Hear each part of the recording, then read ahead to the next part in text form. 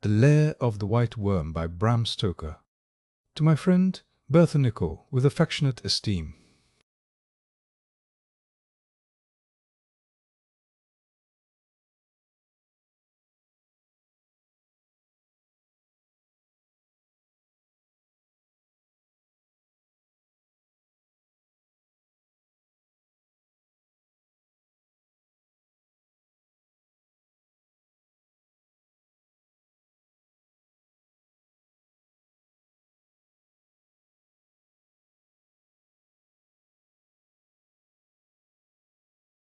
Ed, cordially, he had often heard his father speak of the older branch of the family with whom his people had long lost touch.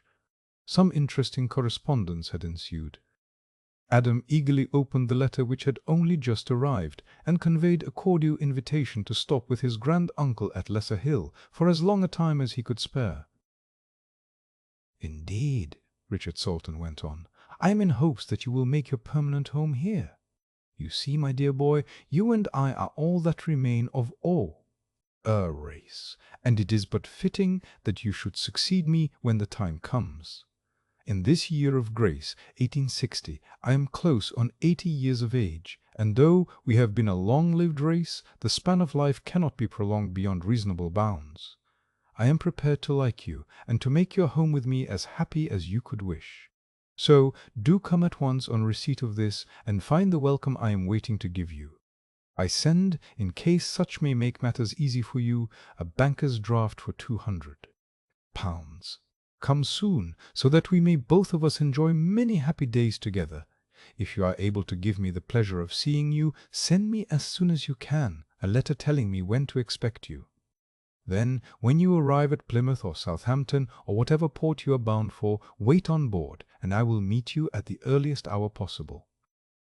Old Mr. Salton was delighted when Adam's reply arrived, and sent a groom hot foot to his crony, Sir Nathaniel de Salis, to inform him that his nephew was due at Southampton on the 12th of June.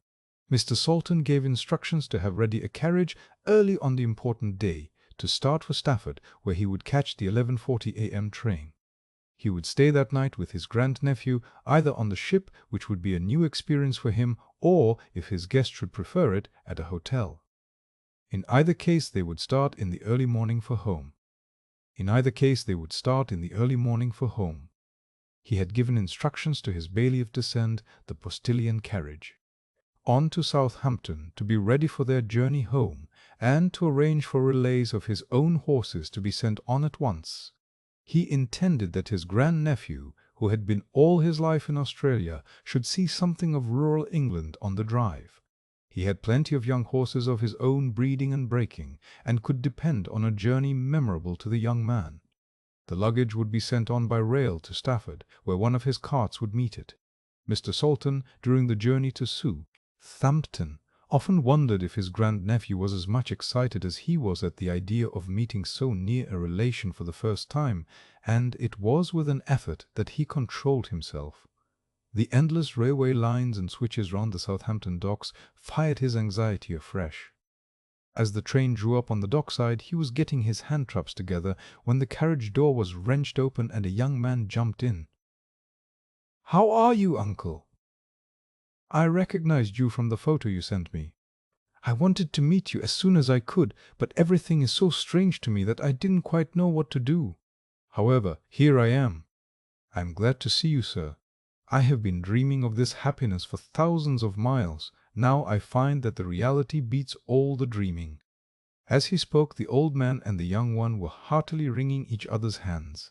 The meeting so auspiciously begun proceeded well. Adam, seeing that the old man was interested,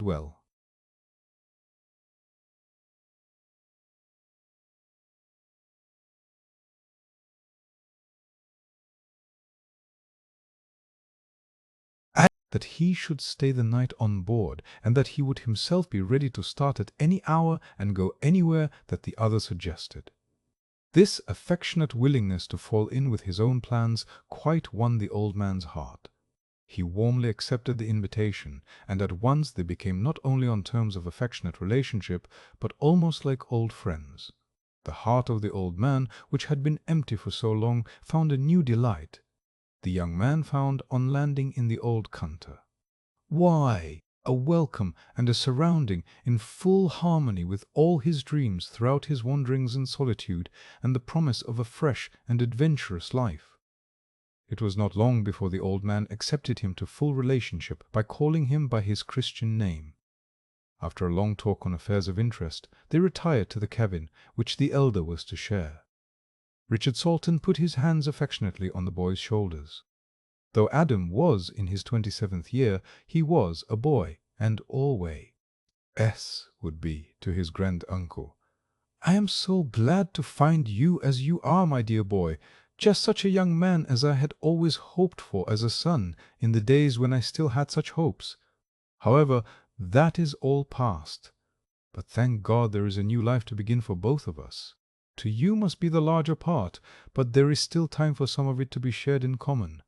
I have waited till we should have seen each other to enter upon the subject, for I thought it better not to tie up your young life, oh, my old one, till we should have sufficient personal knowledge to justify such a venture.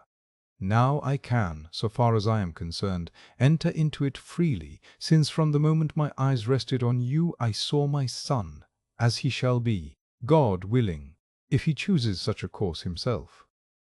"Indeed I do, sir, with all my heart. Thank you, Adam, for that. Thank you, Adam, for that." The old man's eyes filled and his voice trembled. Then, after a long silence between them, he went on, "When I heard you were coming, I made my will. It was well that your interests should be protected from that moment on. Here is the deed. Keep it, Adam. All I have shall belong to you, and if love and good wishes, or the memory of them, can make life sweeter, yours shall be a happy one. Now, my dear boy, let us turn in.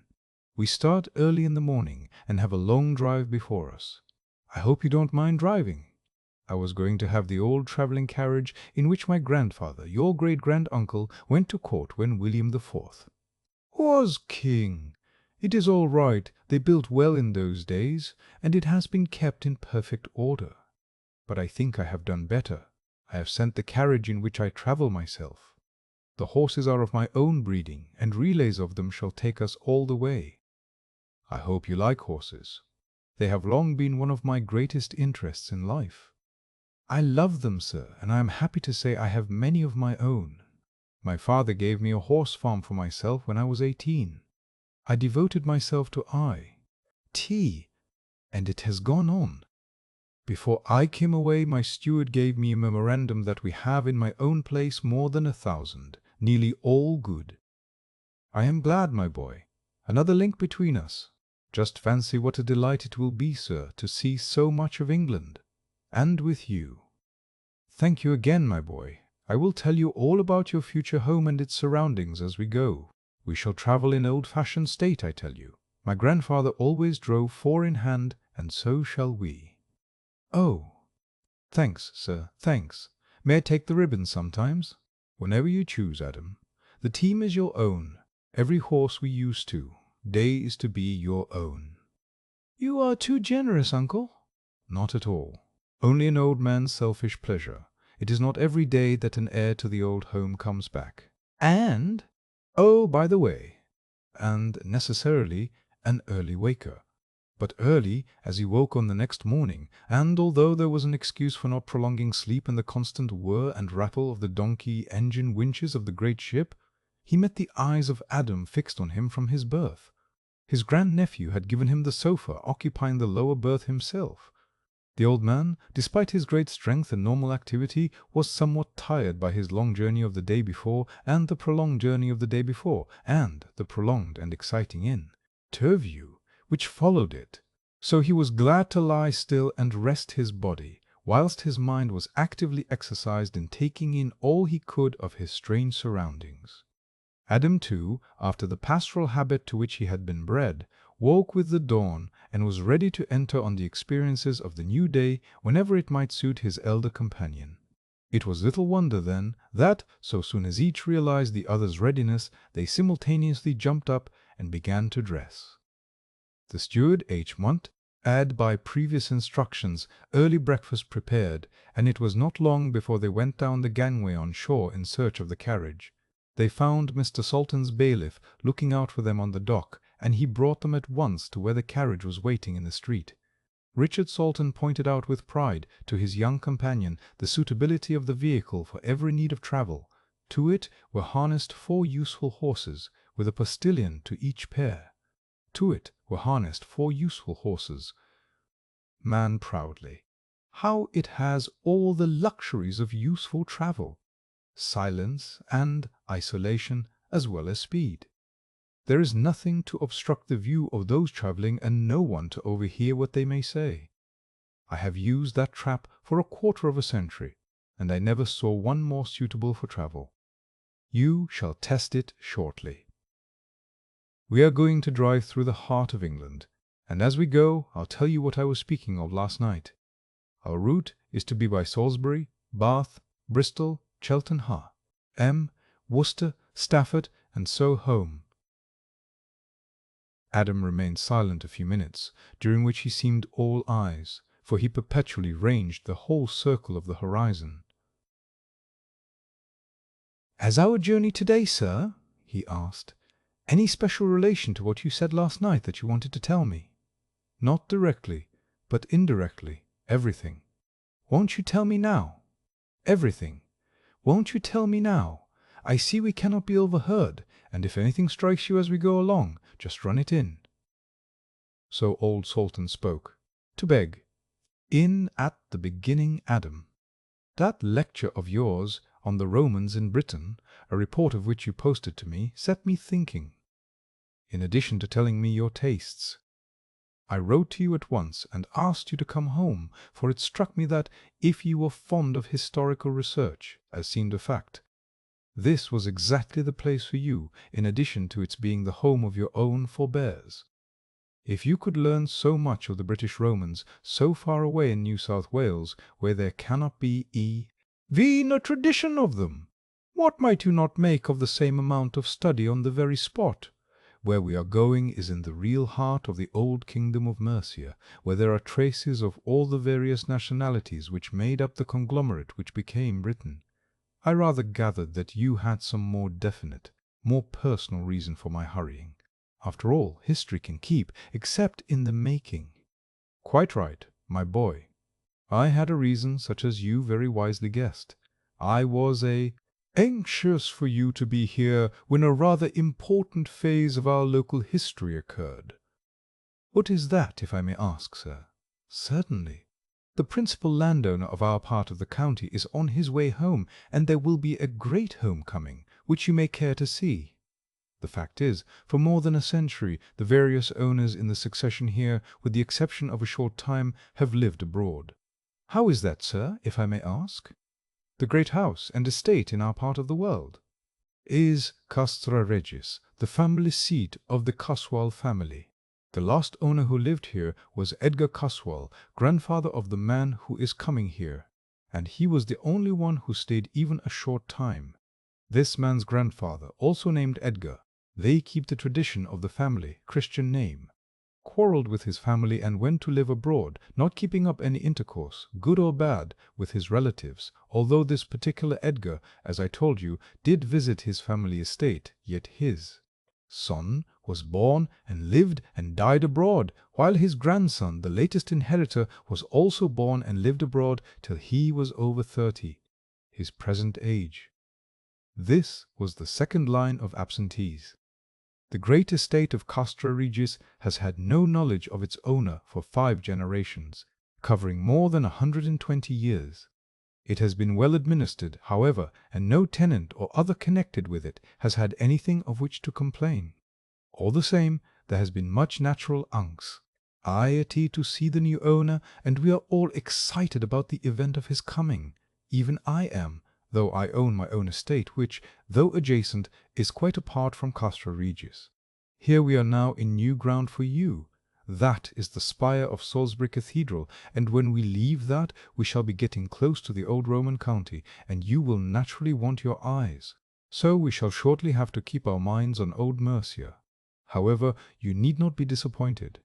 My old friend Sir Nathan, Ile de Salis, who, like myself, is a freeholder near Castra Regis. His estate, Doom Tower, is over the border of Derbyshire, on the Peak, is coming to stay with me for the festivities to welcome Edgar Caswall. He is just the sort of man you will like. He is devoted to history, and is president of the Mercian Archaeological Society. He knows more of our own part of the country, with its history and its people, than anyone else. I expect he will have arrived before us, and we three can have a long chat after dinner. He is also our local geologist and natural historian, so you and he will have many interests in common. Amongst other things, he has a special knowledge of the Peak and its caverns, and knows all the old legends of prehistoric times. They spent the night at Cheltenham, and on the following morning resumed their journey to Stafford. Adam's eyes were in constant employment, and it was not till Salton declared that they had now entered on the last stage of their journey, that he referred to Sir Nathaniel's coming. As the dusk was closing down, they drove on to Lesser Hill, Mr. Salton's house. It was now too dark to see any details of their surroundings. Adam could just see that it was on the top of a hill, not quite so high as that which was covered by the castle, on whose tower flew the flag, and which was all ablaze with moving lights, manifestly used in the preparations for the festivities on the morrow. So Adam deferred his curiosity till daylight. Granduncle was met at the door by a fine old man, who greeted him warmly. "I came over early as you wished. I suppose this is your grand-nephew. I am glad to meet you, Mr. Adam Salton. I am Nathaniel de Salis, and your uncle is one of my oldest friends." Adam, from the moment of their eyes meeting, felt as if they were already friends. The meeting was a new note of welcome to those that had already friends. The meeting was a new note of which Sir Nathaniel and Adam made the imparpel ting of information easy. Sir Nathaniel was a clever man of the world, who had travelled much, and, within a certain area, studied deeply. He was a brilliant conversationalist, as was to be expected from a successful diplomatist, even under unstimulating conditions. But he had been touched and to a certain extent fired by the younger man's evident admiration and willingness to learn from him. Accordingly the conversation, which began on the most friendly basis, soon warmed to an interest above proof, as the old man spoke of it next day to Richard Salton. He knew already that his old friend wanted his grand-nephew to learn all he could of the subject in hand, and so had during his journey from the Peak put his thoughts in sequence for narration and explanation. Accordingly Adam had only to listen, and he must learn much that he wanted to know. When dinner was over and the servants had withdrawn, leaving the three men at their wine, Sir Nathaniel began. The three men at their wine, Sir Nathaniel began.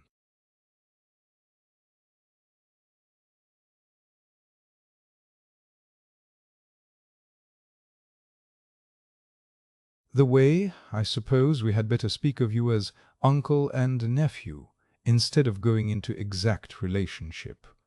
In fact, your uncle is so old and dear a friend that, with your permission, I shall drop formality with you altogether, and speak of you and to you as Adam, as though you were his son." "I should like," answered the young man, "nothing better." The answer warmed the hearts of both the old men, but, with the usual avoidance of Englishmen of emotional subjects personal to themselves, the HAAA, he instinctively returned to the previous question. Sir Nathaniel took the lead. "I understand, Adam, that your uncle has posted you regarding the relationships of the Caswall family." "Partly, sir, but I understood that I was to hear minuter details from you, if you would be so good." "I shall be delighted to tell you anything so far as my knowledge goes." "Well, the first Caswall in our immediate record is an Edgar, head of the family and owner of the estate, who came into his kingdom just about the time that George III. did. He had one son of about 24. There was a violent quarrel between the two. No one of this generation has any idea of the cause, But, considering the family characteristics, we may take it for granted that, though it was deep and violent, it was on the surface trivial. The result of the quarrel was that the son left the house without a reconciliation or without even telling his father where he was going. He never came back again.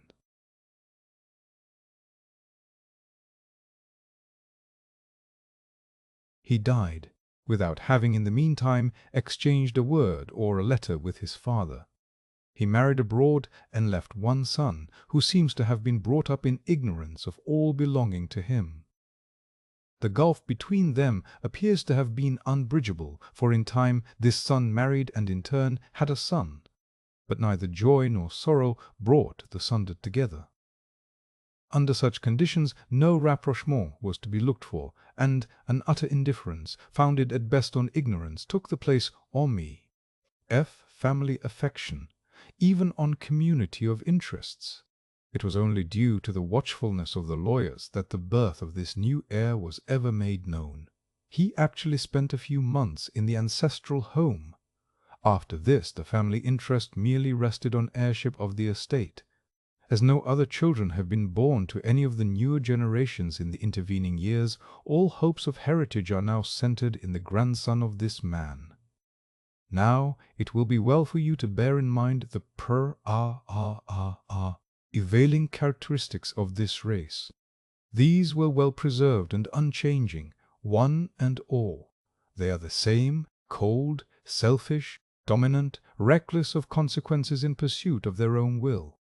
It was not that they did not keep faith, though that was a matter which gave them little concern, but that they took care to think beforehand of what they should do in order to gain their own ends. If they should make a mistake, someone else should bear the burthen of it. This was so perpetually recur, that it seemed to be a part of a fixed policy. It was no wonder that, whatever changes took place, they were always insured in their own possessions. They were absolutely cold and hard by nature. Not one of them, so far as we have any knowledge, was ever known to be touched by the softer sentiments, to swerve from his purpose, or hold his hand in obedience to the dictates of his heart. The pictures and effigies of them all show their adherence to the early Roman type. Their eyes were full. Their hair, of raven blackness, grew thick and close and curly. Their figures were massive and typical of strength. The thick black hair, growing low down on the neck, told of vast physical strength and endurance. But the most remarkable characteristic is the eyes. Black, piercing, almost unendurable, they seem to contain in themselves a remarkable will-power, which there is no gainsaying. It is a power that is partly racial and partly individual, a power impregnated with some mysterious quality, partly hypnotic, partly mesmeric, which seems to take away from eyes that meet them all power of resistance, nay, all power of wishing to resist. With eyes like those, set in that all-commanding face, one would need to be strong indeed to think of resisting the inflexible will that lay behind. You may think, Adam, that all this is imagination on my part, especially as I have never seen any of them. So it is, but imagination based on deep study. I have made use of all I know or can surmise logically regarding this strange race, with such strange compelling qualities. Is it any wonder that there is abroad an idea that in the race there is some demoniac possession which tends to a more definite belief that certain individuals have in the past sold themselves to the devil? But I think we had better go to bed now. We have a lot to get through tomorrow, and I want you to have your brain clear and all your susceptibilities fresh. Moreover, I want you to come with me for an early walk, during which we may notice, whilst the matter is fresh in our minds, the peculiar disposition of this place. Not merely your grand-uncle's estate, but the lie of the country around it. There are many things on which we may seek, and perhaps find, enlightenment. The more we know at the start, the more things which may come into our view will develop themselves.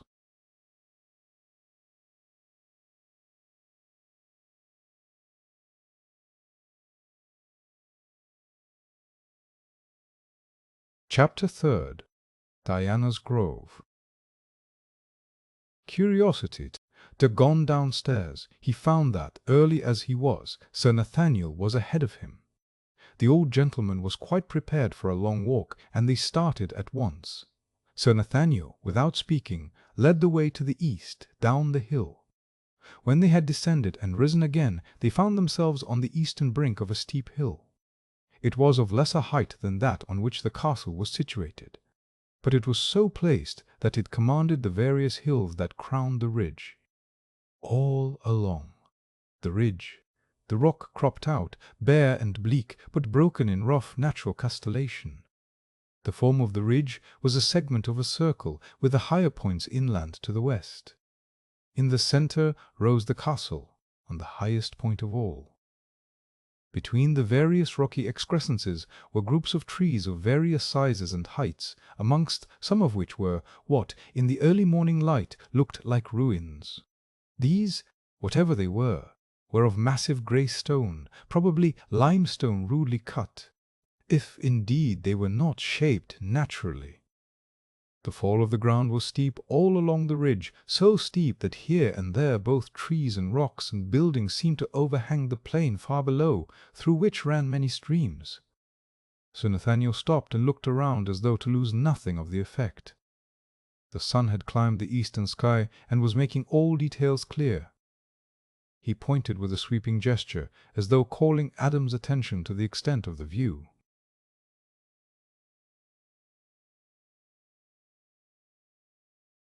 Having done so, he covered the ground more slowly, as though inviting attention to detail. Adam was a willing and attentive pupil, and followed his motions exactly, missing, or trying to miss, nothing. I have brought you here, Adam, because it seems to me that this is the spot on which to begin our investigations. You have now in front of you almost the whole of the ancient kingdom of Mercia.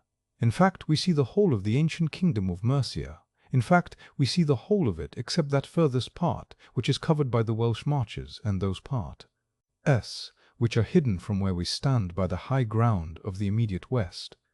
We can see, theoretically, the whole of the eastern bound of the kingdom, which ran south from the Humber to the Wash.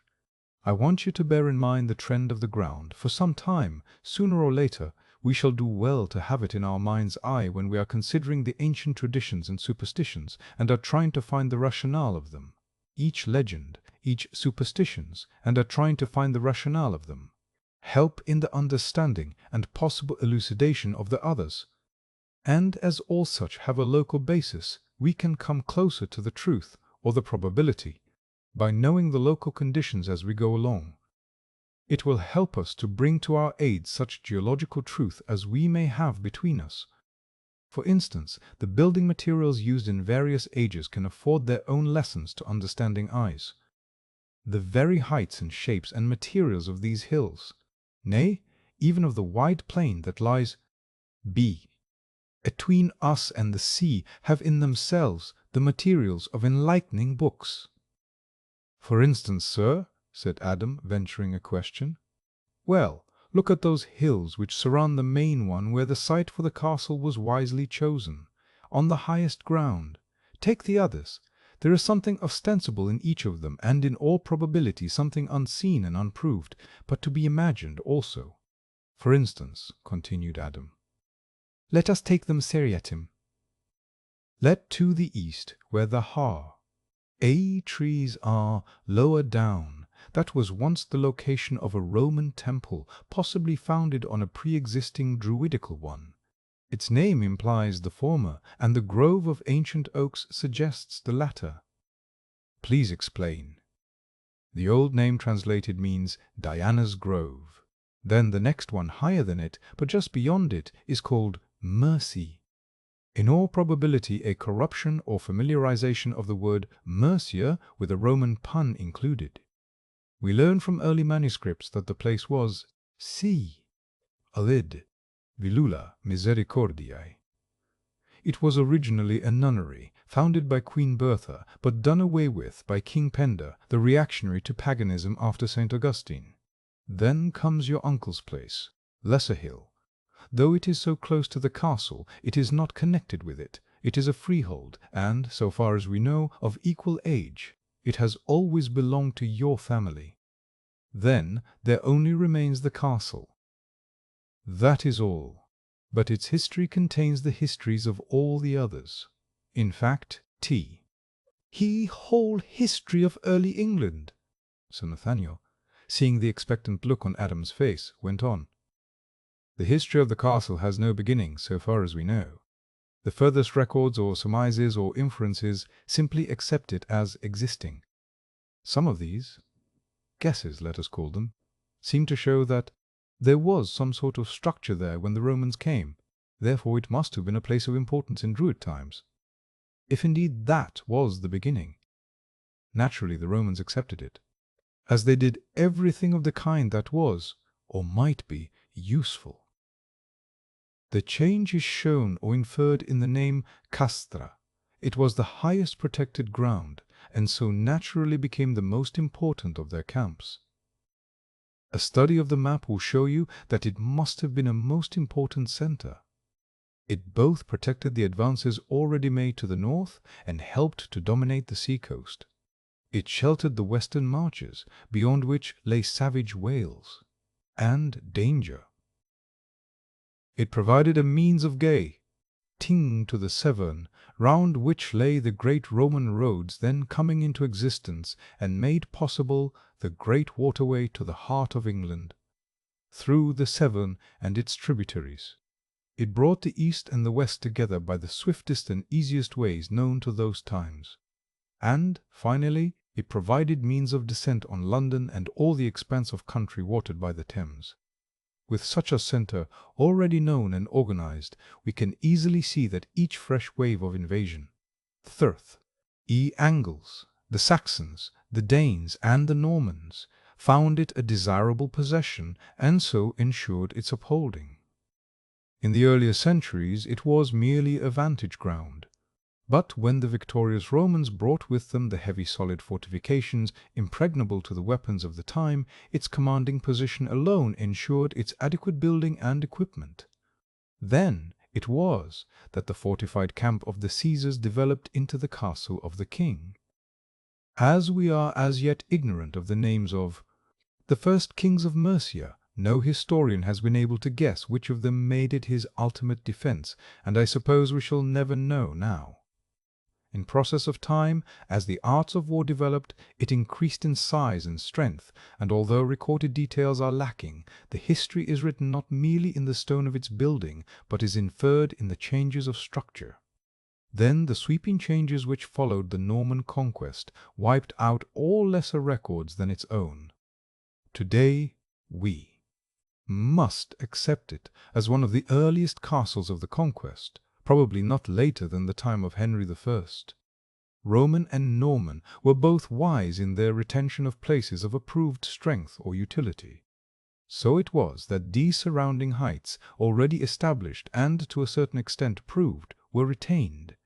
Indeed, such characteristics as already pertained to them were preserved, and today afford to us lessons regarding things which have themselves long since passed away. So much for thee. Fortified heights, but the hollows too have their own story. But how the time passes! We must hurry home, or your uncle will wonder what has become of us. He started with long steps towards Lesser Hill, and Adam was soon furtively running in order to keep up with him. Chapter 4th. The Lady Arabella March. "Now there is no hurry, but so soon as you are both ready we shall start," Mr. Salton said when breakfast had begun. "I want to take you first to see a remarkable relic of Mercia, an D. Then we'll go to Liverpool through what is called the Great Vale of Cheshire. You may be disappointed, but take care not to prepare your mind." This to Adam for anything stupendous or heroic. You would not think the place a vale at all, unless you were told so beforehand, and had confidence in the veracity of the teller. We should get to the landing stage in time to meet the West African, and catch Mr. Caswell as he comes ashore. We want to do him honor, and, besides, it will be more pleasant to have the introductions over before we go to his fete at the castle. The carriage was ready, the same as had been used the previous day, but there were different horses, magnificent animals, and keen for work. Breakfast was soon over, and they shortly took their places. The postilions had their orders, and were quickly on their way at an exhilarating pace. Presently, in obedience to Mr. Salton's signal, the carriage drew up opposite a great heap of stones by the wayside. Adam," he said, "is something that you, of all men, should not pass by unnoticed. That heap of stones brings us at once to the dawn of the Anglian kingdom. It was begun more than 1,000 years ago, in the latter part of the 7th century, in memory of a murder. Wulfhere, king of Mercia, nephew of Penda, here murdered his 2 sons for embracing Christianity. As was the custom of the time, each passer-by added a stone to the memorial heap. Penda represented heathen reaction after St. Augustine's mission. Sir Nathaniel can tell you as much as you want about this, and put you, if you wish, on the track of such accurate knowledge as there is." Whilst they were looking at the heap of stones, they noticed that another carriage had drawn up beside them, and the passenger, there was only one, was regarding them curiously. The carriage was an old, heavy travelling one, with arms blazoned on it gorgeously. The men took off their hats, as the occupant, a lady, addressed them. "How? Oh, you do, Sir Nathaniel? How do you do, Mr. Salton? I hope you have not met with any accident. Look at me." As she spoke, she pointed to where one of the heavy springs was broken across, the broken metal showing bright. Adam spoke up at once. "Oh, that can soon be put right." "Soon?" "There is no one near who can mend a break like that." "I can." "You?" She looked incredulously at the dapper young gentleman who spoke. "You? Why, it's a workman's job." "All right, I am a workman, though. That is not the only sort of work I do. I am an Australian, and, as we have to move about fast, we are all trained to farriery and such mechanics as come into travel. I am quite at your service. I hardly know how to thank you for your kindness, of which I gladly avail myself. I don't know what else I can do, as I wish to meet Mr. Caswall of Castra Regis, who arrives home from Africa today. It is a notable home from Africa today. All the countryside want to do him honor." She looked at the old men, and quickly made up her mind as to the identity of the stranger. "You must be Mr. Adam Salton of Lesser Hill. I am Lady Arabella March of Diana's Grove." As she spoke, she turned slightly to Mr. Salton, who took the hint and made a formal introduction. So soon as this was done, Adam took some tools from his uncle's carriage and at once began work on the broken spring. He was an expert workman, and the breach was soon made good. Adam was gathering the tools which he had been using, which, to the manner of all workmen, had been scattered about, when he noticed that several black snakes had crawled out from the heap of stones and were gathering round him. This naturally occupied his mind, and he was not thinking of anything else when he noticed Lady Arabella, who had opened the door of the carriage, slip from it with a quick gliding motion. She was already among the snakes when he called out to warn her. But there seemed to be no need of warning.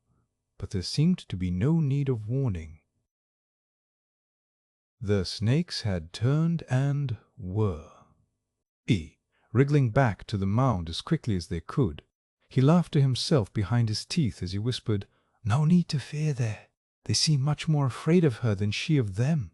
All the same, he began to beat on the ground with a stick which was lying close to him, with the instinct of one used to such vermin. In an instant he was alone beside the mound with Lady Arabella, who appeared quite unconcerned at the incident. Then he took a long look at her, and her dress alone was sufficient to attract attention. She was clad in some kind of soft white stuff, which clung close to her form, showing to the full every movement of her sinuous figure. She wore a close-fitting cap of some fine fur of dazzling white. Coiled round her white throat was a large necklace of emeralds, whose profusion of colour dazzled when the sun shone on them. Her voice was peculiar, very low and sweet, and so soft that the dominant note was of sibilation. Her hands, too, were peculiar, long, flex, eyeball, white, with a strange movement as of waving gently to and fro. She appeared quite at ease, and, after thanking Adam, said that if any of his uncle's party were going to Liverpool, she would be most happy to join forces. "Whilst you are staying here, Mr. Salton, you must look on the grounds of Diana's Grove as your own, so that you may come and go just as you do in Lesser Hill. There are some fine views and not a few natural curiosities which are sure to interest you if you are a student."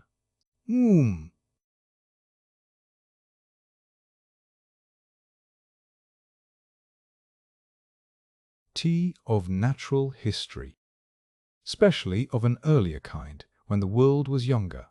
The heartiness with which she spoke, and the warmth of her words, not of her manner, which was cold and distant, made him suspicious.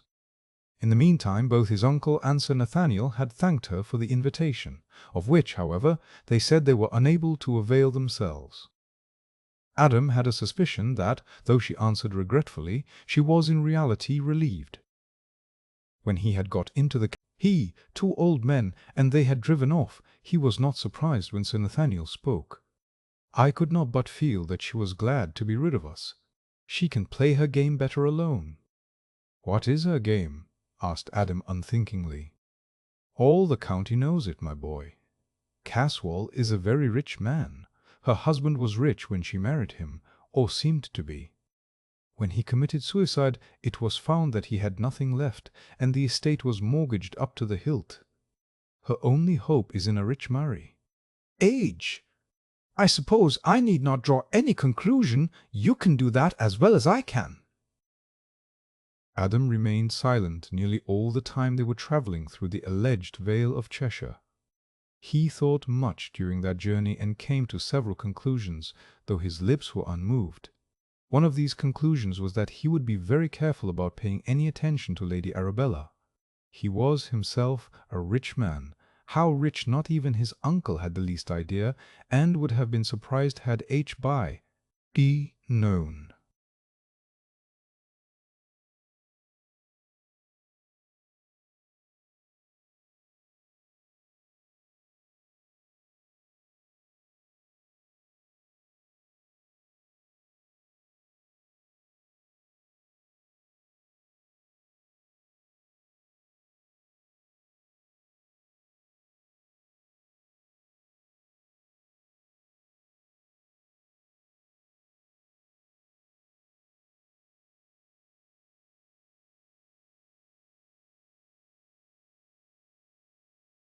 Was the void, a feeling of repugnance at the man's face. He was trying hard to overcome this when a diversion was caused by the arrival of Lady Arabella. The diversion was welcome to all. The two Saltons and Sir Nathaniel were shocked at Caswall's face.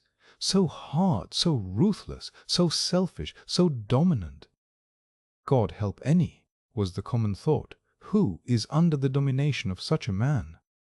Presently his African servant approached him, and at once their thoughts changed to a larger toleration. Caswall looked. Indeed, a savage, but a cultured savage. In him were traces of the softening civilization of ages, of some of the higher instincts and education of man, no matter how rudimentary these might be. But the face of Ulanga, as his master called him, was unreformed, unsoftened savage, and inherent in it were all the hideous possibilities of a lost, devil-ridden child of the forest and the swamp, the lowest of all created things that could be regarded as in some form ostensibly human. Lady Arabella and Ulanga arrived almost simultaneously, and Adam was surprised to notice what effect their appearance had on each other. The woman seemed as if she would not, could not, condescend to exhibit any concern or interest in such a creature. On the other hand, the negro's bearing was such as in itself to justify her pride. He treated her not merely as a slave treats his master, but as a worshipper would treat a deity. He knelt before her with his hands out, stretched, and his forehead in the dew. So long as she remained, he did not move. It was only when she went over to Caswell that he relaxed his attitude of devotion and stood by respectfully. Adam spoke to his own man, Davenport, who was standing by, having arrived with the bailiff of Lesser Hill, who had followed Mr. Salton in a pony trap. As he spoke, he pointed to an attentive ship's steward, and presently the two men were conversing. "I think we ought to be moving," Mr. Salton said to Adam. "I have some things to do in Liv. Airpool, and I am sure that both Mr. Caswell and Lady Arabella would like to get under way for Castra Regis." "I too, sir, would like to do something," replied Adam. "I want to find out where Ross, the animal merchant, lives. I want to take a small animal home with me, if you don't mind. He is only a little thing, and will be no trouble." "Of course not, my boy. What kind of animal is it that you want?" "A mongoose." "A mongoose? What on earth do you want it for?" "To kill snakes." "Gee! Ood!" The old man remembered the mound of stones. No explanation was needed. When Ross heard what was wanted, he asked, "Do you want something special, or will an ordinary mongoose do?" "Well, of course I want a good one. But I see no need for anything special. It is for ordinary use." "I can let you have a choice of ordinary ones. I only asked because I have in stock a very special one which I got lately from Nepal. He has a record of his own. Hitav Lars Code. E'en in the Rajah's garden." "But I don't suppose we have any snakes of the kind in this cold climate." "I dare say an ordinary one will do." When Adam got back to the carriage, carefully carrying the box with the mongoose, Sir Nathaniel said, "Hullo, what have you got there?" "A mongoose." "What for?" "To kill snakes." Sir Nathaniel laughed. "I heard Lady Arabella's invitation to you to come to Diana's Grove." "I heard Lady Arabella's invitation to you to come to do with it." "Nothing directly that I know of. But we shall see." Adam waited, and the old man went on. "Have you, by any chance, heard the other name which was given long ago to that place?" "No, sir." "It was called. Look here, this subject wants a lot of talking over. Suppose we wait till we are alone and have lots of time before us." "All right, sir." Adam was filled with curiosity, but he thought it better not to hurry matters. All would come in good time. Then the three men returned home, leaving Mr. Caswell to spend the night. "In Liverpool."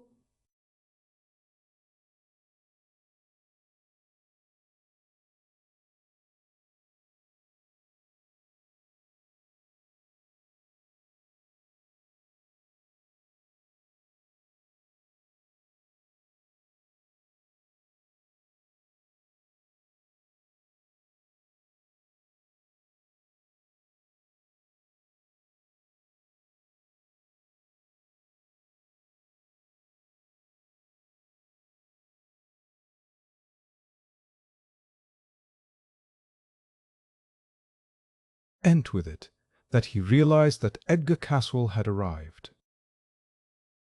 Then, on looking more closely, he saw that Lady Arabella, dressed as he had seen her last, was seated beside him. When the carriage drew up at the great flight of steps, the host jumped down and gave her his hand. It was evident to all that she was the chief guest at the festivities. It was not long before the seats on the dais were filled, while the tenants and guests of lesser importance had occupied all the coigns of vantage not reserved. The order of the day had been carefully arranged by a committee. There were some speeches, happily neither many nor long, and then festivities were suspended till the time for feasting arrived. In the interval, Caswell walked among his guests, speaking to all in a friendly manner, and expressing a general welcome. The other guests came down from the dais and followed his example, so there was unceremonious meeting and greeting between gentle and simple. Adam Salton naturally followed.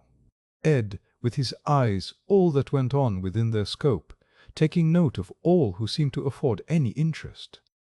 He was young, and a man, and a stranger from a far distance, so on all these accounts he naturally took stock rather of the women than of the men, and of these those who were young and attractive.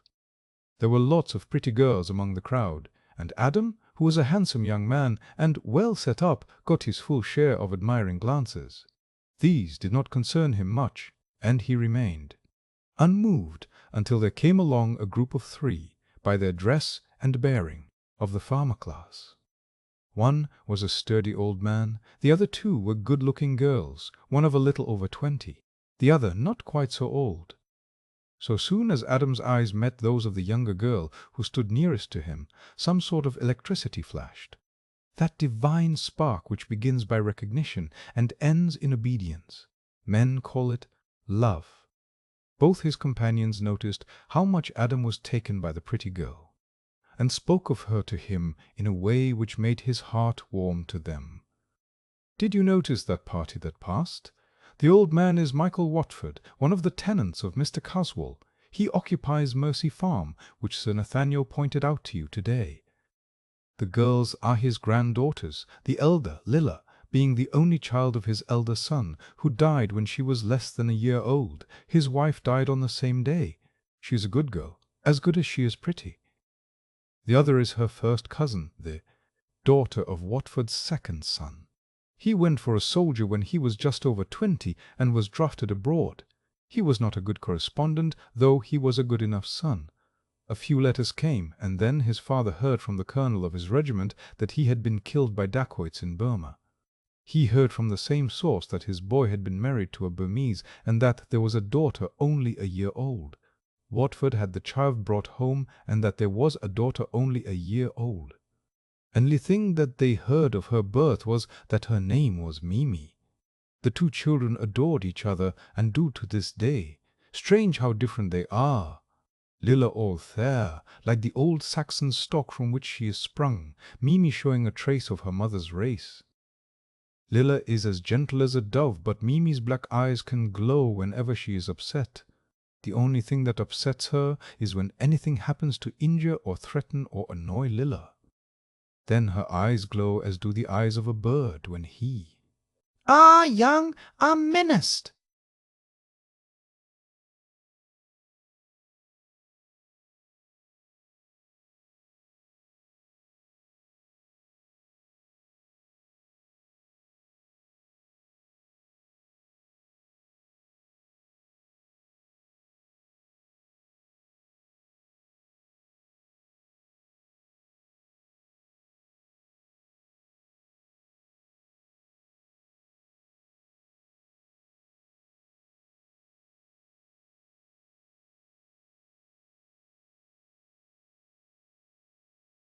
It belonged to a class in which barriers of caste were strong.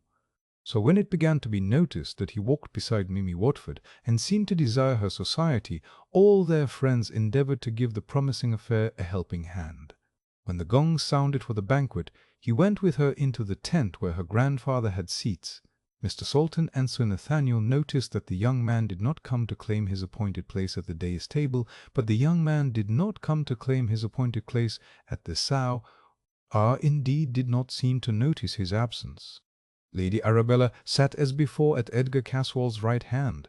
She was certainly a striking and unusual woman, and to all it seemed fitting from her rank and personal qualities that she should be the chosen partner of the heir on his first appearance.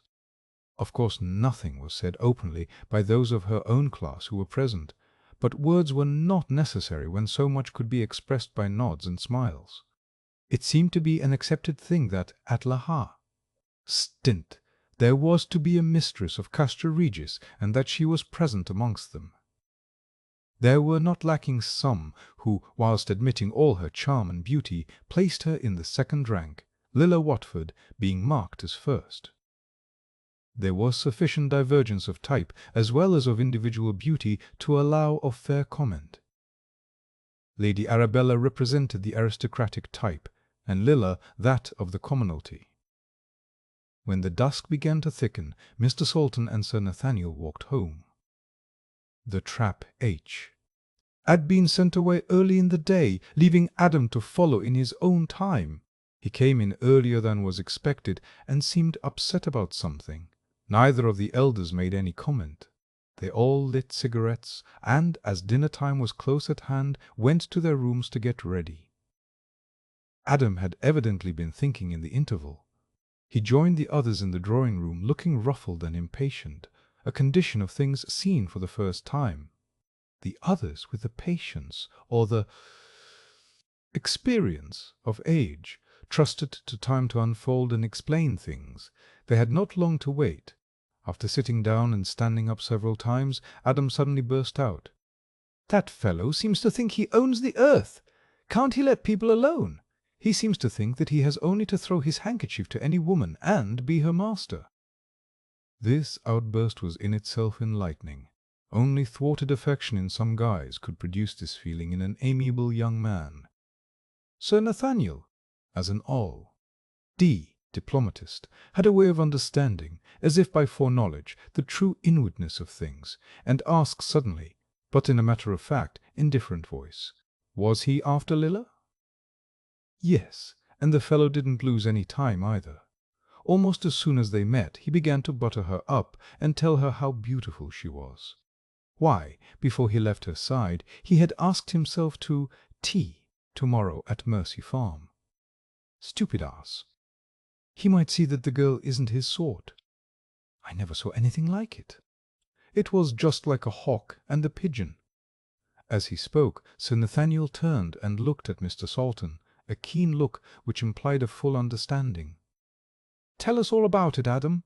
There are still a few minutes before dinner, and we shall all have better appetites when we have come to some conclusion on this matter." "There is nothing to tell, sir.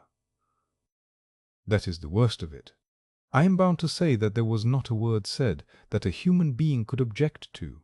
He was very civil, and all that was P. Roper, just what a landlord might be to a tenant's daughter." Yet. Well, I don't know how it was, but it made my blood boil. How did the hawk and the pigeon come in?" Sir Nathaniel's voice was soft and soothing, nothing of contradiction or overdone curiosity in it, a tone eminently suited to win confidence. "I can hardly explain. I can only say that he looked like a hawk and she like a dove, and, now that I think of it, that is what they each did look like, and do look like, in the normal condition." "That is so," came the soft voice of Sir Nathaniel. Adam went on. "Perhaps that early Roman look of his set me off, but I wanted to protect her. She seemed in danger." "She seems in danger, in a way, from all you young men. I couldn't help noticing the way that even you looked, as if you wished to absorb her." "I hope both you young men will keep your heads cool," put in Mr. Salton. "You know, Adam, it won't do to have any quarrel between you, especially so soon after. Ah, his homecoming, and your arrival here. We must think of the feelings and happiness of our neighbours, mustn't we?" "I hope so, sir." "I assure you that, whatever may happen, or even threaten, I shall obey your wishes in this as in all things."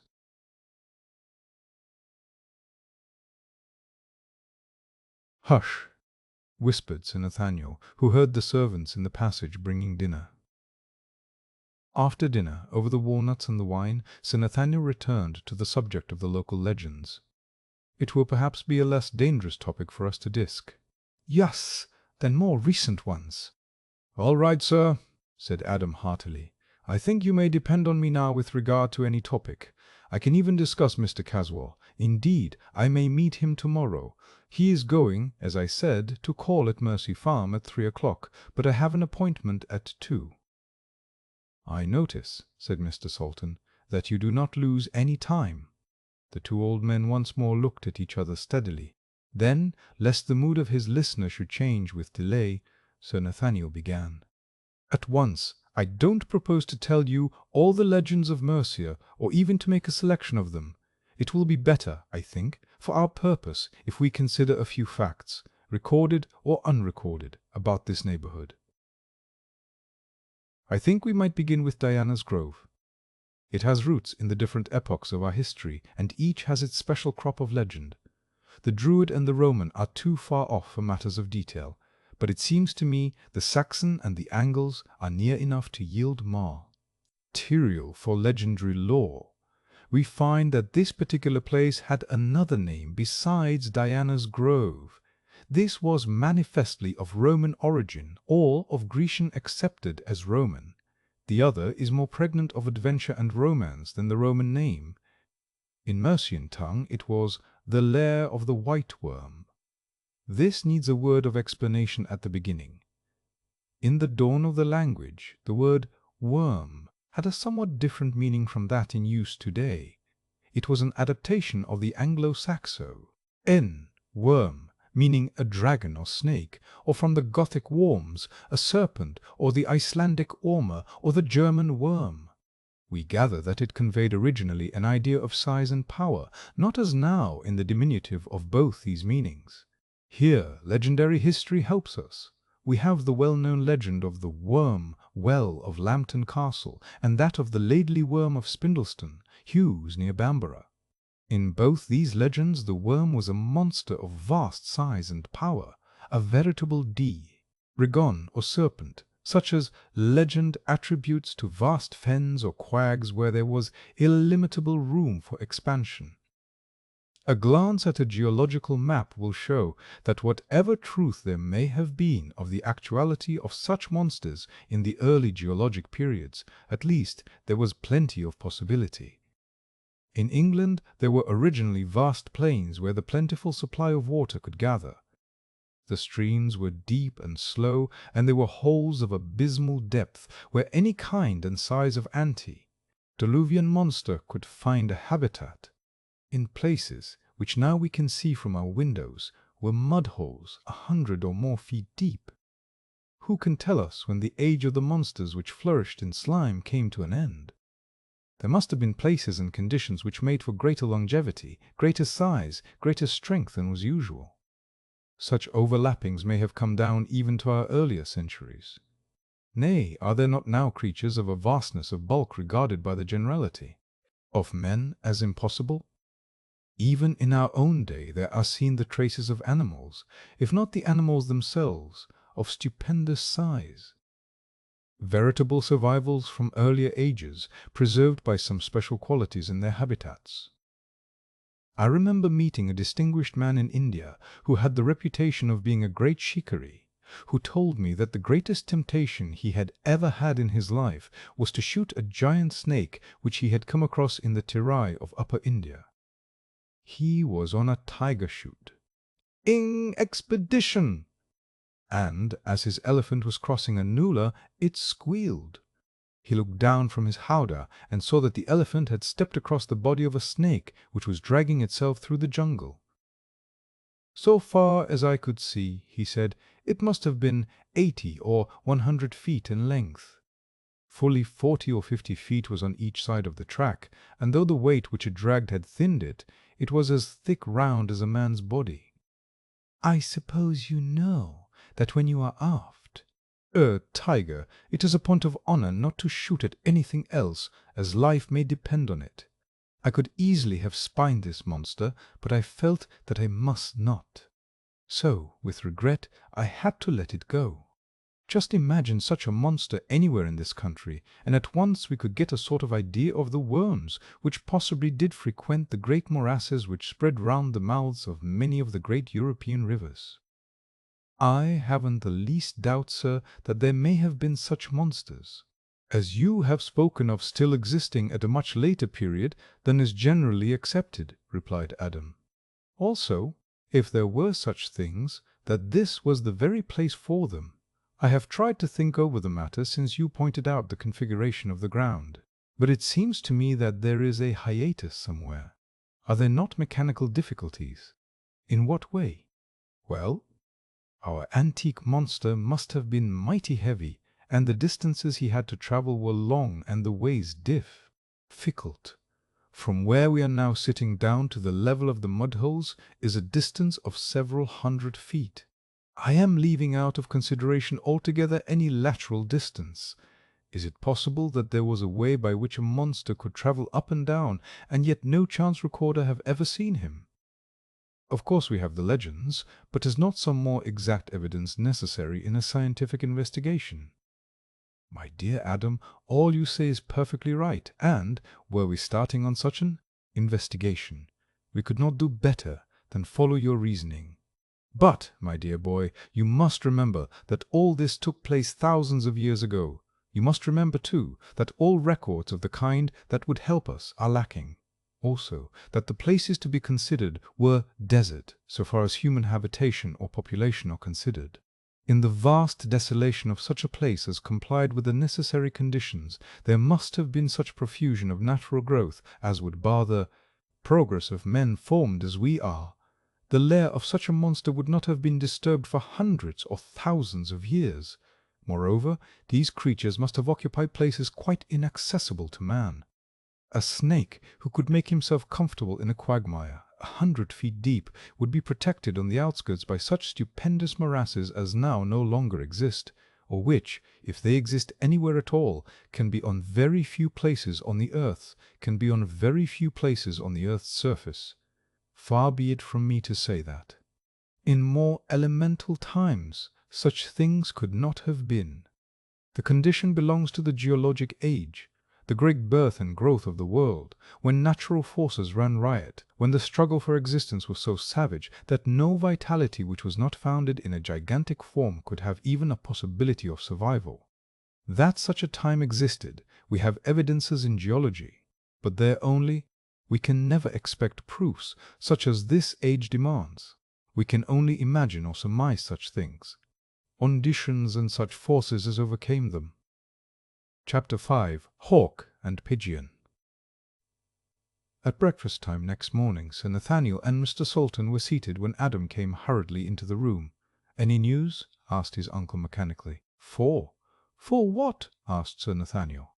"Snakes," said Adam, helping himself to a grilled kidney. "4 snakes," said Adam, helping himself to a grilled kidney. "4 snakes," said Adam, and then added explanatorily, "I was out with the mongoose just after 3.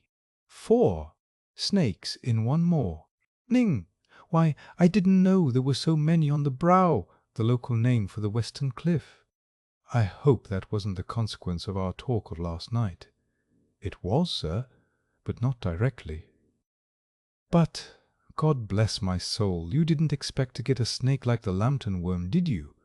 Why, a mongoose, to tackle a monster like that, if there were one, would have to be bigger than a haystack." These were ordinary snakes, about as big as a walking stick. "Well, it's pleasant to be rid of the big or little." "That is a good mongoose, I am sure. He'll clear out all such vermin round here," said Mr. Salton. Adam went quietly on with his breakfast. Killing a few snakes in a morning was no new experience to him. He left the room the moment breakfast was finished, and went to the study that his uncle had arranged for him. Both Sir Nathaniel and Mr. Salton took it that he wanted to be by himself, so as to avoid any questioning or talk of the visit that he was to make that afternoon. They saw nothing further of him till about half an hour before dinner time. Then he came quietly into the smoking room, where Mr. Salton and Sir Nathaniel were sitting together, ready dressed. "I suppose there is no use waiting?" "We had better get it over at once," remarked Adam. His uncle, thinking to make things easier for him, said, "Get what over?"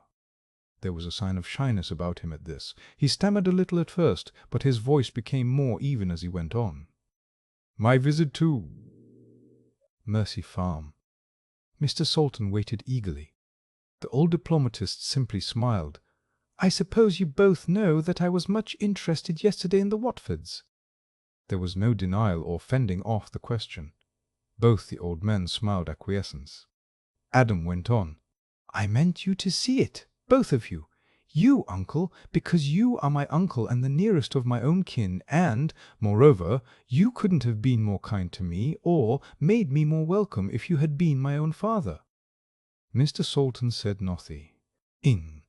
He simply held out his hand, and the other took it and held it for a few seconds. "And you, sir, because you have shown me something of the same affection which in my wildest dreams of home I had no right to expect." He stopped for an instant, much moved.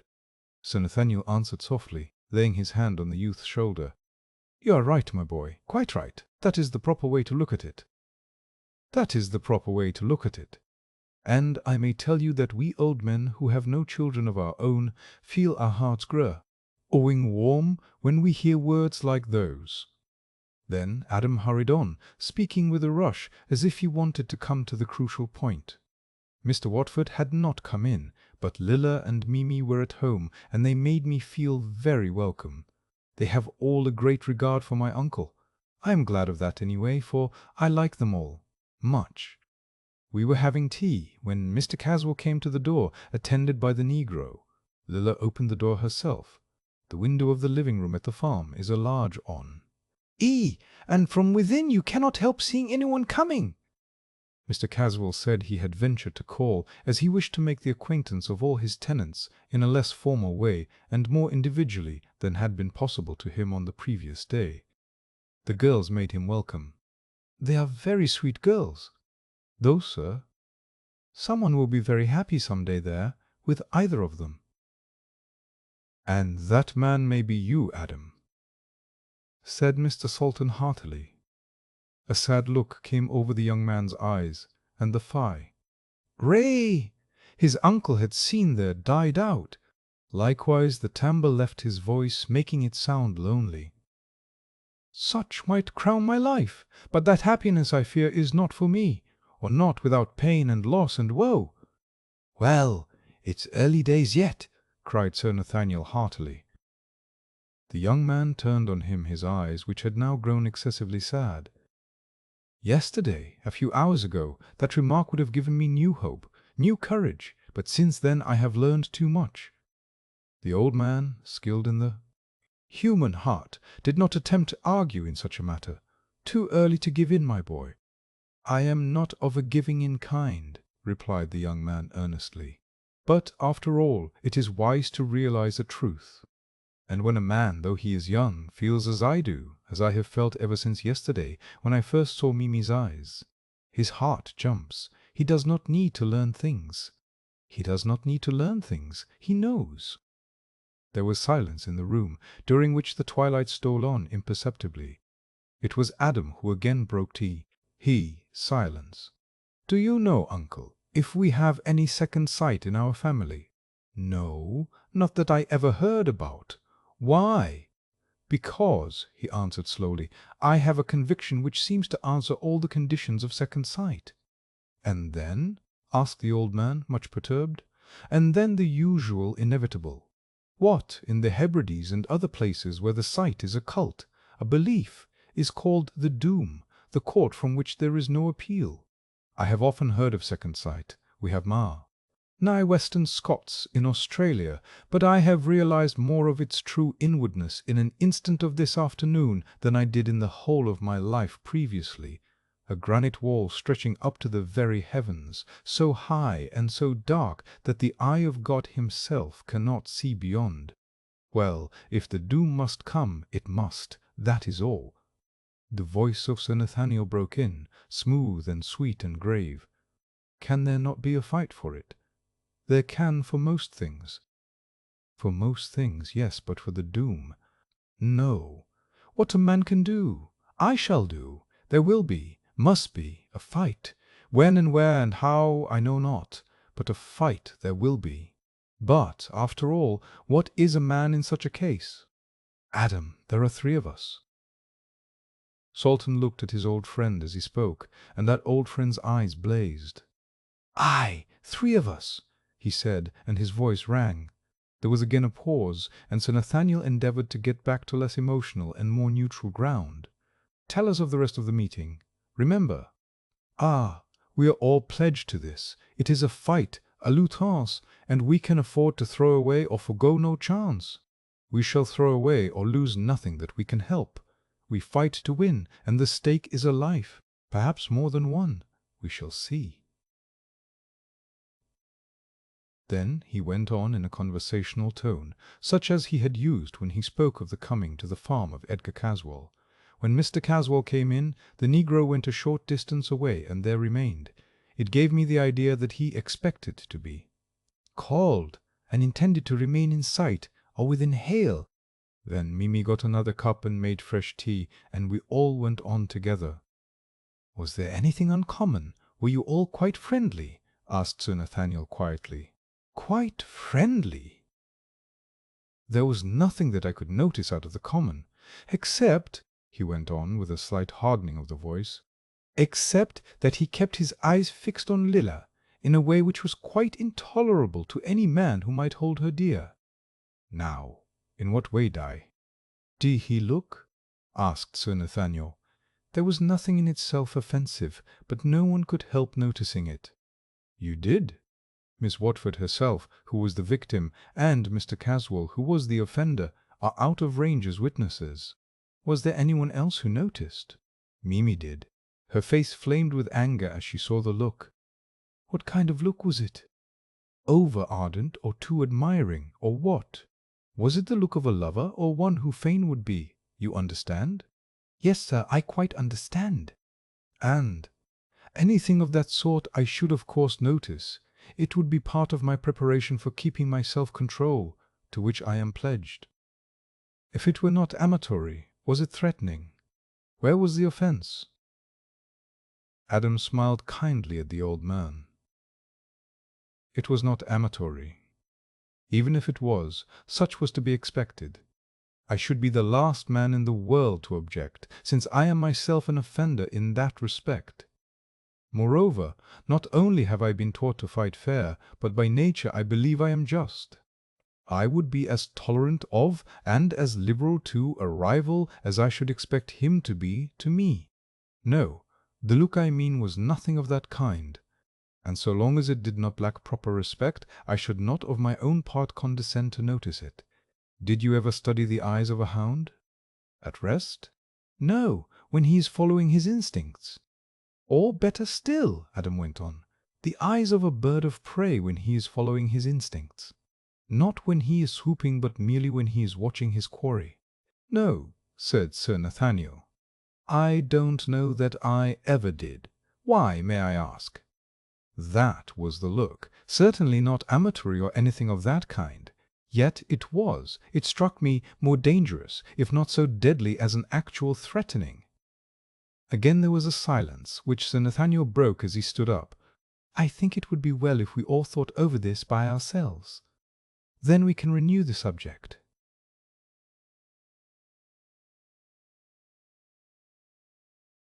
Chapter 7. Ollinger. Mr. Salton had an appointment for 6 o'clock at Liverpool. He had driven off. Sir Nathaniel took Adam by the arm. May I come with you for a while to your study? I want to speak to you privately without your uncle knowing about it, or even what the subject is. You don't mind, do you? It is not idle curiosity. No, no. It is on the subject to which we are all committed. Is it necessary to keep my uncle in the dark about it? He might be offended. It is not necessary. But it is advisable. It is for his sake that I asked. My friend is an old and it might concern him unduly, even alarm him. I promise you there shall be nothing that could cause him anxiety in our silence, or at which he could take umbrage. Go on, sir, said Adam simply. You see, your uncle is now an old man. I know it, for we were boys together. He has led an uneventful and somewhat self-contained life, so that any such condition of things as has now arisen is apt to perplex him from its very strangeness. In fact, any new matter is trying to old people. T has its own disturbances and its own anxieties, and neither of these things are good for lives that should be restful. Your uncle is a strong man, with a very happy and placid nature. Given health and ordinary conditions of life, there is no reason why he should not live to be 100. You and I, therefore, who both love him, though in different ways, should make it our business to protect him from all disturbing influences. I am sure you will agree with me that any labor to this end would be well spent. All right, my boy, I see your answer in your eyes, so we need say no more of that. And now, here his voice changed, tell me all that took place at that interview. There are strange things in front of us, how strange we cannot at present even guess. Doubtless, some of the difficult things to understand which lie behind the veil will in time be shown to us to see and to understand. In the meantime, all we can do is to work patiently, fearlessly, and unselfishly. to an end that we think is right. You had got so far as where Lilla opened the door to Mr. Caswell and the Negro. You also observed that Mimi was disturbed in her mind at the way Mr. Caswell looked at her cousin. Certainly. Though disturbed is a poor way of expressing her objection. Can you remember well enough to describe Caswell's eyes, and how Lilla looked, and what Mimi said and did? Also Ulanga, Caswell's West African servant. I'll do what I can, sir. All the time Mr. Caswell was Ring. He kept his eyes fixed and motionless, but not as if he was in a trance. His forehead was wrinkled up, as it is when one is trying to see through or into something. At the best of times his face has not a gentle expression, but when it was screwed up like that it was almost diabolical. It frightened poor Lilla so that she trembled, and after a bit got so pale that I thought she had fainted.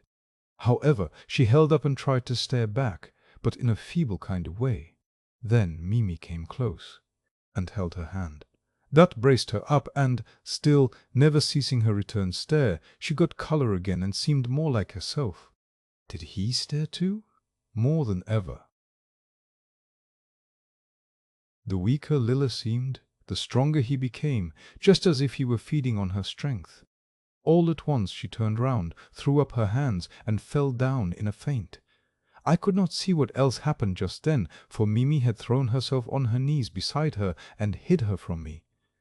Then there was something like a black shadow between us, and there was the nigger, looking more like a malignant devil than ever. I am not usually a patient man, and the sight of that ugly devil is enough to make one's blood boil. When he saw my face, he seemed to realize danger, immediate danger, and slunk out of the room as noiselessly as if he had been blown out. I learned one thing, however. He is an enemy if ever a man had one. That still leaves us 3-2, put in Sir Nathaniel. Then Caswell slunk out, much as the nigger had done. When he had gone, Lilla recovered at once. "Now," said Sir Nathaniel, anxious to restore peace, "have you found out anything yet regarding the Negro? I am anxious to be posted regarding him. I fear there will be, or may be, grave trouble with him." "Yes, sir, I've heard a good deal about him." "Of course it is not official, but hearsay must guide us at first. You know my man Davenport, private secretary, confidential man of business, and general factotum. He is Dev. Owed it to me, and has my full confidence. I asked him to stay on board the West African and have a good look round and find out what he could about Mr. Caswell. Naturally, he was struck with the aboriginal savage. He found one of the ship's stewards who had been on the regular voyages to South Africa. He knew Ulanga and had made a study of him. He is a man who gets on well with niggers, and they open their hearts to him. It seems that this Ulanga is quite a great person in the nigger W. Old, of the African West Coast. He has the two things which men of his own color respect. He can make them afraid, and he is lavish with money. I don't know whose money, but that does not matter. They are always ready to trumpet his greatness. Evil greatness it is. But neither does that matter. Briefly, this is his history. He was originally a witch-finder, about as low an occupation as exists amongst aboriginal savages. Then he got up in the world and became an obi-man, which gives an opportunity to wealth via blackmail. Finally, he reached the highest honor in hellish service. He became a user of voodoo, which seems to be a service of the utmost baseness and cruelty. I was told some of his deeds of cruelty, which are simply sickening. They made me long for an opportunity of helping to drive him back to hell. You might think to look at him that you could measure in some way the extent of his vileness, but it would be a vain hope. Monsters such as he is belong to an earlier and more rudimentary stage of barbarism. He is in his way a clever fellow for a nigger, but is none the less dangerous or the less hateful for that. The men in the ship told me that he was a collector. Some of them had seen his collections. Such collections, all that was potent for evil in bird or beast or even in fish. Beaks that could break and rend and tear, All the birds represented were of a predatory kind. Even the fishes are those which are born to destroy, to wound, to torture. The collection, I assure you, was an object lesson in human malignity. This being has enough evil in his face to frighten even a strong man. It is little wonder that the sight of it put that poor girl into a dead faint. Nothing more could be done at the moment, so they separated. Adam was up in the early morning and took a smart walk round the brow. As he was passing Diana's Grove, he looked in on the short avenue of trees and noticed the snakes killed on the previous morning by the mongoose. They all lay in a row, straight and rigid, as if they had been placed by hands. Their skins seemed damp and sticky, and they were covered all over with ants and other insects. They looked loathsome, so after a glance he passed on. A little later, when his steps took him, naturally enough, past the entrance to Mercy Farm, he was passed by the negro, moving quickly under the trees wherever there was shadow. Laid across one extended arm, looking like dirty towers across a rail. The horrid-looking snakes. He did not seem to see Adam. No one was to be seen at Mercy except a few workmen in the farmyard, so, after waiting on the chance of seeing Mimi, Adam began to go slowly home. Once more he was passed on the way. This time it was by Lady Arabella, walking hurriedly and so furiously angry that she did not recognize him, even to the extent of acknowledging his bow. When Adam got back to Lesser Hill, he went to the coach-house, where the box with the mongoose was kept, and took it with him, intending to finish at the mound of stone what he had begun the previous morning with regard to the extermination. He found that the snakes were even more easily attacked than on the previous day. No less than 6 were killed in the first half-hour. As no more appeared, he took it for granted that the morning's work was over, and went towards home. The mongoose had by this time become accustomed to him, and was willing to let himself become accustomed to him, and was willing to let himself be handled freely. Up and put him on his shoulder, and walked on. Presently he saw a lady advancing towards him, and recognized Lady Arabella.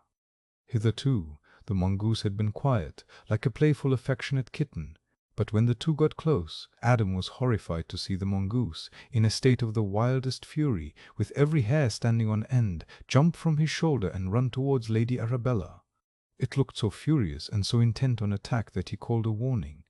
"Look out! Look out! Look out!" Aus, and means to attack. Lady Arabella looked more than ever disdainful and was passing on. The mongoose jumped at her in a furious attack. Adam rushed forward with his stick, the only weapon he had. But just as he got within striking distance, the lady drew out a revolver and shot the animal, breaking his backbone. Not satisfied with this, she poured shot after shot into him till the magazine was exhausted. There was no coolness or haunt into him till the magazine was exhausted. She seemed more furious even then. The animal, her face transformed with hate, and as determined to kill as he had appeared to be. Adam, not knowing exactly what to do, lifted his hat in apology and hurried on to Lesser Hill.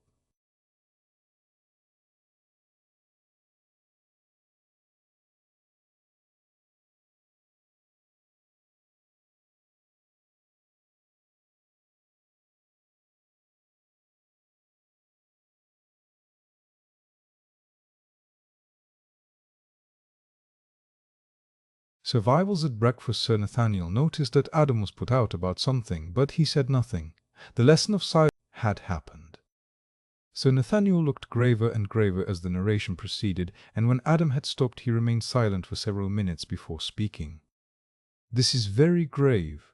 I have not formed any opinion yet, but it seems to me at first impression that this is worse than anything I had expected." "Why, sir," said Adam, "is the killing of a mongoose, no matter by whom, so serious a thing as all that?" His companion smoked on quietly for quite another few minutes before he spoke. "When I have properly thought it over, I may moderate my opinion, but in the meantime it seems to me that there is something dreadful behind all this, something that may affect all our lives, that may mean the issue of life or death to any of us." Adam sat up quickly. "Do tell me, sir, what is in your mind? If, of course, you have no objection, or do not think it better to withhold it." "I have no objection, Adam.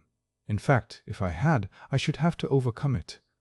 I fear there can be no more reserved thoughts between us. Indeed, sir, that sounds serious, worse than serious. Adam, I greatly fear that the time has come for us, for you and me at all events, to speak out plainly to one another. Does not there seem something very mysterious about this? I have thought so, sir, all along. The only difficulty one has is what one is to think and where to begin. Let us begin with what you have told me. First, take the conduct of the mongoose. He was quiet, even friendly and affectionate with you. He only attacked the snakes, which is, after all, his business in life. That is so. Then we must try to find some reason why he attacked Lady Arabella. May it not be that a mongoose may have merely the instinct to attack, that nature does not allow or provide him with the fine reasoning powers to discriminate who he is to attack? Of course that may be so. But, on the other hand, should we not satisfy ourselves why he does wish to attack anything? If for centaur. Ease. This particular animal is known to attack only one kind of other animal. Are we not justified in assuming that when one of them attacks a hitherto unclassed animal, he recognizes in that animal some quality which it has in common with the hereditary enemy? That is a good argument, sir, Adam went on, but a dangerous one. If we followed it out, it would lead us to believe that Lady Arabella is a snake. We must be sure, before going to such an end, that there is no point as yet uncons, either which would account for the unknown thing which puzzles us. In what way? Well, suppose the instinct works on some physical basis, for instance, smell. If there were anything in recent juxtaposition to the attacked which would carry the scent, surely that would supply the missing cause. Of course. Adam spoke with conviction. Now, from what you tell me, the Negro had just come from the direction of Diana's Grove, carrying the dead snakes which the mongoose had killed the previo. Morning. Might not the scent have been carried that way? Of course it might, and probably was. I never thought of that. Is there any possible way of guessing approximately how long a scent will remain? You see, this is a natural scent, and may derive from a place where it has been effective for thousands of years. Then, does a scent of any kind carry with it any form or quality of another kind, either good or evil? I ask you because one ancient name of the house lived in by the lady, who was attacked by the mongoose, was the Lair of the white worm. If any of these things be so, our difficulties have multiplied indefinitely. They may even change in kind. We may get into moral entanglements. Before we know it, we may be in the midst of a struggle between good and evil. Sir Nathaniel smiled gravely. With regard to the first question, so far as I know, there are no fixed periods for which a scent may be active. I think we may take it that that period does not run into 3,000 of years. As to whether any moral change accompanies a physical one, I can only say that I have met no proof of the fact. At the same time, we must remember that good and evil are terms so wide as to take in the whole scheme of creation, and all that is implied by them and by their mutual action and reaction. Generally, I would say that in the scheme of a first cause, anything is possible. So long as the inherent forces or tendencies of any one thing are veiled from us, we must T. Mystery.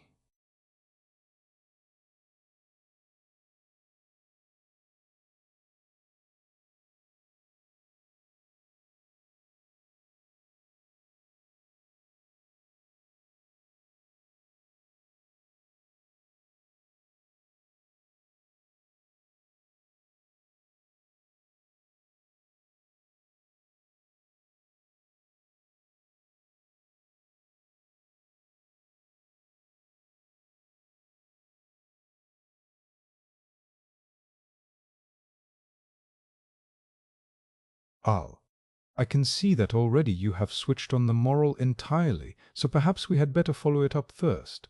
On the side of the moral, we have certain justification for belief in the utterances of revealed religion.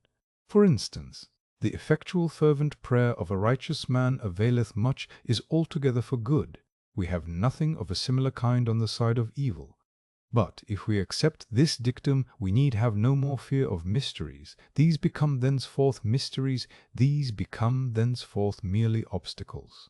Add, and suddenly changed to another phase of the subject. And now, sir, may I turn for a few minutes to purely practical things, or rather to matters of historical fact? Sir Nathaniel bowed acquiescence. We have already spoken of the history, so far as it is known, of some of the places round us. Castra Regis, Diana's Grove, and the Lair of the White Worm. I would like to ask if there is anything not necessarily of evil import about any of the places. Which? Asked Sir Nathaniel Shrew. Dilly. Well, for instance, this house and Mercy Farm? Here we turn, said Sir Nathaniel, to the other side, the light side of things. Let us take Mercy Farm first. When Augustine was sent by Pope Gregory to Christianize England in the time of the Romans, he was received and protected by Ethelbert, King of Kent, whose wife, daughter of Charibert, King of Paris, was a Christian, and did much for Augustine. She founded a nunnery in memory of Columba, which was named Sedes Misericordio, the H. Everty. House of Mercy, and, as the region was Mercian, the two names became involved. As Columba is the Latin for dove, the dove became a sort of signification of the nunnery. She seized on the idea and made the newly founded nunnery a house of doves. Someone sent her a freshly discovered dove, a sort of carrier, but which had in the white feathers of its head and neck the form of a religious cowl. The nunnery flourished for more than a century, when, in the time of Penda, who was the reactionary of heathendom, it fell into decay.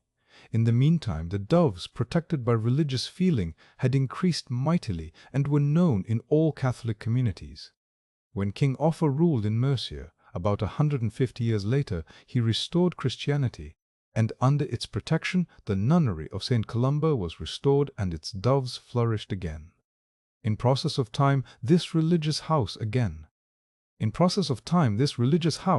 fell into desuetude, but before it disappeared it had achieved a great name for good works, and in especial for the piety of its members. If deeds and prayers and hopes and earnest thinking leave anywhere any moral effect, Mercy Farm and all around it have almost the right to be considered holy ground. Thank you, sir, said Adam earnestly, and was silent. Sir Nathaniel understood. After lunch that day, Adam casually asked Sir Nathaniel to come for a walk with him. The keen-witted old diplomatist guessed that there must be some motive behind the suggestion, and he at once agreed. As soon as they were free from observation, Adam began. I am afraid, sir, that there is more going on in this neighborhood than most people imagine. I was out this morning, and on the edge of the small wood I came upon the body of a child by the roadside. At first I thought she was dead, and while examining her I noticed on her neck some marks that looked like those of teeth. Some wild dog, perhaps, put in Sir Nathaniel. Possibly, sir, though I think not. But listen to the rest of my news. I glanced around, and to my surprise I noticed something white moving among the trees. I placed the child down carefully and followed, but I could not find any further traces. So I returned to the child and resumed my examination, and, to my delight, I discovered that she was still alive. I chafed her hands, and gradually she revived, but to my disappointment she remembered nothing, except that something had crept up quietly from behind and had gripped her round the throat. Then, apparently, she fainted. Gripped her round the throat. Then it cannot have been a dog. No, sir, that is my difficulty, and explains why I brought you out here, where we cannot possibly be overheard. You have noticed, of course, the peculiar, sinuous way in which Lady Arabella moves. Well, I feel certain that the white thing that I saw in the wood was the mistress of Diana's Grove. Good God, boy, be careful what you say. Yes, sir, I fully realize the gravity of my accusation, but I feel convinced that the marks on the child's throat were human and made by a woman. Adam's companion remained silent for some time, deep in thought. Adam, my boy, he said at last. "This matter appears to me to be far more serious even than you think. It forces me to break confidence with my old friend, your uncle, but in order to spare him I must do so. For some time now things have been happening in this district that have been worrying him dreadfully. Several people have disappeared, without leaving the slightest trace. A dead child was found by the roadside, with no visible or ascertainable cause of death. Sheep and other animals have been found in the fields bleeding from open wounds. There have been other matters, many of them apparently trivial in themselves. Some sinister influence has been at work, and I admit that I have suspected Lady Arabella. That is why I questioned you so closely about the mongoose and its strange attack upon Lady Arabella. You will think strange that I should suspect the mistress of Diana's Grove, a beautiful woman of aristocratic birth. Let me explain. The family seat is near my own place, Doom Tower, and at one time I knew the family well. When still a young girl, Lady Arabella wandered into a small wood near her home and did not return. She was found unconscious and in a high fever. The doctor said that she had received a poisonous bite, and the girl being at a delicate and critical age, the result was serious. So much so that she was not expected to recover. A great London physician came down, but could do nothing. Indeed, he said that the girl would not survive the night. All hope had been abandoned, when, to everyone's surprise, Lady Arabella made a sudden and startling recovery. Within a couple of days she was going about as usual, but, to the horror of her people, she developed a terrible craving for cruelty, maiming and injuring birds and small animals, even killing them. This was put down to a nervous disturbance due to her age, and it was hoped that her marriage to Captain March would put this right. However, it was not a happy marriage, and eventually her husband was found shot through the head. I have always suspected suicide, though no pistol was found near the body. He may have discovered something, God knows what. So possibly Lady Arabella may herself have killed him. Putting together many small matters that have come to my knowledge, I have come to the conclusion that the foul Heightworm obtained control of her body just as her soul was leaving its earthly tenement. That would explain the sudden revival of energy, the strange and inexplicable craving for maiming and killing, as well as many other matters with which I need not trouble you now, Adam.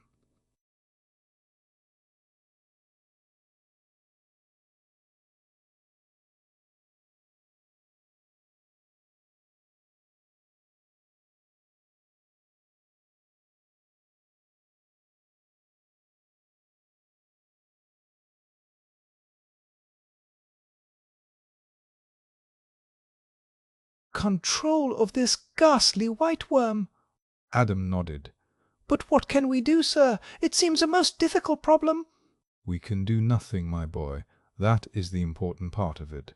It would be impossible to take action. All we can do is to keep careful watch, especially as regards Lady Arabella, and be ready to act promptly and decisively if the opportunity occurs.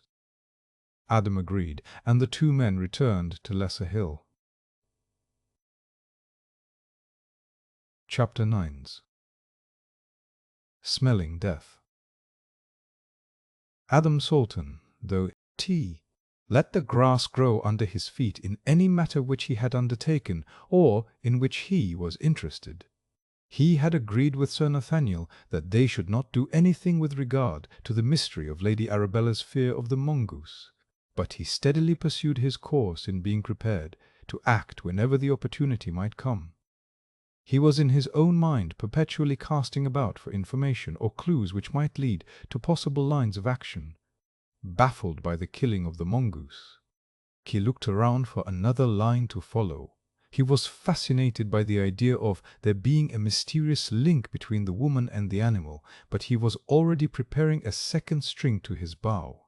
His new idea was to use the faculties of Ulanga so far as he could in the service of discovery. His first move was to send Davenport to Liverpool to try to find the steward of the West African who had told him about Ulanga and, if possible, secure any further information, and then try to induce, by bribery or other means, the nigger to come to the Brow. So soon as he himself could have speech of the voodoo man, he would be able to learn from him something useful. Davenport was successful in his missions, for he had to get another mongoose, and he was able to tell Adam that he had seen the steward, who told him much that he wanted to know, and had also arranged for Ulanga to come to Lesser Hill the following day. At this point Adam saw his way sufficiently clear to admit Davenport, to some extent, into his confidence. He had come to the conclusion that it would be better, certainly at first, not himself to appear in the matter with which Davenport was fully competent to deal. It would be time for himself to take a personal part when matters had advanced a little further. If what the nigger said was in any wise true, the man had a rare gift which might be useful in the quest they were after. He could, as it were, smell death. If anyone was dead, if anyone had died, or if a place had been used in connection with death, he seemed to know the broad fact by intuition. Adam made up his mind that to test this faculty with regard to several places would be his first task. Naturally he was anxious, and the time passed slowly.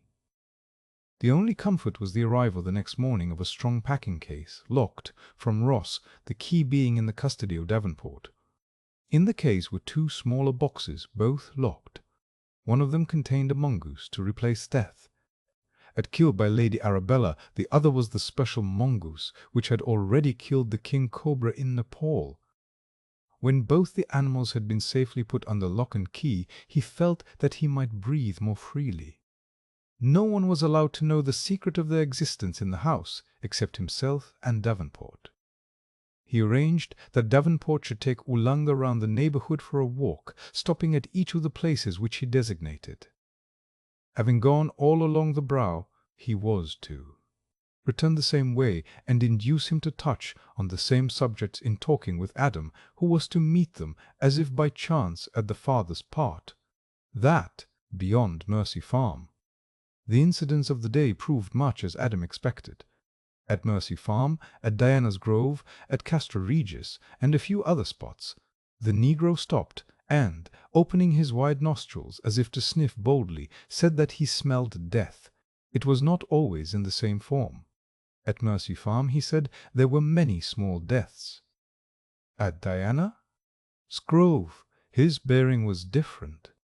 There was a distinct sense of enjoyment about him, especially when he spoke of many great deaths. Here, too, he sniffed in a strange way, like a bloodhound at check, and looked puzzled. He said no word in either praise or disparagement. But in the center of the grove where, hidden amongst ancient oak stumps, was a block of granite slightly hollowed on the top, he bent low and placed his forehead on the ground. This was the only place where he showed distinct reverence.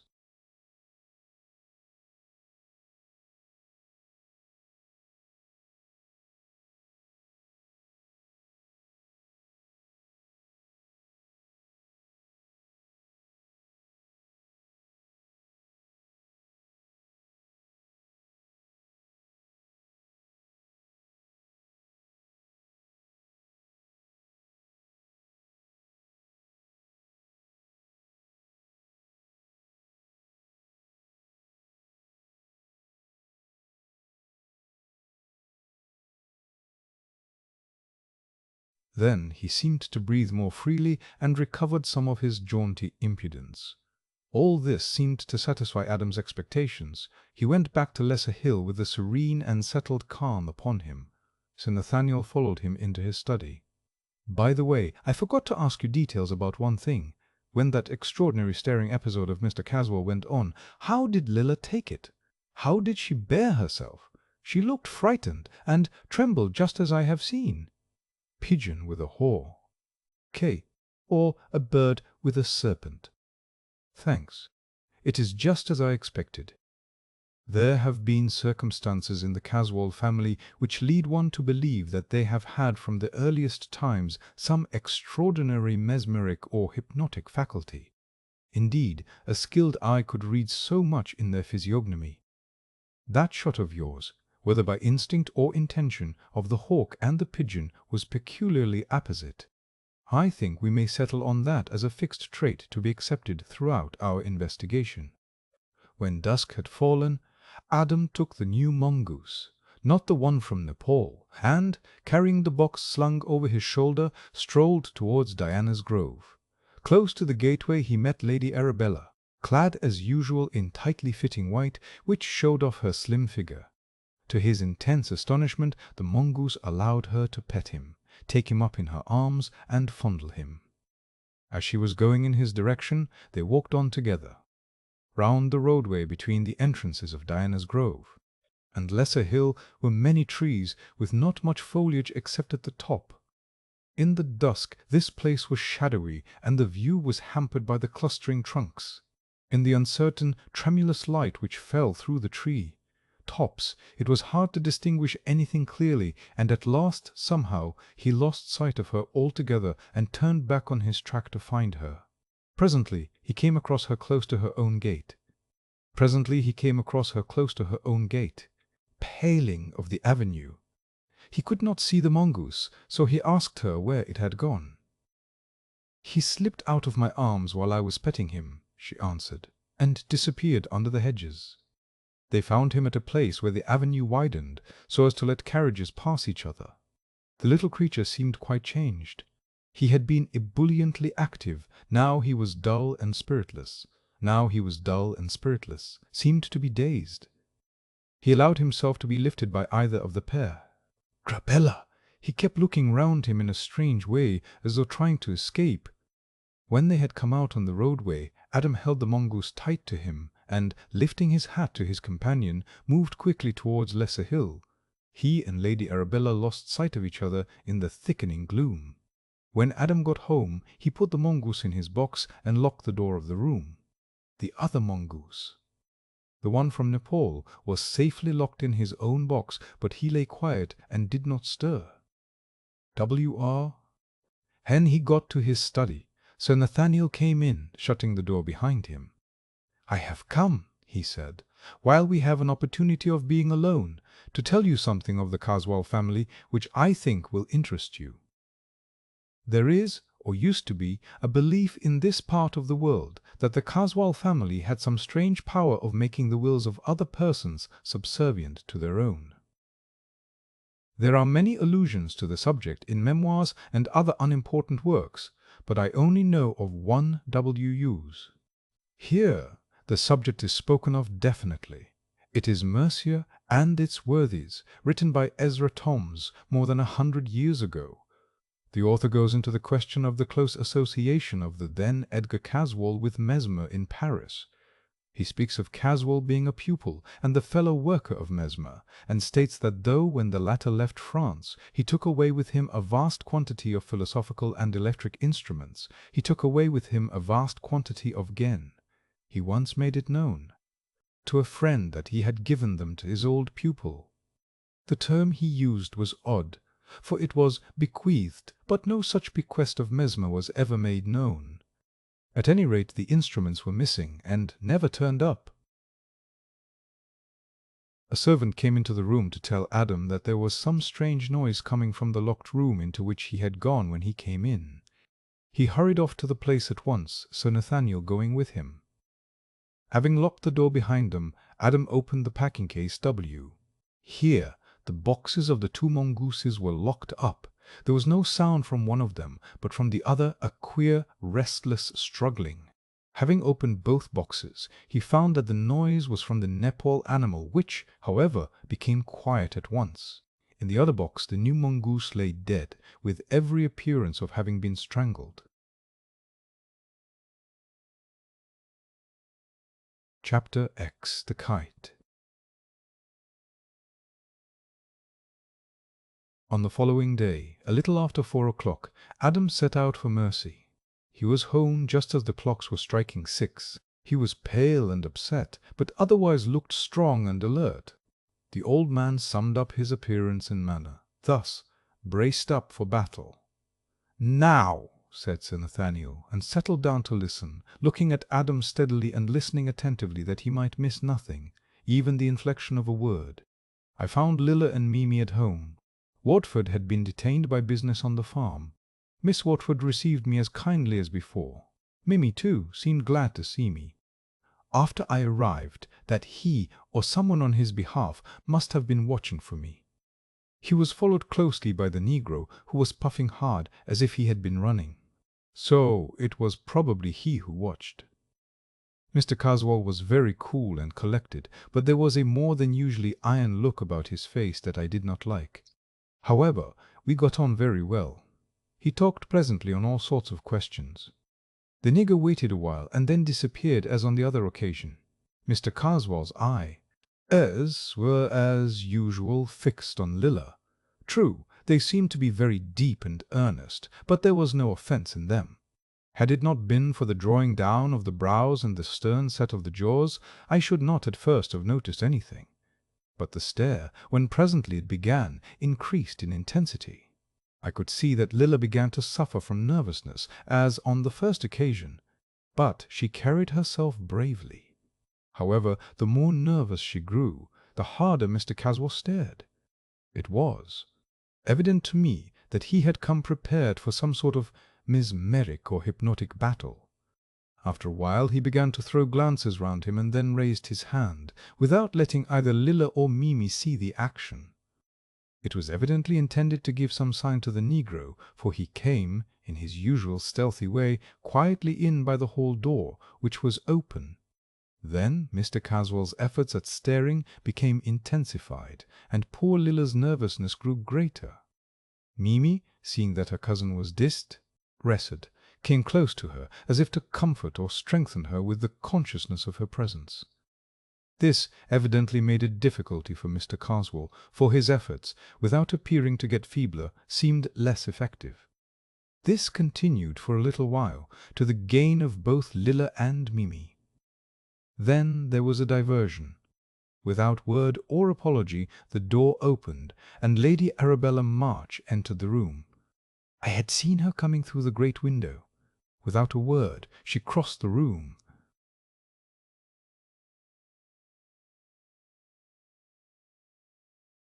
D stood beside Mr. Caswell. It really was very like a fight of a peculiar kind, and the longer it was sustained, the more earnest, the fiercer it grew. That combination of forces, the overlord, the white woman, and the black man, would have cost some, probably all of them, their lives in the southern states of America. To us it was simply horrible, but all that you can understand. This time, to go on in sporting phrase, it was understood by all to be a fight to a finish, and the mixed grow up did not slacken a moment or relax their efforts. On Lilla the strain began to tell disastrously. She grew pale, a patchy pallor, which meant that her nerves were out of order. She trembled like an aspen, and though she struggled bravely, I noticed that her legs would hardly support her. A dozen times she seemed about to collapse in a faint, but each time, on catching sight of Mimi's eyes, she made a fresh struggle and pulled through.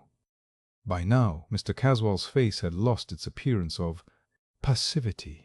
His eyes glowed with a fiery light. He was still the old Roman in inflexibility of purpose, but grafted on to the Roman was a new berserker fury. His companions in the baleful work seemed to have taken on something of his feeling. Lady Arabella looked like a soulless, pitiless being, not human, unless it revived old legends of transformed human beings who had lost their humanity in some transformed human beings who had lost their humanity in some transformation, or in the sweep of natural. Well, I can only say that. It was solely due to the self-restraint which you impressed on me that I did not wipe him out as he stood, without warning, without fair play, without a single one of the graces of life and death. Lilla was silent in the helpless concentration of deadly fear. Mimi was all resolve and self-forgetfulness, so intent on the soul.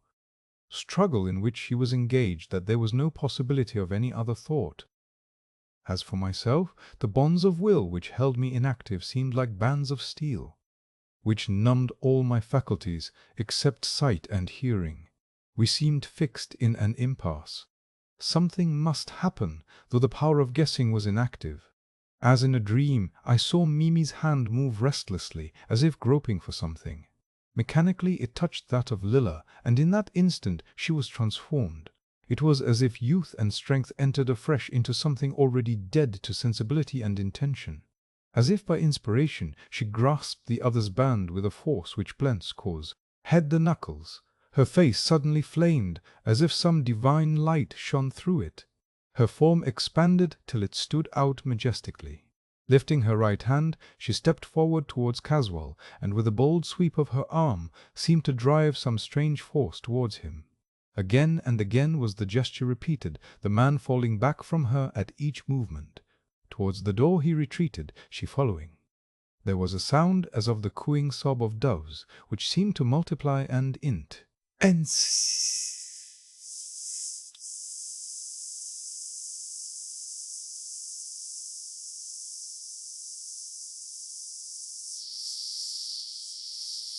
group were there, though dimly seen as through a veil, a shadowy veil. I saw Lilla sink down in a swoon, and Mimi throw up her arms in a gesture of triumph. As I saw her through the great window, the sunshine flooded the landscape, which, however, was momentarily becoming eclipsed by an onrush of a myriad birds. By the next morning, daylight showed the actual danger which threatened. From every part of the eastern counties reports were received concerning the enormous immigration of birds. Experts were sending, on their own account, on behalf of learned societies, and through local and imperial governing bodies, reports dealing with the matter and suggesting remedies. The reports closer to home were even more disturbing. All day long it would seem that the birds were coming thicker from all quarters.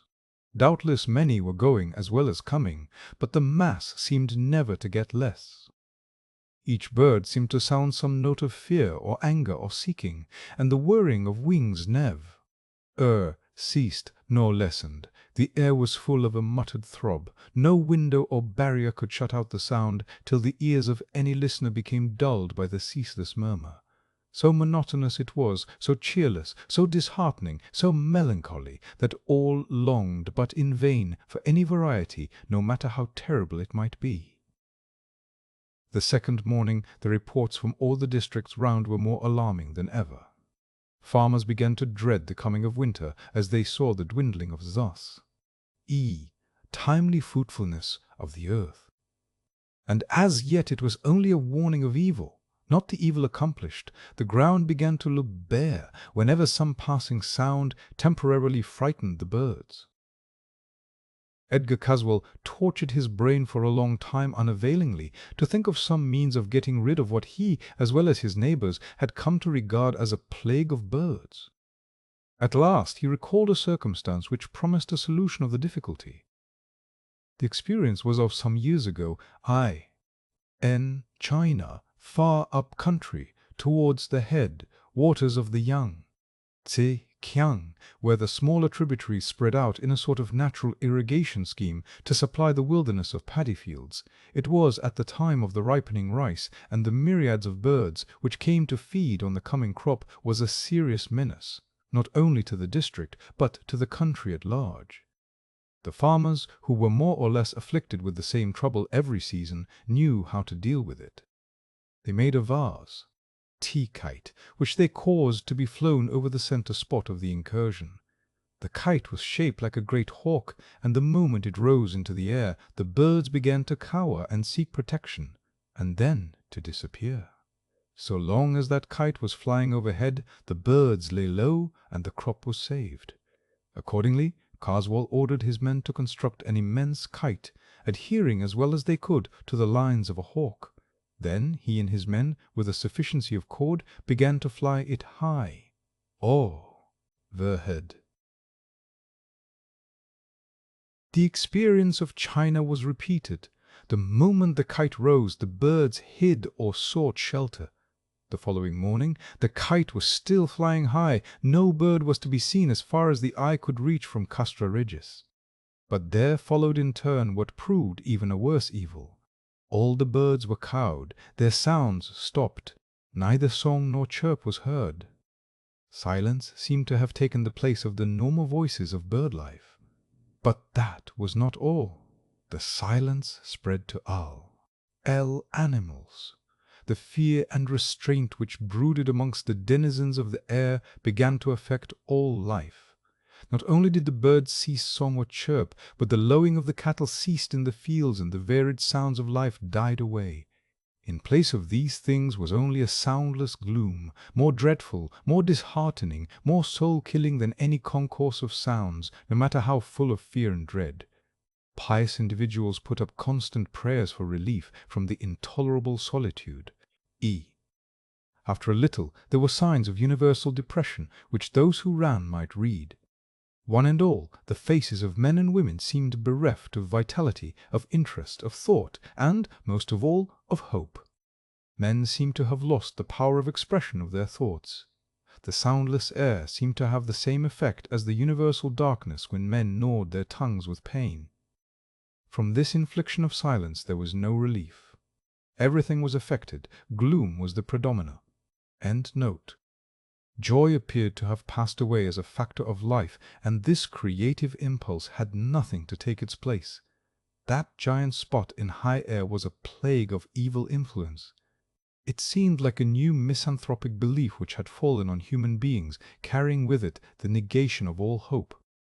After a few days, men began to grow desperate. Their very words as well as their senses seemed to be in chains. Edgar Caswall again tortured his brain to find any antidote or palliative of this greater evil than before. He would gladly have destroyed the kite or caused its flying to cease, but the instant it was pulled down the birds rose up in even greater numbers. All those who depended in any way on agriculture sent pitiful protests to Castra Regis. It was strange indeed what influence that weird kite seemed to exercise. Even human beings were affected by it, as if both it and they were realities. As for the people at Mercy Farm, it was like a taste of actual death. Lilla felt it most. If she had been indeed a real dove with a real kite hanging over her in the air, she could not have been more frightened or more affected by the terror this created. Of course, some of those already drawn into the vortex noticed the effect on individuals. Those who were interested took care to compare their information. Strangely enough, as it seemed to the others, the person who took the ghastly silence least to heart was the Negro. By nature he was not sensitive to, or afflicted by, nerves. This alone would not have produced the seeming indifference, so they set their minds to discover the real cause. Adam came quickly to the conclusion that there was for him some compensation that the others did not share, and he soon believed that that compensation was in one form or another the enjoyment of the sufferings of others. Thus the black had a never-failing source of amusement. Lady Arabella's cold nature rendered her immune to anything in the way of pain or trouble concerning others. Edgar Caswall was far too haughty a person and too stern of nature to concern himself about poor or helpless people, much less the lower order of mere animals. Mr. Watford, Mr. Salton, and Sir Nathaniel were all concerned in the issue, partly from kindness of heart, for none of them could see suffering, even of wild birds, unmoved, and partly on account of their property, which had to be protected, or ruin would stare them in the face before long. Lilla suffered acutely. As Irma went on, her face became pinched, and her eyes dull with watching and crying. Mimi suffered too, on account of her cousin's suffering, but, as she could do nothing, she resolutely made up her mind to self-restraint and patience. Adam's frequent visits comforted her.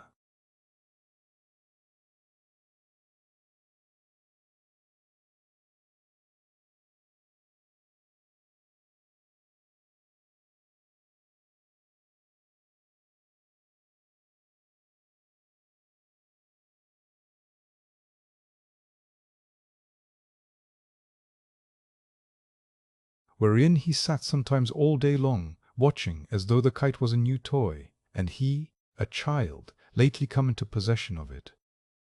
He did not seem to have lost interest in Lilla, for he still paid an occasional visit at Mercy Farm. Indeed, his feeling towards her, whatever it had been at first, had now so far changed that it had become a distinct affection of a purely animal kind. Indeed, it seemed as though the man's nature had become corrupted, and that all the baser and more selfish and more reckless qualities had become more conspicuous. There was not so much sternness apparent in his nature, because there was less self-restraint. Determination had become indifference. The visible change in Edgar was that he grew morbid, sad, silent. The neighbors thought he was going mad. He became absorbed in the kite and watched it not only by day, but often all night long. It became an obsession to him. Caswall took a personal interest in the keeping of the great kite flying. Shay! D. A vast coil of cord efficient for the purpose, which worked on a roller fixed on the parapet of the tower. There was a winch for the pulling in of the slack, the outgoing line being controlled by a racket. There was invariably one man at least, day and night, on the tower to attend to it. At such an elevation there was always a strong wind, and at times the kite rose to an enormous height, as well as travelling for great distances laterally. In fact, the kite became, in a short time, one of the curiosities of Castra Regis and all around it.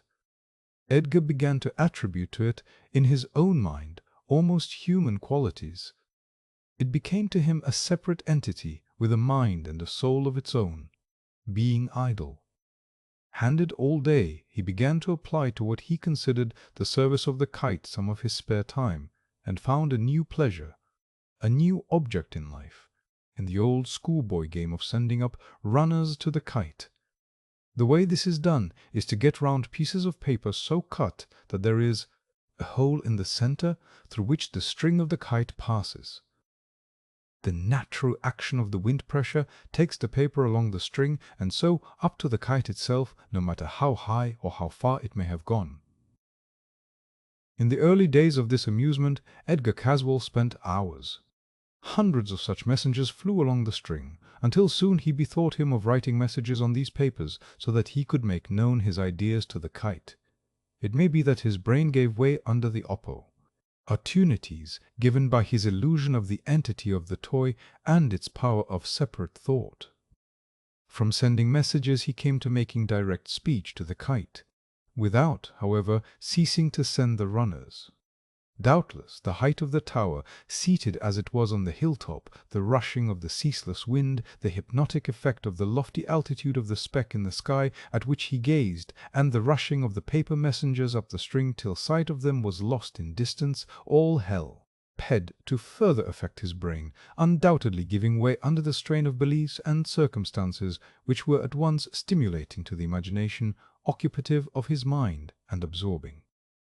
The next step of intellectual decline was to bring to bear on the main idea of the conscious identity of the kite all sorts of subjects which had imaginative force or tendency of their own.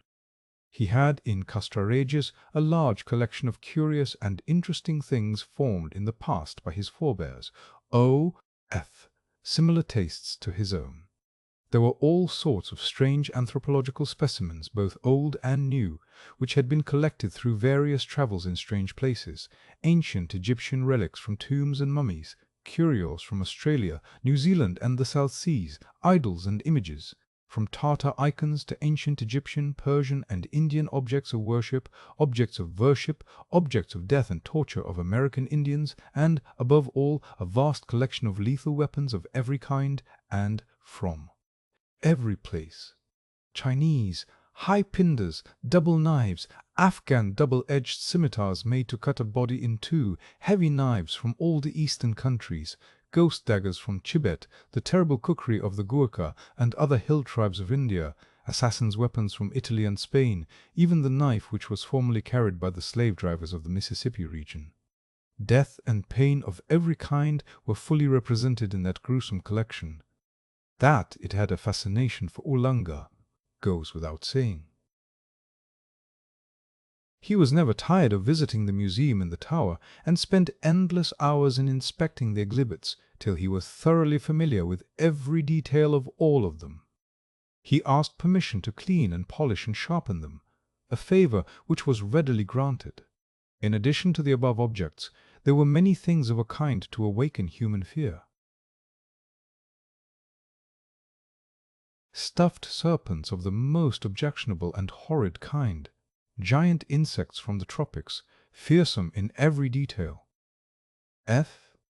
Fishes and crustaceans covered with weird spikes, dried octopuses of great size.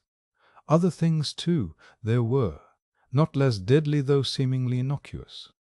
Dried fungi, traps intended for birds, beasts, fishes, reptiles, and insects, machines which could produce pain of any kind and degree, and the only mercy of which was the power of producing speedy death.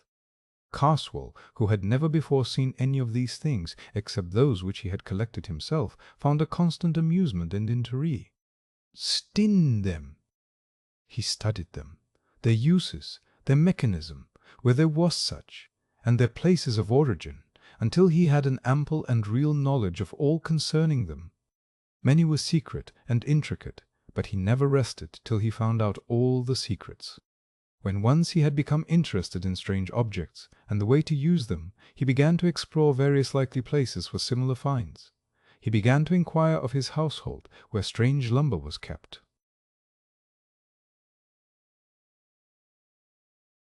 Several of the men spoke Old Simon Chester as one who knew everything in and about the house. Accordingly, he sent for the old man, who came at once. He was very old, nearly 90 years of age, and very infirm. He had been born in the castle, and had served its succession of masters, present or absent, ever since. When Edgar began to question him on the subject regarding which he had sent for him, old Simon exhibited much perturbation. In fact, he became so frightened that his master, fully believing that he was concealing something, ordered him to tell at once what remained unseen and where it was hidden away. Face to face with discovery of his secret, the old man, in a pitiable state of concern, spoke out even more fully than Mr. Caswell had expected. "Indeed, indeed, sir, everything is here in the tower that has ever been put away in my time, except here." He began to shake and tremble it.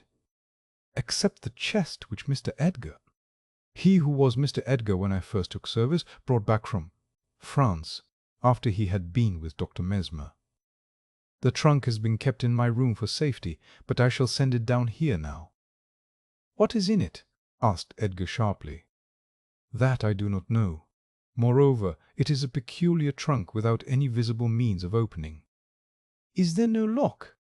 "I suppose so, sir, but I do not know. There is no keyhole. Send it here, and then come to me yourself." The trunk, a heavy one with steel bands round it, but no lock or keyhole, was carried in by 2 men. Sure? Reply afterwards, old Simon attended his master. When he came into the room, Mr. Caswell himself went and closed the door. Then he asked, "How do you open it?"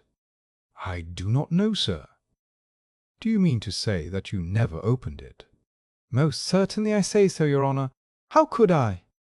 "It was entrusted to me with the other things by my master. To open it would have been a breach of trust." Caswell sneered. "Quite remarkable. Leave it with me.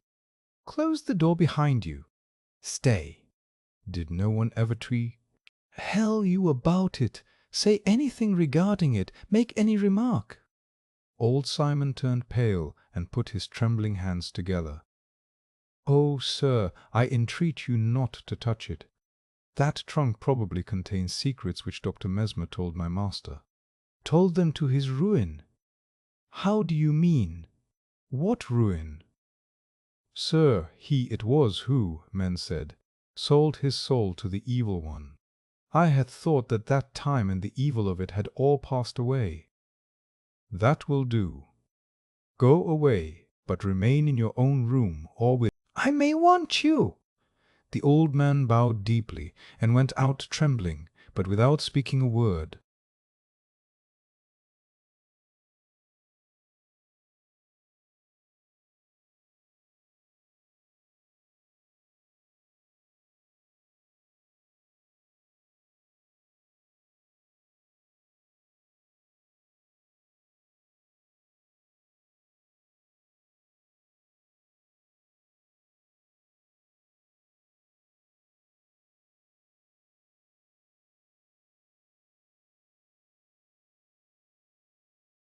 as compact. After sitting opposite to it for some time, and the shades of evening beginning to melt into darkness, he gave up the task and went to his bedroom after locking the door of the turret room behind him and taking away the key. He woke in the morning at daylight and resumed his patient but unavailing study of the metal trunk. This he continued during the whole day with the same result: humiliating disappointment, which overwrought his nerves and made his head ache. The result of tea. His long strain was seen later in the afternoon when he sat locked within the turret room before the still baffling trunk, distrait, listless, and yet agitated, sunk in a settled gloom. As the dusk was falling, he told the steward to send him 2 men, strong ones. These he ordered to take the trunk to his bedroom. In that room he then sat on into the night without pausing even to take any food. His mind was in a whirl, a fever of excitement. The result was that when, late in the night, he locked himself in his room, his brain was full of odd fancies. He was on the high road to mental disturbance.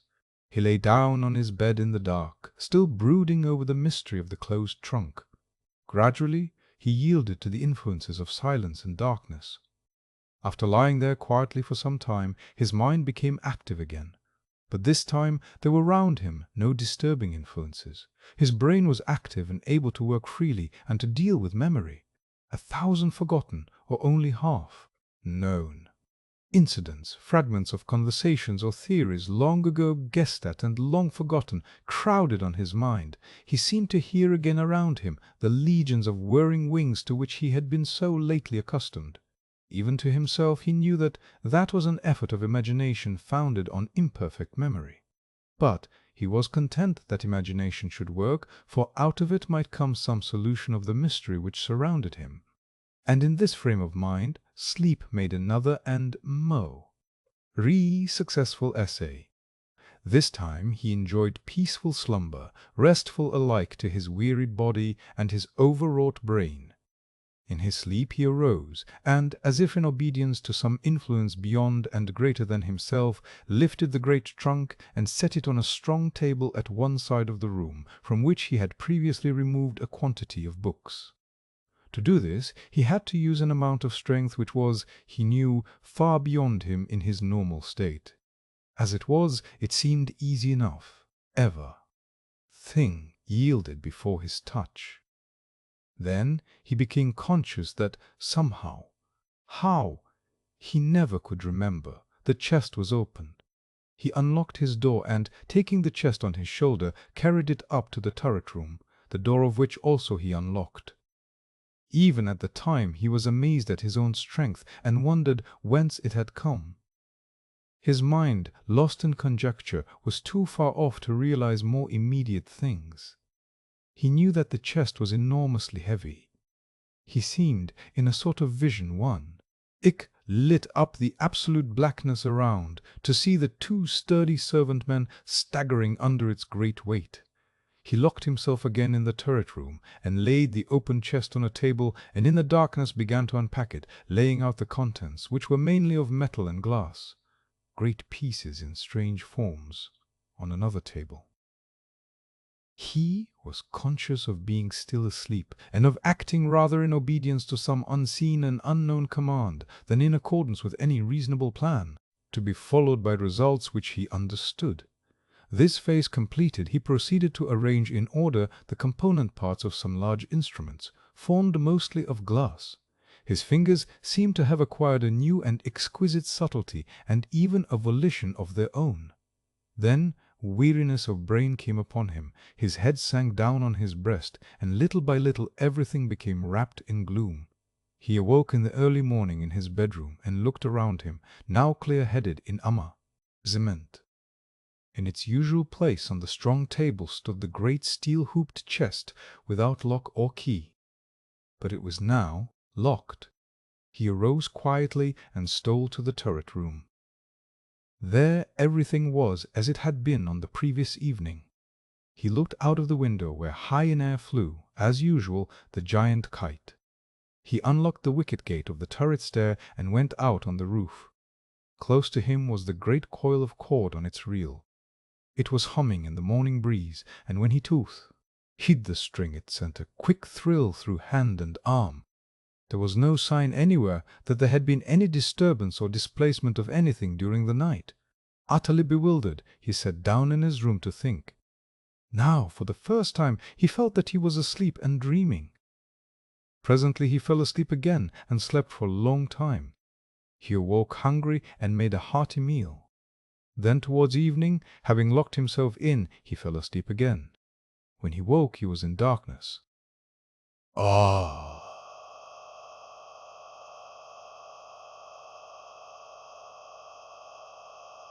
D was quite at sea as to his whereabouts. He began feeling about the dark room, and was recalled to the consequences of his position by the breaking of a large piece of glass. Having obtained a light, he discovered this to be a glass wheel, part of an elaborate piece of mechanism, which he must in his sleep have taken from the chest, which was now opened.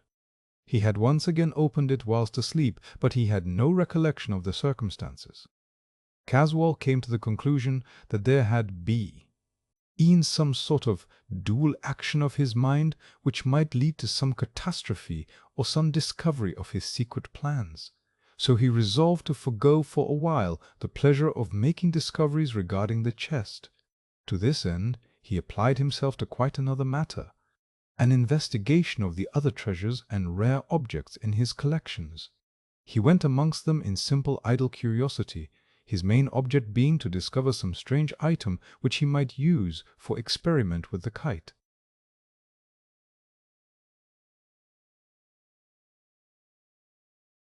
Sceptre. Ed already resolved to try some runners other than those made of paper. He had a vague idea that with such a force as the great kite straining at its leash, this might be used to lift to the altitude of the kite itself heavier articles. His first experiment with articles of little but increasing weight was eminently successful. So he added by degrees more and more weight, until he found out that the lifting power of the kite was considerable. He then determined to take a step further and see. And to the kite some of the articles which lay in the steel-hooped chest. The last time he had opened it in sleep, it had not been shut again, and he had inserted a wedge so that he could open it at will. He made examination of the contents, but came to the conclusion that the glass objects were unsuitable. They were too light for testing weight, and they were so frail as to be dangerous to send to such a height. So he looked around for something more solid with which to experiment. His eye caught sight of an object which at once attracted him. This was a small copy of one of the ancient Egyptian gods, that of Bes, who represented the destructive power of nature. It was so bizarre and mysterious as to commend itself to his mad humor. In lifting it from the cabinet, he was struck by its great weight in proportion to its size. He made accurate examination of it by the aid of some instruments, and came to the conclusion that it was carved from a lump of lodestone. He remembered thither that he had read somewhere of an ancient Egyptian god cut from a similar substance, and, thinking it over, he came to the conclusion that he must have read it in Sir Thomas Browne's Popular Errors, a book of the 17th century. He got the book from the library and looked out the passage. "A great example we have from the observation of our learned friend Mr. Graves, in an Egyptian idol cut out of lodestone and found among the mummies, which still retains its attraction, though probably penis, taken out of the mine about 2000 years ago." The strangeness of the figure, and its being so close akin to his own nature, attracted him. He made from thin wood a large circular runner, and in front of it placed the weighty god, sending it up to the flying kite along the throbbing cord.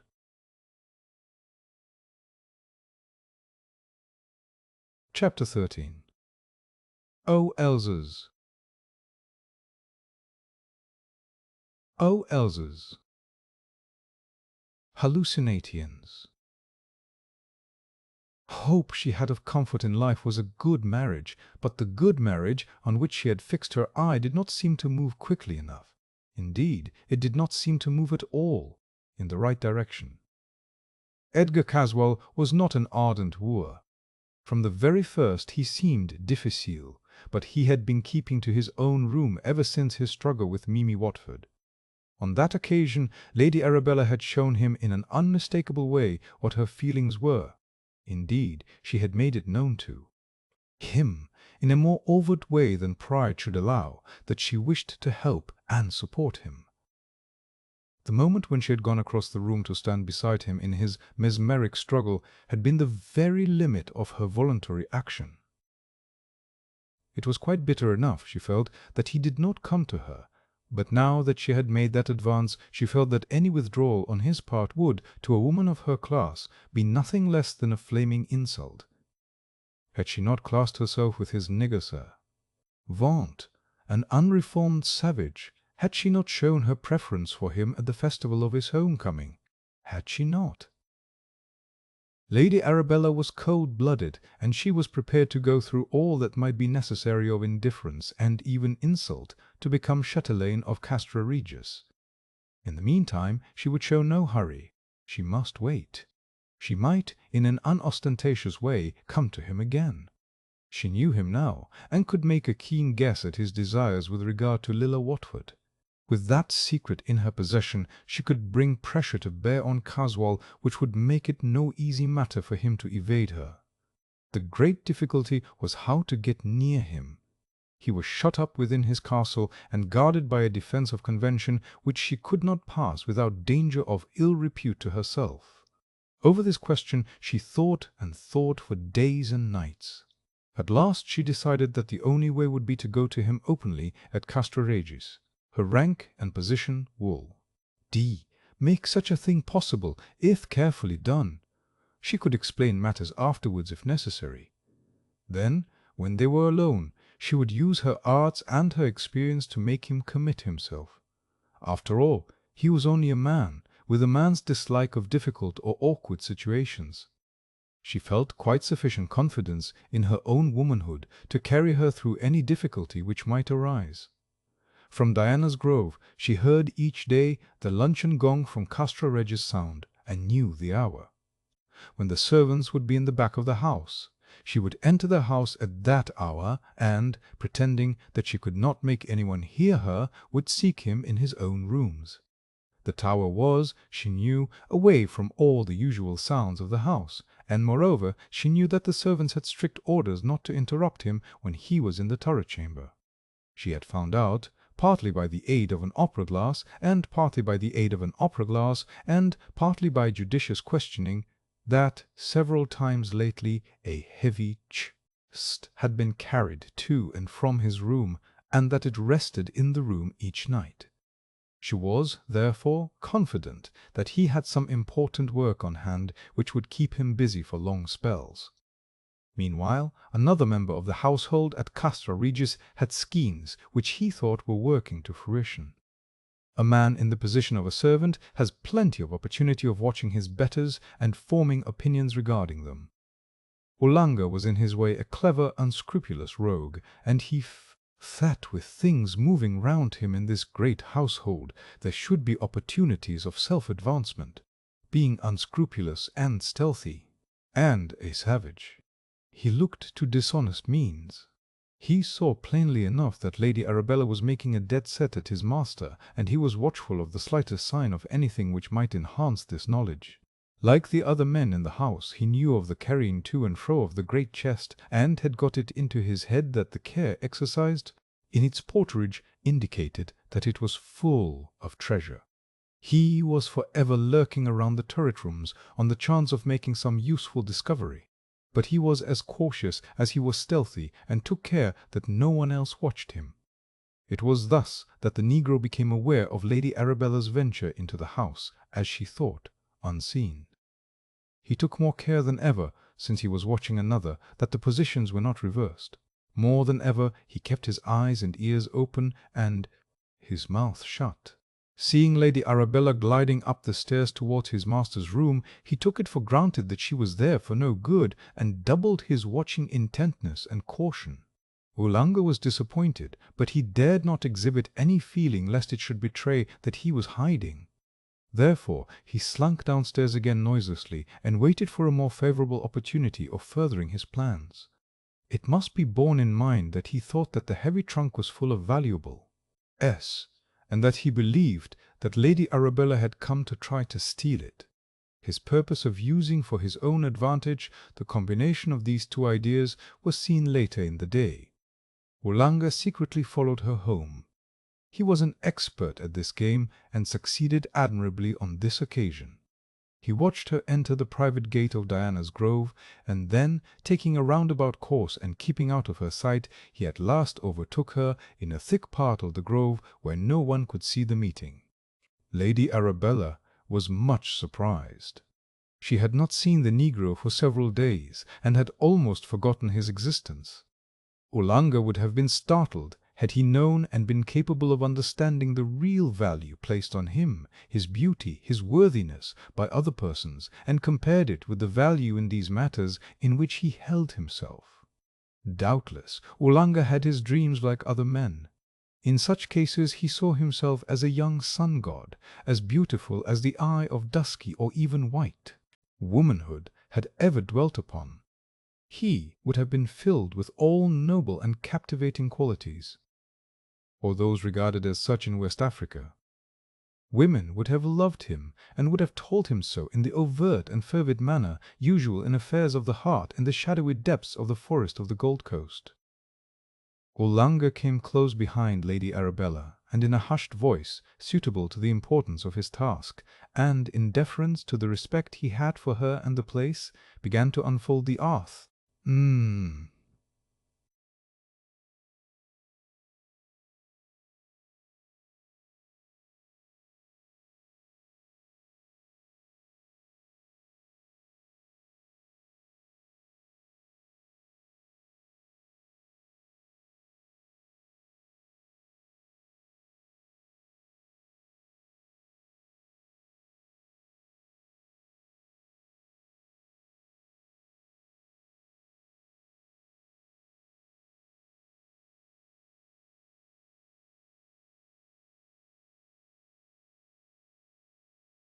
Gee!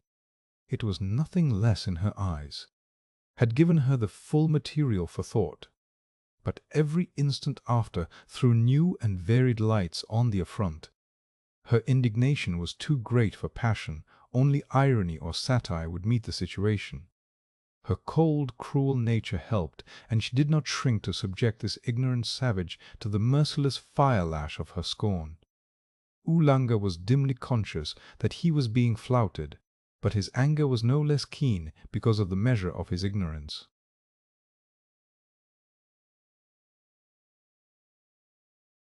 Oh!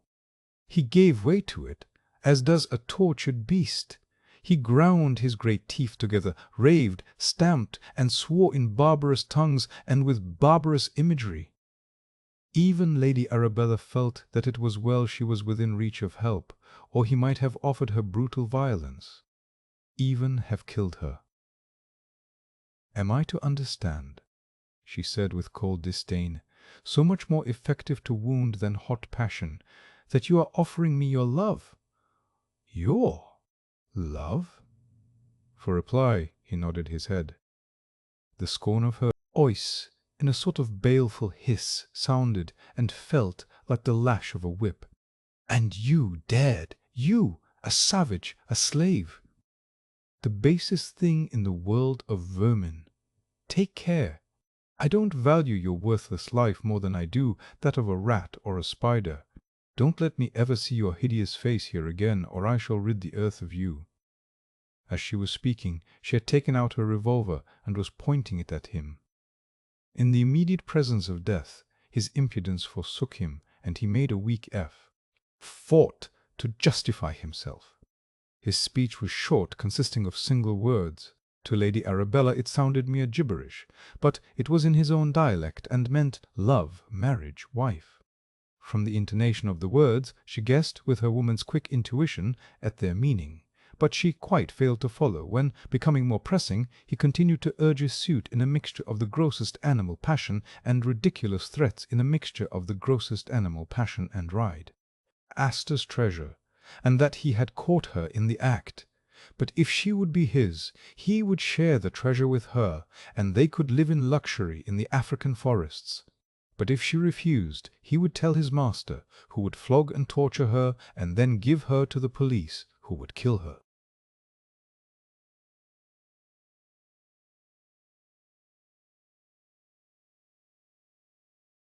Chapter 4th. Battle Reigned. The consequences of that meeting in the dusk of Diana's Grove were acute and far-reaching, and not only to the two engaged in it. From Oolanga, this might have been expected by anyone who knew the character of the tropical African savage.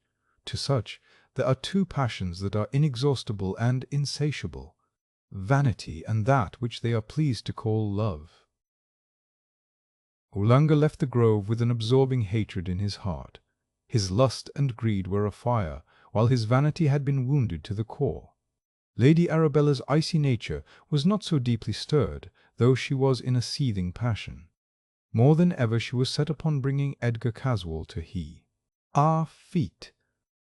The obstacles she had encountered, the insults she had endured, were only as fuel to the purpose of revenge which consumed her.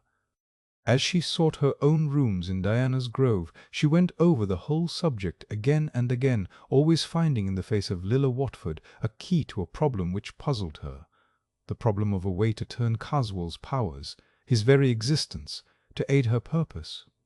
When in her boudoir she wrote a note, taking so much trouble over it that she destroyed and wrote till her dainty waste-basket was half full of torn sheets of notepaper. When quite satisfied, she copied out the last sheet afresh, and then carefully burned all the spoiled fragments. She put the copied note in an emblazoned envelope, and directed it to Edgar Caswall at Castra Regis. This she sent off by one of her grooms. The letter ran: Dear M.R.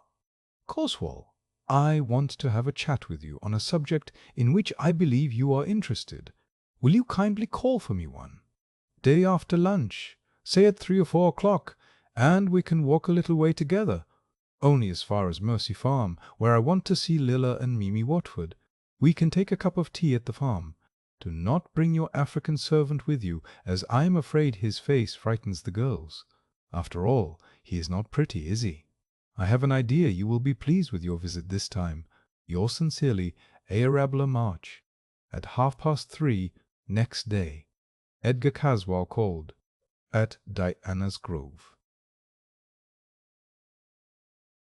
Lady Arabella met him on the roadway outside the gate. She wished to take the servants into her confidence as little as possible.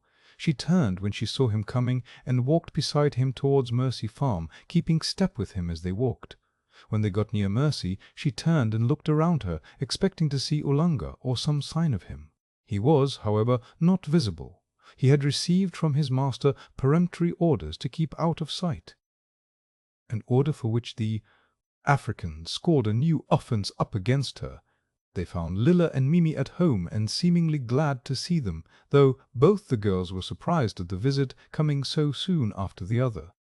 The proceedings were a repetition of the battle of souls of the former visit. On this occasion, however, Edgar Caswall had only the presence of Lady Arabella to support him, Oolanga being absent, but Mimi lacked the support of Adam Salton, which had been of such effective service before. This time, the struggle for supremacy of will was longer and more determined. Caswall felt that if he could not achieve supremacy, he had better give up the idea, so all his pride was enlisted against Mimi. When they had been waiting for the door to be opened, Lady Arabella, believing in a sudden attack, had said to him in a low voice, which somehow carried conviction, "This time you should win. Mimi is, after all, only a woman. Show her no mercy. That is weakness. Fight her, beat her, trample on her. Low her if need be. She stands in your way, and I hate her. Never take your eyes off her. Never mind, Lilla, she's afraid of you. You are already her master. Mimi will try to make you look at her cousin. There lies defeat. Let nothing take your attention from Mimi and you will win. If she is overcoming you, take my hand and hold it hard whilst you are looking into her eyes. If she is too strong for you, I shall interfere. I shall interfere. I'll make a diversion, and under cover of it you must retire unbe. Aten, even if not victorious. Hush! They are coming! The two girls came to the door together.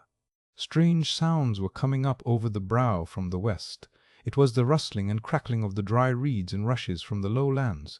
The season had been an unusually dry one. Also the strong east wind was helping forward enormous flocks of birds, most of them pigeons with white cowls. Not only were their wings whirring, but their cooing was plainly audible. From such a multitude of birds, the mass of sound, individually small, assumed the volume of a storm. Surprised at the influx of birds, to which they had been strangers so long, they all looked towards Castra Regis, from whose high tower the great kite had been flying as usual.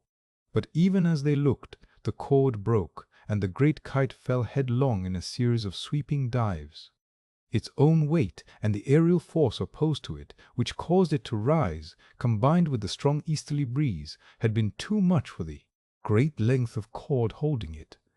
Somehow, the mishap to the kite gave new hope to Mimi. It was as though the side issues had been shorn away, so that the main struggle was thenceforth on simpler lines. She had a feeling in her heart as though some religious chord had been newly touched.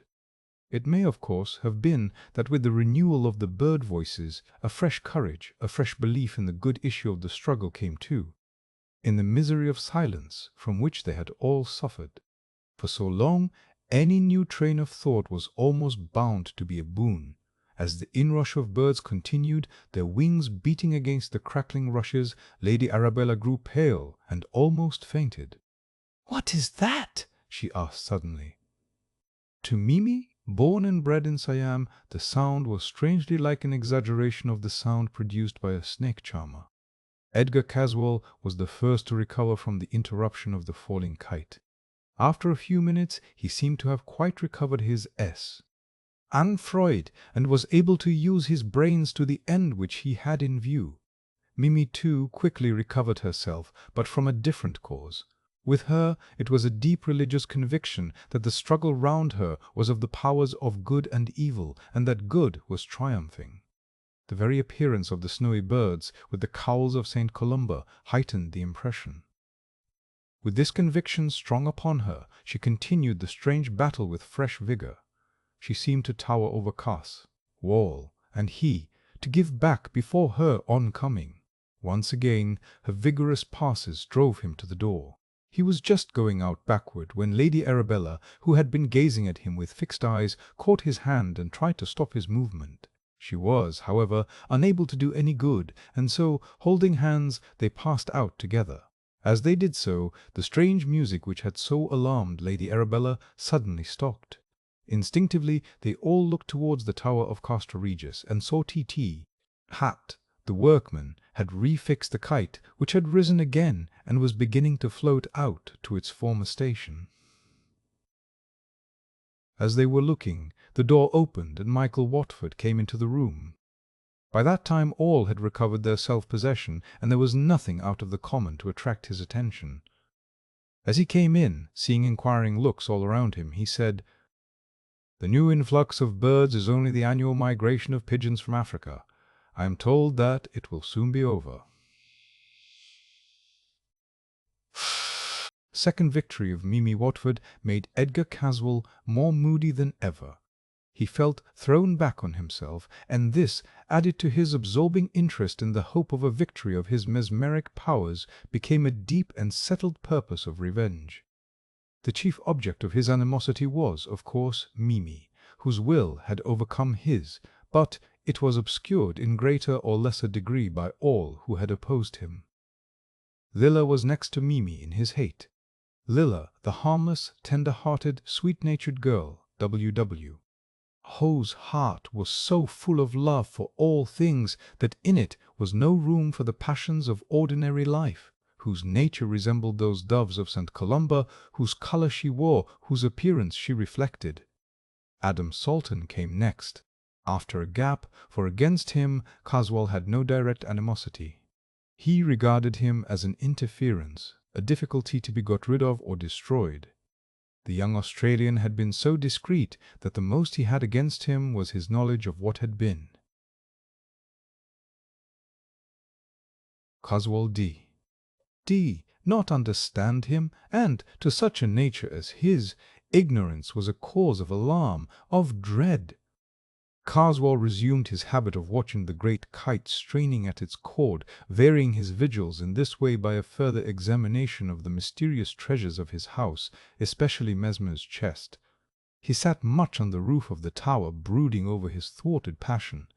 The vast extent of his possessions, visible to him at that altitude, might, one would have thought, have restored some of his complacency. But the very extent of his ownership, thus perpetually brought before him, created a fresh sense of grievance. How was it, he thought, that with so much at command that others wished for, he could not achieve the dearest wishes of his heart?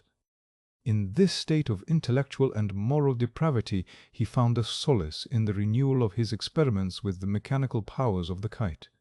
For a couple of weeks he did not see Lady Arabella, who was always on the watch for a chance of meeting. Him! Neither did he see the Watford girls, who studiously kept out of his way. Adam Salton simply marked time, keeping ready to deal with anything that might affect his friends. He called at the farm, and heard from Mimi of the last battle of wills, but it had only one consequence. He got from Ross several more mongooses, including a second king cobra killer, which he generally carried with him in its box whenever he walked out. Mr. Caswall's experiments with the kite went on successfully. Each day he tried the lifting of greater weight, and it seemed almost as if the machine had a sentience of its own, which was increasing with the obstacles placed before it. All this time the kite hung in the sky at an enormous height. The wind was steadily from the north, so the trend of the kite was to the south. All day long runners of increasing magnitude were sent up. These were only of paper or thin cardboard or leather or other flexible materials, the great height at which the kite hung made a great concave curve in the string, so that, as the runners went up, they made a flapping sound. If one laid a finger on the string, the sound answered to the flapping of the runner in a sort of hollow, intermittent murmur. Edgar Caswall, who was now wholly obsessed by the kite and all belonging to it, found a distinct resemblance between that intermittent rumble and the snake-charming music produced by the pigeons flying through the dry reeds.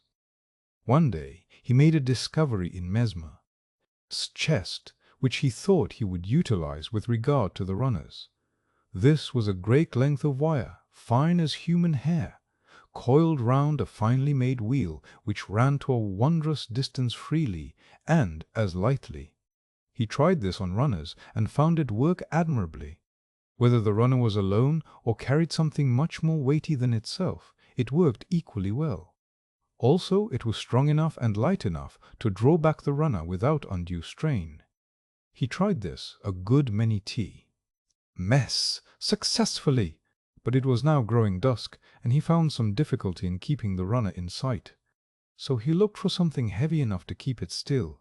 He placed the Egyptian image of Bes on the fine wire, which crossed the wooden ledge which protected it. Then, the darkness growing, he went indoors and forgot all about it. He had a strange feeling of uneasiness that night. Not sleeplessness, for he seemed conscious of being asleep. At daylight he rose, and, as usual, looked out. The kite. He did not see it in its usual position in the sky, so looked round the points of the compass.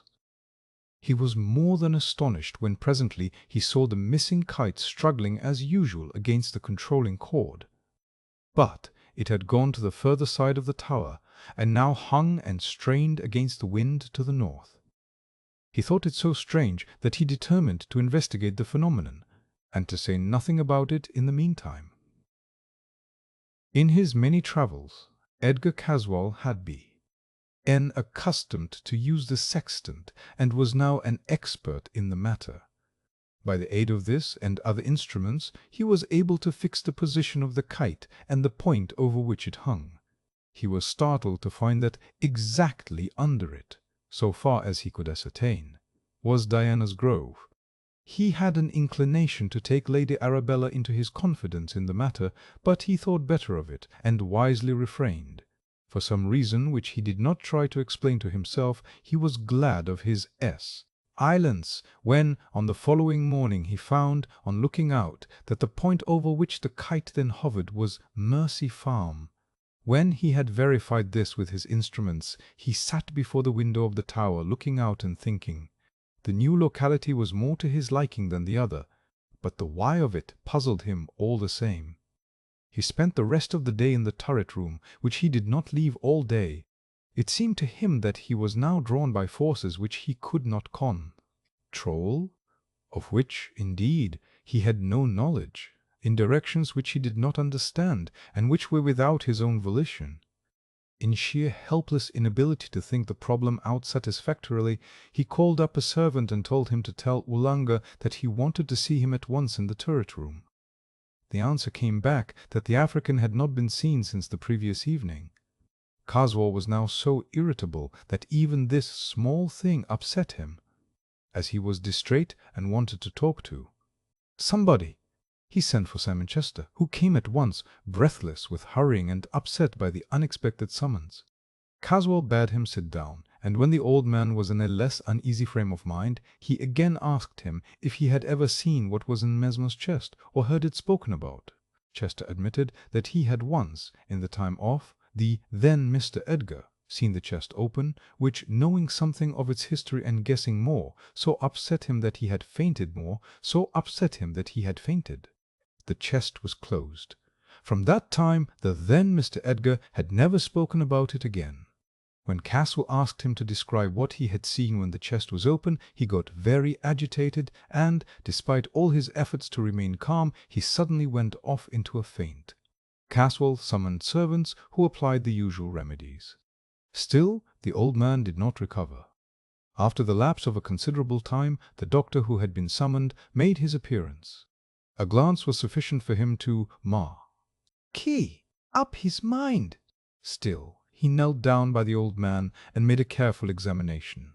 Then he rose to his feet, and in a hushed voice said, "I grieve to say, sir, that he has passed away." Chapter 5th. On the Track. Those who had seen Edgar Caswall familiarly since his arrival, and had already estimated his cold-blooded nature at something of its true value, were surprised that he took so to heart the death of old Chester. The fact was that not one of them had guessed correctly at his actor. They thought, naturally enough, that the concern which he felt was that of a master for a faithful old servant of his family. They little thought that it was merely the selfish expression of his disappointment, that he had thus lost the only remaining clue to an interesting piece of family history, one which was now and would be for ever wrapped in mystery. Caswall knew enough about the life of his ancestor in Paris to wish to know more fully and more thoroughly all that had been. The period covered by that ancestor's life in Paris was one inviting every form of curiosity. Lady Arabella, who had her own game to play, saw in the métier of sympathetic friend a series of meetings with the man she wanted to secure. She made the first use of the opportunity the day after old Chester's death, indeed, as soon as the news had filtered in through the back door of Diana's grove. At that meeting she played her part so well that even Caswall's cold nature was impressed. Ulanga, W. Bus, as the only one who did not credit her with at least some sense of fine feeling in the matter. In emotional, as in other matters, Ulanga was distinctly a utilitarian, and as he could not understand anyone feeling grief except for his own suffering, pain, or for the loss of money, he could not understand anyone simulating such an emotion except for show intended to deceive. He thought that she had come to Castralegis again for the opportunity of stealing something, and was determined that, on this occasion, the chance of pressing his advantage over her should not pass. He felt, therefore, that the occasion was one for extra carefulness in the watching of all that went on. Ever since he had come to the conclusion that Lady Arabella was trying to steal the treasure chest, he suspected nearly everyone of the same design, and made it a point to watch all suspicious persons and places. As Adam was engaged on his own researches regarding Lady Arabella, it was only natural that there should be some crossing of each other's tracks. This is what did actually happen. Adam had gone for an early morning survey of the place in which he was interested, taking with him the mongoose in its box. He arrived at the gate of Diana's Grove just as Lady Arabella was preparing to set out for Castra Regis on what she considered her mission of comfort. Seeing Adam from her window going through the shadows of the trees round the gate, she thought that he must be engaged on some purpose similar to her own. So, quickly making her toilet, she quietly left the house and, taking advantage of every shadow and substance which could hide her, followed him on his walk. Ulanga, the experienced tracker, followed her, but succeeded in hiding his movements better than she did. He saw that Adam had on his shoulder a mysterious box which he took to contain something valuable. Seeing that Lady Arabella was secretly following Adam, he was confirmed in this idea. His mind, such as it was set on her trying to steal, and he credited her at once with making use of this new opportunity. In his walk, Adam went into the grounds of Castra Regis, and Ulanga saw her follow him with great secrecy. He feared to go closer, as now on both sides of him were enemies who might make discovery. When he realized that Lady Arabella was bound for the castle, he devoted himself to following her with singleness of purpose. He therefore missed seeing that Adam branched off the track and returned tea. Oh, the high road!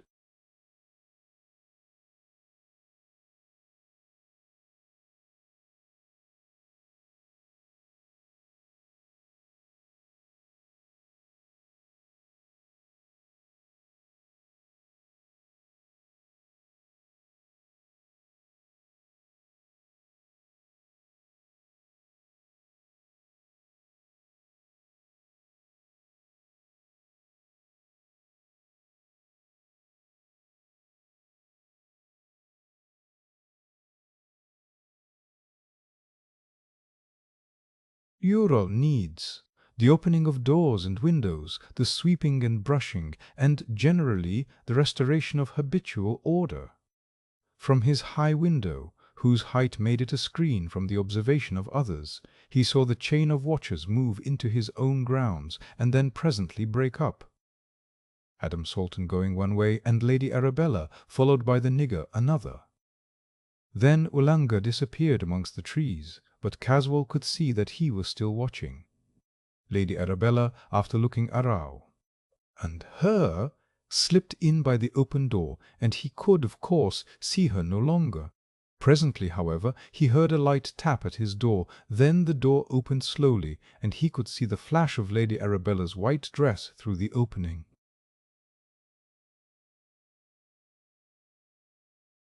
Chapter 16th. A Visit of Sympathy. Caswell was genuinely surprised when he saw Lady Arabella, though he need not have been, after what had already occurred in the same way. The look of surprise on his face was so much greater than Lady Arabella had expected, though she thought she was prepared to meet anything that might occur, that she stood still in sheer amazement.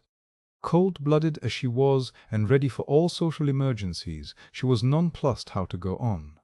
She was plucky, however, and began to speak at once, although she had not the slightest idea what she was going to say. "I came to offer you my very warm sympathy with the grief you have so lately experienced." "My grief? I'm afraid I must be very dull, but I really do not understand." Already she felt at a disadvantage, and hesitated. "I mean about the old man who died so suddenly. Your old retainer." Caswell's face relaxed something of its puzzled concentration. "Oh, he was only a servant, and he had overstayed his 70 years by something like 20 years. He must have been 90. Still, as an old servant. Drum. Caswell's words were not so cold as their inflection. I never interfere with servants. He was kept on here merely because he had been so long on the premises. I suppose the steward thought it might make him unpopular if the old fellow had been dismissed. How on earth was she to proceed on such a task as hers if this was the utmost geniality she could expect? So she at once tried another tack, this time a personal one. I am sorry I disturbed you. I am really not unconventional, though certainly no slave to convention. Still there are limits. It is bad enough to intrude in this way, and I do not know. But you can say or think of the time selected for the intrusion. After all, Edgar Caswell was a gentleman by custom and habit, so he rose to the occasion. I can only say, Lady Arabella, that you are always welcome at any time you may deign to honor my house with your presence. She smiled at him sweetly. Thank you so much. You do put one at ease. My breach of convention makes me glad rather than sorry. I feel that I can open my heart to you about anything. To tell him about Ulanga and his strange suspicions of her honesty. Caswell laughed and made her explain all the details. His final comment was enlightening. Let me give you a word of advice. If you have the slightest fault to find with that infernal nigger, shoot him at sight. A swelled-headed nigger with a bee in his bonnet is one of the worst difficulties in the world to deal with, so better make a clean job of it and wipe him out at once. But what about the law, Mr. Caswell? Oh, the law doesn't concern itself much about dead niggers. A few more or less do not matter. To my mind, it's rather a relief. I'm afraid of you, was her only comment, made with a sweet smile and in a soft voice. All right, he said. Let us leave it at that. Anyhow, we shall be rid of one of them. I don't love niggers any more than you do, she replied, and I suppose one mustn't be too particular where that sort of cleaning up is concerned. Then she changed in voice and manner, and asked genially, And now, tell me, am I forgiven? You are, dear lady, if there is anything to forgive. As he spoke, seeing that she had moved to go, he came to the door with her, and in the most natural way accompanied her downstairs. He passed through the hall with her and down the avenue. As he went back to the house, she smiled to herself. Well, that is all right. I don't think the morning has been altogether thrown away. And she walked slowly back to Diana's Grove. Adam Salton. On followed the line of the brow, and refreshed his memory as to the various localities. He got home to Lesser Hill just as Sir Nathaniel was beginning lunch. Mr. Salton had gone to Walsall to keep an early appointment, so he was all alone. When the meal was over, seeing in Adam's face that he had something to speak about, he followed into the study and shut the door. When the two men had lighted their pipes, Sir Nathaniel began. I have remembered an interesting fact about Diana's Grove. Here is, I have long understood, some strange mystery about that house. It may be of some interest, or it may be trivial in such a tangled skein as we are trying to unravel. Please tell me all you know or suspect. To begin, then, of what sort is the mystery? Physical, mental, moral, historical, scientific, occult? Any kind of hint will help me. Quite right. I shall try to tell you what I think, but I have not put my thoughts on the subject in sequence, so you must forgive me if due awed. Is not observed in my narration. I suppose you have seen the house at Diana's Grove. The outside of it. But I have that in my mind's eye, and I can fit into my memory whatever you may mention. The house is very old. Probably the first house of some sort that stood there was in the time of the Romans. This was probably renewed, perhaps several times at later periods. The house stands, or rather used to stand here when Mercia was a kingdom. I do not suppose that the basement can be later than the Norman Conquest.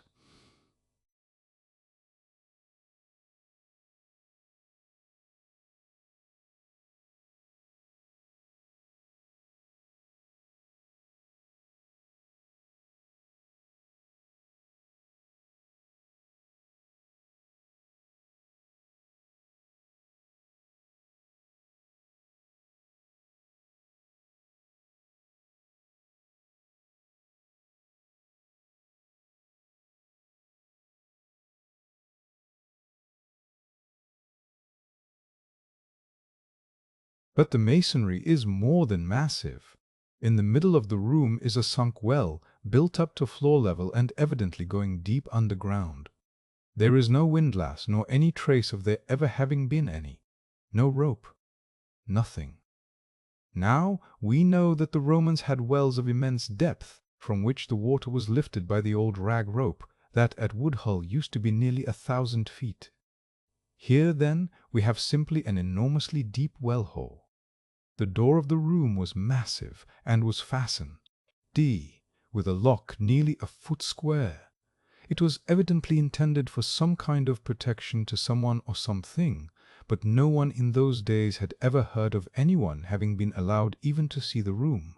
All this is apropos of a suggestion on my part that the well-hole was a way by which the white worm, whatever it was, went and came.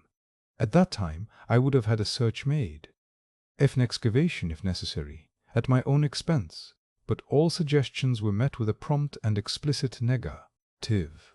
So, of course, I took no further step in the matter. Then it died out of recollection, even of mine. "Do you remember, sir," asked Adam, "what was the appearance of the room where the well-hole was? Was there furniture? In fact, any sort of thing in the room?" "The only thing I remember was a sort of green light, very clouded, very dim, which came up from the well. Not a fixed light, but intermittent and irregular, quite unlike anything I had ever seen." "Do you remember how you go?" "Into the well-room? Was there a separate door from outside, or was there any interior room or passage which opened into it?" "I think there must have been some room with a way into it. I remember going up some steep steps. They must have been worn smooth by long use or something of the kind, for I could hardly keep my feet as I went up. Once I stumbled and nearly fell into the well-hole." "Was there anything strange about the place? Any queer smell, for instance?" "Queer smell, for instance?" "Queer smell?" "Yes, like a bilge or a rank swamp. It was distinctly nauseating. When I came out, I felt as if I had just been going to be sick. I shall try back on my visit and see if I can recall any more of what I saw or felt. Then perhaps, sir, later in the day you will tell me anything you may chance to recollect." "I shall be delighted, Adam. If your uncle has not returned by then, I'll join you in the study after dinner, and we can resume this interesting chat."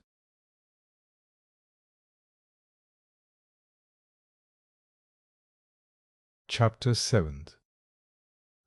That afternoon Adam decided to do a little exploring. As he passed through the wood outside the gate of Diana's Grove, he thought he saw the African's face for an instant. So he went deeper into the undergrowth and followed along parallel to the avenue to the house. He was glad that there was no workman or servant about, for he did not care that any of Lady Arabella's people should find him wandering about her grounds. Taking advantage of the denseness of the trees, he came close to the house, and skirted round it. He was repaid for his trouble, for on the far side of the house, close to where the rocky frontage of the cliff fell away, he saw Ulanga crouched behind the irregular trunk of a great oak. The man was so intent on watching someone or something that he did not guard against being himself watched. This suited Adam, for he could thus make scrutiny at will. The thick wood, though the trees were mostly of small girth, threw a heavy shadow, so that the irregular trunk, in front of which grew the tree behind which the African lurked, was almost in darkness. Adam drew as close as he could, and was amazed to see a patch of light on the ground before him. When he realized what it was, he was determined more than ever to follow on his quest. The nigger had a dark lantern in his hand, and was throwing the light down the steep incline. The glare showed a series of stone steps, which ended in a low-lying heavy iron door fixed against the side of the house. All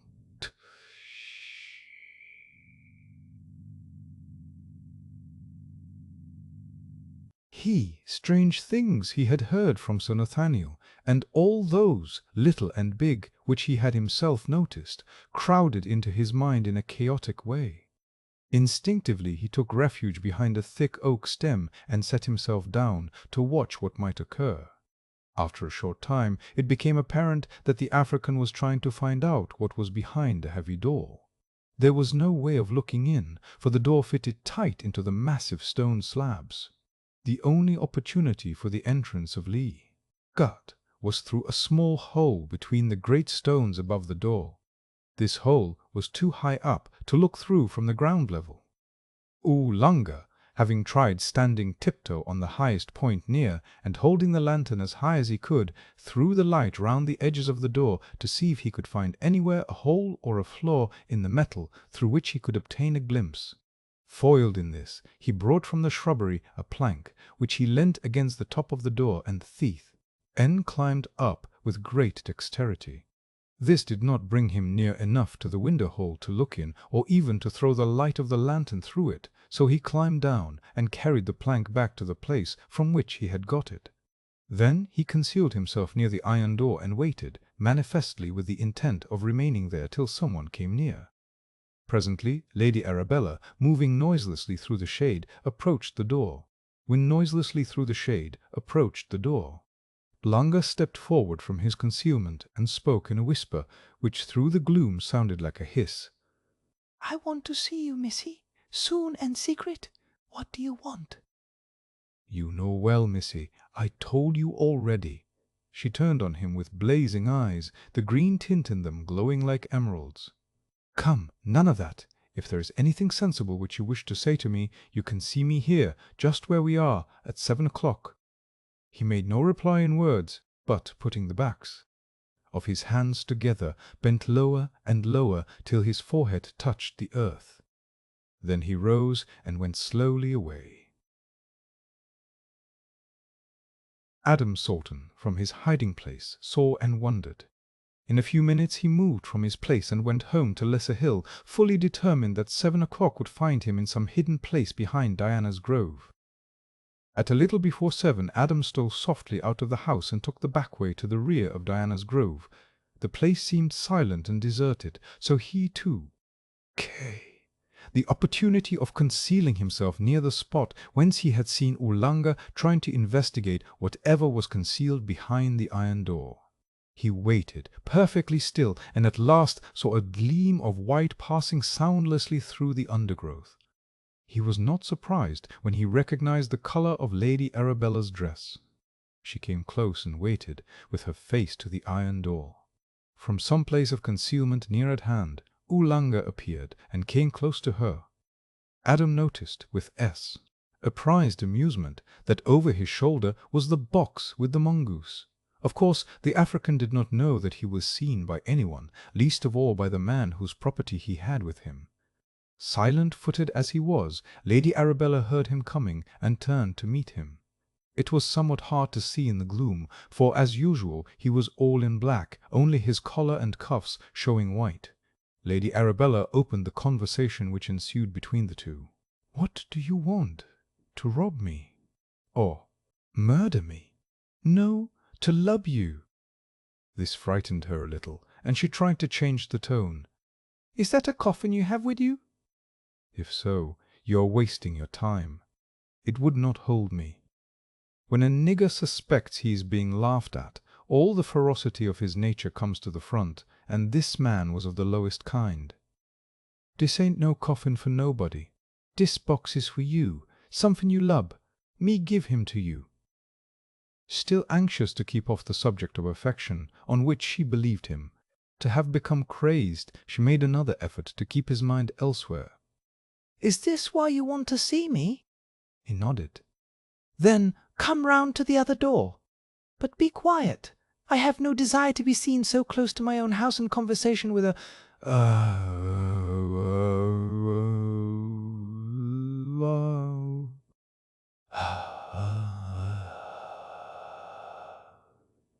nigger like you."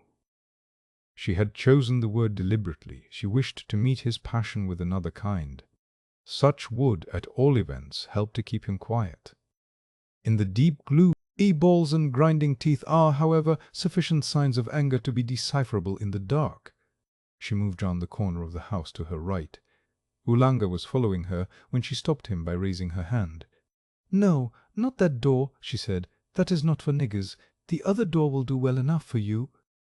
Lady Arabella took in her hand a small key which hung at the end of her watch chain, and moved to a small key which hung at the end of her watch chain, and moved to a small door low down round the corner and a little downhill from the edge of the brow.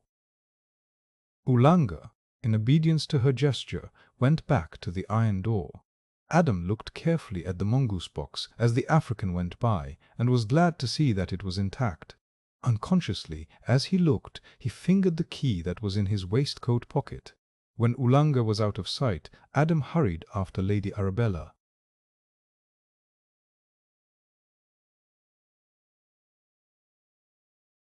Chapter 16. Exit. Ulanga. The woman turned sharply as Adam touched her shoulder. "Ah," he whispered. Her answer was crisp and concise. "I don't. Forewarned is forearmed. Tell me if you will. It is for your own protection. Why do you mistrust him?" "My friend, you have no idea of that man's impudence. Would you believe that he wants me to marry him?" "No," said Adam incredulously, amused in spite of himself. "Yes, and wanted to bribe me to do it by sharing a chest of treasure. At least, he thought it was." "Stolen from Mr. Caswell. Why do you distrust him, Mr. Salton? Did you notice that box he had slung on his shoulder? That belongs to me. I left it in the gun room when I went to lunch. He must have crept in and stolen it. Doubtless he thinks that it, too, is full of treasure." "He does? How on earth do you know?" asked Adam. "A little while ago he offered to give it to me. Another bribe to accept him." "Faugh! I am ashamed to tell you such a thing." "Faugh! I am ashamed to tell you such a thing." The beast. Whilst they had been speaking, she had opened the door, a narrow iron one, well hung. For it opened easily and closed tightly without any creaking or sound of any kind. Within all was dark, but she entered as freely and with as little misgiving or restraint as if it had been broad daylight. For Adam there was just sufficient green light from somewhere for him to see that there was a broad flight of heavy stone steps leading upward, but Lady Arabella, after shutting the door behind her when it closed tightly without a clang, tripped up the steps lightly and swiftly. A bland instant all was dark, but there came again the faint green light which enabled him to see the outlines of things. Another iron door, narrow like the first and fairly high, led into another large room, the walls of which were of massive stones, so closely joined together as to exhibit only one smooth surface. This presented the appearance of having at one time been polished. On the far side, also smooth like the walls, was the reverse of a wide but not high iron door. Here there was a little. More light! For the high up aperture over the door opened to the air. Lady Arabella took from her girdle another small key, which she inserted in a keyhole in the centre of a massive lock. The great bolt seemed wonderfully hung. For the moment the small key was turned, the bolts of the great lock moved noiselessly, and the iron doors swung open. On the stone steps outside stood Ulanga, with the mongoose box slung over his shoulder. Lady Arabella stood a little on one side, and the African, accepting the movement as an invitation, entered in an obsequious way. The moment, however, that he was inside, he gave a quick look around him. "Much death here, big death, many deaths, good, good!" He sniffed round as if he was enjoying the scent. The matter and manner of his speech were so revolting that instinctively Adam's hand wandered to his revolver, and, with his finger on the trigger, he rested satisfied that he was ready for any emergency. There was certainly opportunity for the heis. A nigger's enjoyment, for the open well hole was almost under his nose, sending up such a stench as almost made Adam sick, though Lady Arabella seemed not to mind it at all. It was like nothing that Adam had ever met with. He compared it with all the noxious experiences he had ever had. The drainage of war hospitals, of slaughter-houses, the refuse of dissecting rooms, none of these was like it, though it had something of them all, it had something of chemical waste and the poisonous. Effluvium of the bilge of a water! Logged ship whereon a multitude of rats had been drowned. Then, quite unexpectedly, the negro noticed the presence of a third person. "Adam! Salton!" He pulled out a pistol and shot at him, happily missing. Adam was himself usually a quick shot, but this time his mind had been on something else, and he was not ready. However, he was quick to carry out an intention, and he was not a coward. In another moment both men were in grips. Beside them was the dark hole, with that horrid effluvium stealing up from its mysterious depths. Adam and Ulanga both had pistols. Lady Arabella, who had not one, was probably the most ready of them all in the theory of shooting, but that being impossible, she made her effort in another way. Gliding forward, she tried to seize the African, but he eluded her grasp, just missing, in doing so, falling into the mysterious hole. As he swayed back to firm foothold, he turned his own gun on her and shot. Instinctively, Adam leaped at his assailant. Clutching at each other, they tottered on the very brink. Lady Arabella's anger, now fully awake, was all for Ulanga. She moved towards him with her hands extended, and had just seized him when the catch of the locked box, due to some movement from within, flew open, and the king cobra killer flew at her with a venomous fury impossible to describe. As it seized her throat, she caught hold of it and, with a fury superior to its own, tore it in two, just as if it had been a sheet of paper. The strength used for such an act must have been terrific. In an instant it seemed to spout blood and entrails, and was hurled into the well-hole. In another instant she had seized Ulanga, and with a swift rush had drawn him, her white arms encircling him, down with her into the gaping aperture. Adam saw a medley of green and red lights blaze in a whirling circle, and as it sank down into the well, a pair of blazing green eyes became fixed, sank lower and lower, with frightful rapidity, and disappeared, throwing upward the green light which grew more and more vivid every moment. As the light sank into the noisome depths, there came a shriek which chilled Adam's blood, a prolonged agony of pain and terror which seemed to have no end. Adam Salton felt that he would never be able to free his mind from the memory of those dreadful moments. The gloom which surrounded that horrible charnel pit, which seemed to go down to the very bowels of the earth, yet from far down the sights and sounds of the nethermost hell. The ghastly fate of the African as he sank down to his terrible doom, his black face growing grey with terror, his white eyeballs, now like veined bloodstone, rolling in the helpless extremity of fear.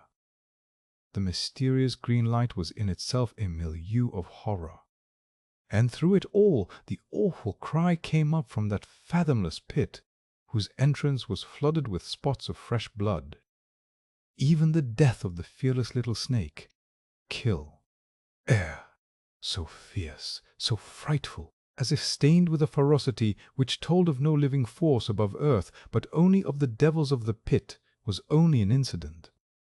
Adam was in a state of intellectual tumult, which had no parallel in his experience.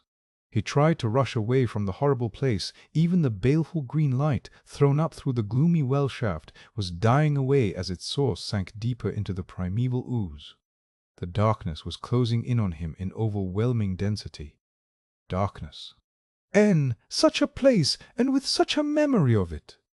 He made a wild rush forward, slipped on the steps in some sticky, acrid, smelling mass that felt and smelt like blood, and, falling forward, felt his way into the inner room, where the well shaft was not.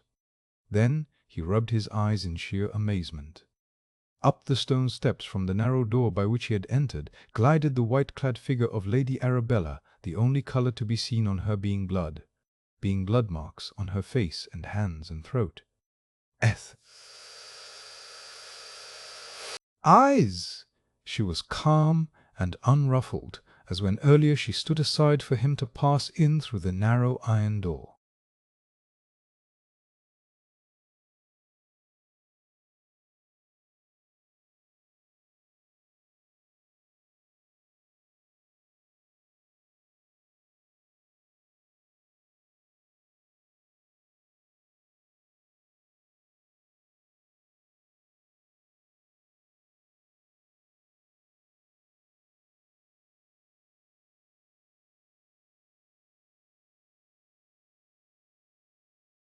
progressed beyond his original view that he felt a little doubtful as to what would be the old gentleman's attitude when he should hear of the strange events for the first time.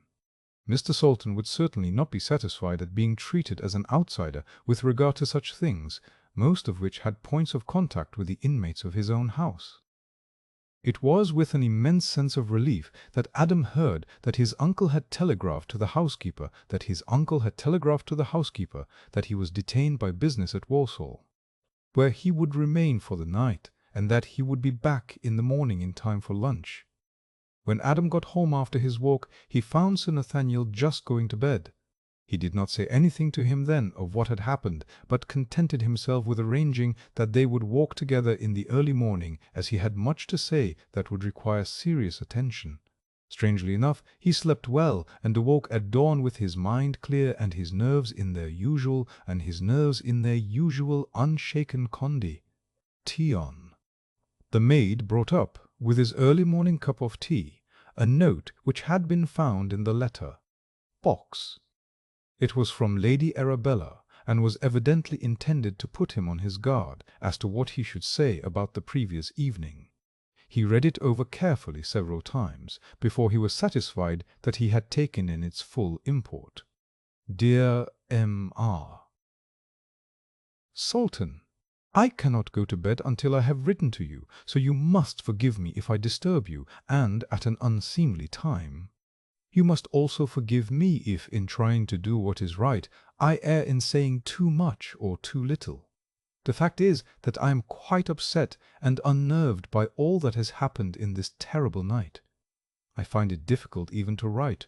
My hands shake so that they are not under control, and I am trembling all over with memory of the horrors we saw enacted before our eyes. I am grieved beyond measure that I should be, however remotely, a cause of this horror coming on you. Forgive me if you can, and do not think too hardly of me. This I ask with confidence, for since we shared together the danger, the very pangs, of death, I feel that we should be to one another something more than mere friends, that I may lean on you and trust you, assured that your sympathy and pity are for me. You really must let me thank you for the friendliness, the help, the confidence, the real aid at a time of deadly danger and deadly fear which you showed me. That awful man. I shall see him forever in my dreams. His black, malignant face will shut out all memory of sunshine and happiness. I shall eternally see his evil eyes as he threw himself into that well-hole in a vain effort to escape from the consequences of his own misdoing. The more I think of it, the more apparent it seems to me that he had premeditated the whole thing. Of course, except his own horrible death. Perhaps you have noticed a fur collar I occasionally wear. It is one of my most valued treasures, an ermine collar studded with emeralds. I had often seen the nigger's eyes gleam covetously when he looked at it. Unhappily, I wore it yesterday. That may have been the cause that lured the poor man to his doom.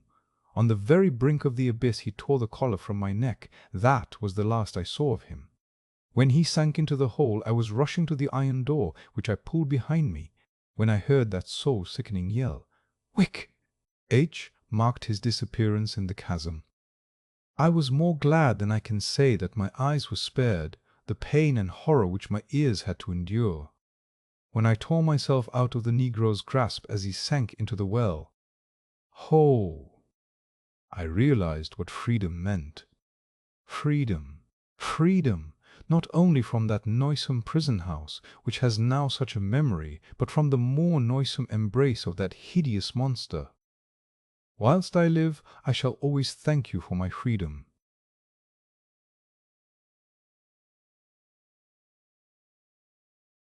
Esteems express her gratitude, otherwise it becomes too great to bear. I am not a sentimental girl who merely likes to thank a man. I am a woman who knows all, of bad as well as good, that life can give. I have known what it is to love and to lose. But you must not let me bring any unhappiness into your life. I must live on, as I have lived, alone, and, in addition, bear with other woes the memory of this latest insult and horror. In the meantime, I must get away as cly as possible from Diana's Grove. In the morning I shall go up to town, where I shall remain for a week. I cannot stay longer, as business affairs demand my presence here. I think, however, that a week in the rush of busy London, surrounded with multitudes of commonplace people, will help to soften, I cannot expect total obliteration, the terrible images of the bygone night. When I can sleep easily, which will be, I hope, after a day or two, I shall be fit to return, me, and take up again the burden which will, I suppose, always be with me. I shall be most happy to see you on my return, or earlier, if my good fortune sends you on any errand to London. I shall stay at the Mayfair Hotel. In that busy spot we may forget some of the dangers and horrors we have shared together. Adieu, and thank you again and again for all your kindness and consideration to me. Arabella March. Adam was surprised by this effusive epistle, but he determined to say nothing of it to Sir Nathaniel until he should have thought it well over. When Adam met Sir Nathaniel at breakfast, he was glad that he had taken time to turn things over in his mind.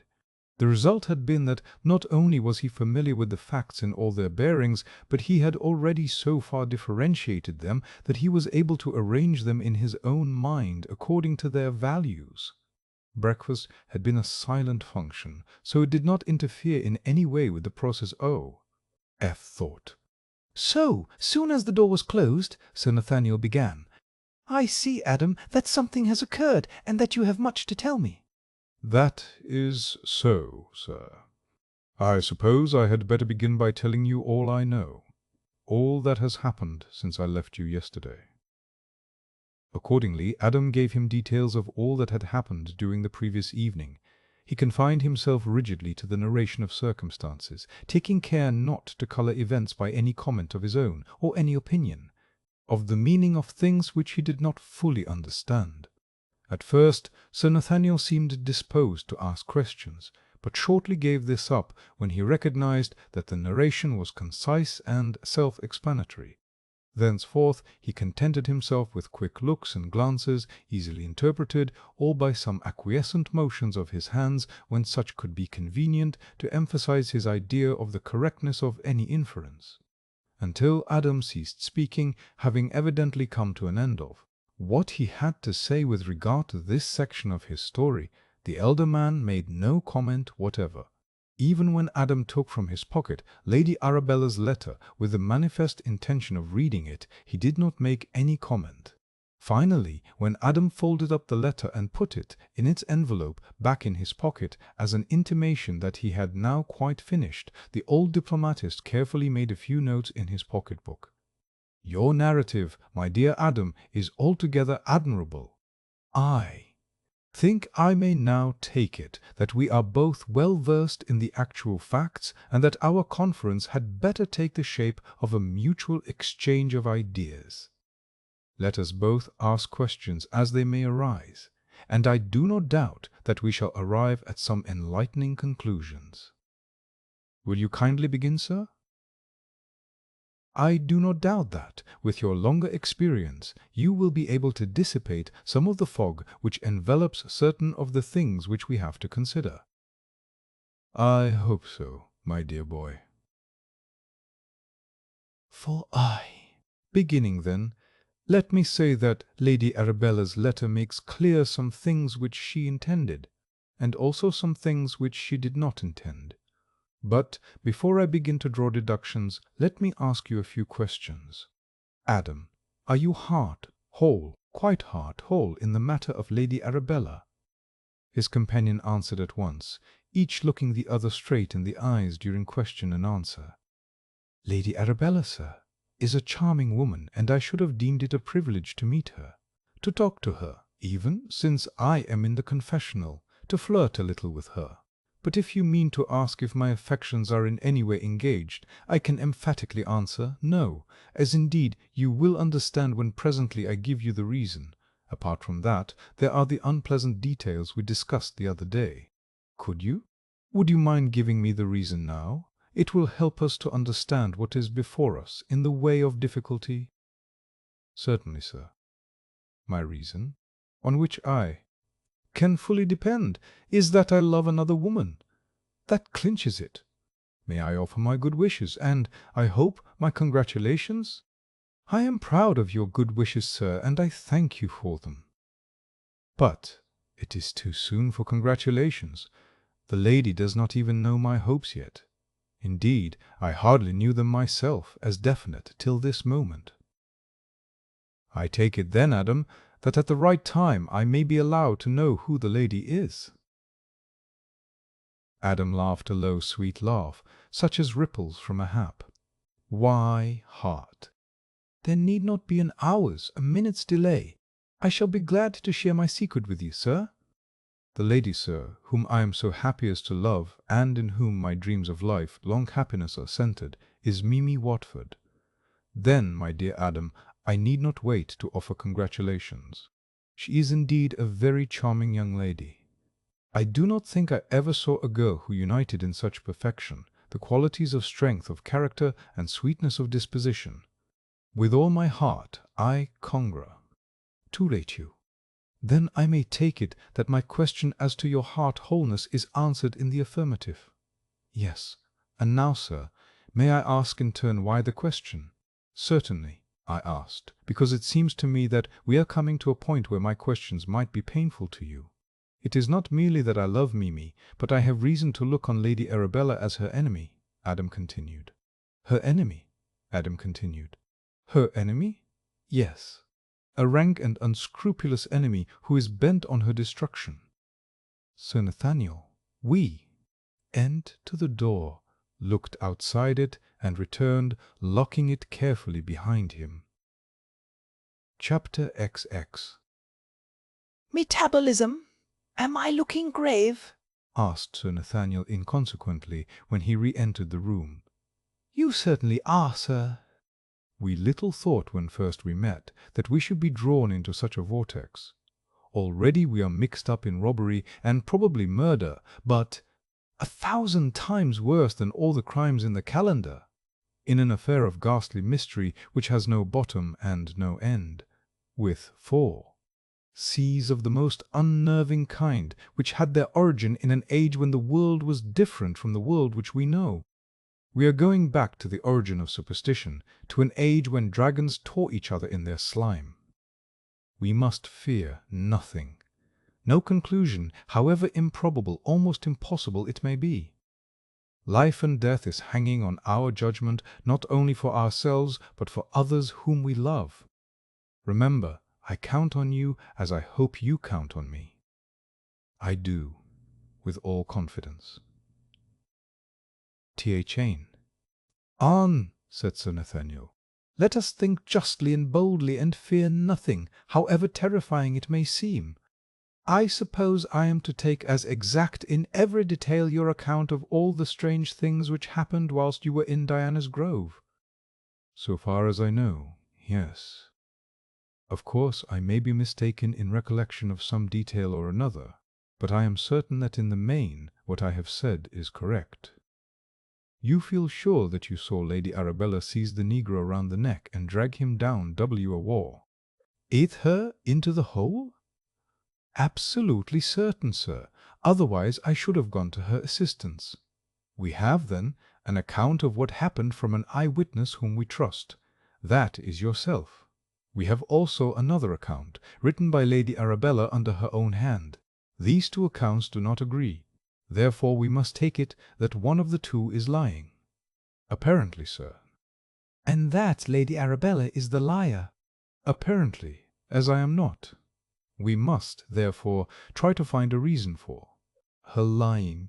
She has nothing to fear from Ulanga, who is dead. Therefore the only reason which could actuate her would be to convince someone else that she was blameless. This someone could not be you, for you had the evidence of your own eyes. There was no one else present, therefore it must have been an absent person. That seems beyond dispute, sir. There is only one other person whose good opinion she could wish to keep. Edgar Caswall. He is the only one who fills the bill. her lie. As point to other things besides the death of the African, she evidently wanted it to be accepted that his falling into the well was his own act. I cannot suppose that she expected to convince you, the eyewitness, but if she wished later on to spread the story, it was wise of her to try to get your acceptance of it. That is so. Then there were other matters of untruth. That, for instance, of the ermine collar embroidered with emeralds. That, for instance, of the emeralds. If an understandable reason be required for this, it would be to draw attention away from the green lights which were seen in the room, and especially in the well-hole. Any unprejudiced person would accept the green lights to be the eyes of a great snake, such as tradition pointed to living in the well-hole. In fine, therefore, Lady Arabella wanted the general belief to be that there was no snake of the kind in Diana's Grove. For my own part, I don't believe in a partial liar. This art does not deal in a partial liar. This art does not deal in veneer. A liar is a liar right through. Self-interest may prompt falsity of the tongue, but if one prove to be a liar, nothing that he says can ever be believed. This leads us to the conclusion that because she said or inferred that there was no snake, we should look for one, and expect to find it too. Now let me digress. I live, and have for many years lived, in Derbyshire, a county more celebrated for its caves than any other county in England. I have been through them all, and am familiar with every turn of them, as also wit. Other great caves, in Kentucky, in France, in Germany, and a host of other places. In many of these are tremendously deep caves of narrow aperture, which are valued by intrepid explorers, who descend narrow gullets of abysmal depth, and sometimes never return. In many of the caverns in the peak, I am convinced that some of the smaller passages were used in primeval times as the lairs of some of the great serpents of legend and tradition. It may have been that such caverns were formed in the usual geologic way, bubbles or flaws in the earth's crust, which were later used by the monsters of the period of the young world. It may have been, of course, that some of them were worn originally by water, but in time they all found a use when suitable for living monsters. This brings us to another point, more difficult to accept and understand than any other, requiring belief in a base not usually accepted or indeed entered on. Whether such abnormal growths could have ever changed in their nature. Some day the study of metabolism may progress so far as to enable us to accept structural changes proceeding from an intellectual or moral base. We may lean towards a belief that great animal strength may be a sound base for changes of all sorts. If this be so, what could be a more fitting subject than primeval monsters whose strength was such as to allow a survival of thousands of years? We do not know yet if brain can increase and develop independently of other parts of the living structure. After all, the medieval belief in the philosopher's stone which could transmute metals has its counterpart in the accepted theory of metabolism which changes living tissue. In an age of investigation like our own, when we are returning to science as the base of wonders, almost of miracles, we should be slow to refuse to accept facts, however impossible they may seem to be. Let us suppose a monster of the early days of the world, a dragon of the prime, of vast age, running into thousands of years, to whom had been conveyed in some way, it matters not, a brain just sufficient for the beginning of growth. Suppose the monster to be of incalculable size and of a strength quite abnormal, a veritable incarnation of animal strength. Suppose this animal is allowed to remain in one place, thus being removed from accidents of interrupted development, might not, would not, this creature, in process of time, ages, if necessary, have that rudimentary intelligence developed? There is no impossibility in this, it is only the natural process of evolution. In the beginning, the instincts of animals are confined to alimentation, self-protection, and the multiplication of their species. As time goes on and the needs of life become more complex, power follows need. We have been long accustomed to consider growth as applied almost exclusively to size in its various aspects. But nature, who has no doctrinaire ideas, may equally apply it to concentration. A developing thing may expand in any given way or form. Now, it is a scientific law that increase implies gain and loss of various kinds. What a thing gains in one direction, it may lose in another. May it not be that Mother Nature may deliberately encourage decrease as well as increase, that it may be an axiom that what is gained in concentration is lost in size? Take, for instance, monsters that tradition has accepted and localized, such as the worm of Lambton or that of Spindleston. Hugh, if such a creature were, by its own process of metabolism, to change much of its bulk for intellectual growth, we should at once arrive at a new class of creature, more dangerous, perhaps, than the world has ever had any experience of. A force which can think, which has no soul and no morals, and therefore no acceptance of responsibility. A snake would be a good illustration of this, for it is cold-blooded and therefore removed from the temptations which often weaken or restrict warm-blooded creatures. If, for instance, the worm of Lambton, if such ever existed, were guided to its own ends by an organized intelligence capable of expansion, what form of creature could we imagine which would equal it in potentialities of evil? Why, such a being would devastate a whole country. Now, all these things require much thought, and we want to apply the knowledge usefully, and we should therefore be exact. Would it not be well to resume the subject later in the day? I quite agree, sir. I am in a whirl already, and want to attend carefully to what you say, so that I may try to digest it. Both men seemed fresher and better for the easy, and when they met in the afternoon, each of them had something to contribute to the general stock of information. Adam, who was by nature of a more militant disposition than his elderly friend, was glad to see that the conference at once assumed a practical trend. Sir Nathaniel recognized this, and, like an old diplomatist, turned it to present use. Tell me now, Adam, what is the outcome in your own mind of our conversation? That the whole difficulty already assumes practical shape, but with added dangers, that at first I did not imagine. What is the practical shape, and what are the added dangers? I am not disputing, but only trying to clear my own ideas by the consideration of yours. So, Adam went on, in the past, in the early days of the world, there were monsters who were so vast that they could exist for thousands of years. Some of Hem must have overlapped the Christian era. They may have progressed intellectually in process of time. If they had in any way so progressed, or even got the most rudimentary form of brain, they would be the most dangerous things that ever were in the world. Tradition says that one of these monsters lived in the marsh of the East, and came up to a cave in Diana's Grove, which was also called the Lair of the White Worm. Such creatures may have grown down as well as up. They may have grown into, or something like, human beings. Lady Arabella March is of snake nature. She has committed crimes to our knowledge. She retains something of the vast strength of her primal being, can see in the dark, as the eyes of a snake. She used the nigger, and then dragged him through the snake's hole down to the swamp. She is intent on evil and hates someone we love. Result: time 9.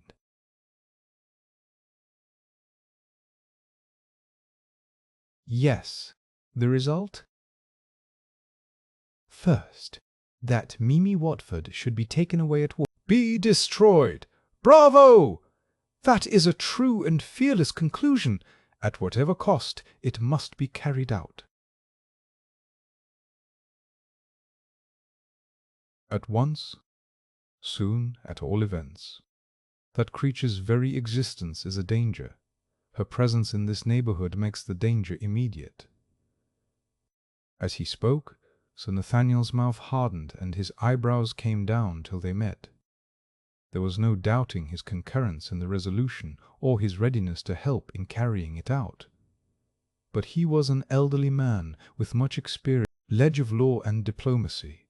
It seemed to him to be a stern duty to prevent anything irrevocable taking place till it had been thought out and all was ready.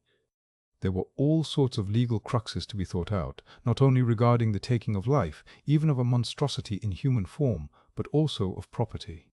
Lady Arabella, be she woman or snake or devil, owned the ground she moved in, according to British law, and the ground she moved in, according to British law, and the law is jealous and swift to avenge wrongs done within its ken.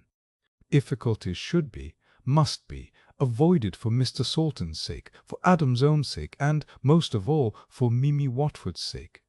Before he spoke again, Sir Nathaniel had made up his mind that he must try to postpone decisive action until the circumstances on which they depended, which, after all, were only problematical, should have been tested satisfactorily, one way or another.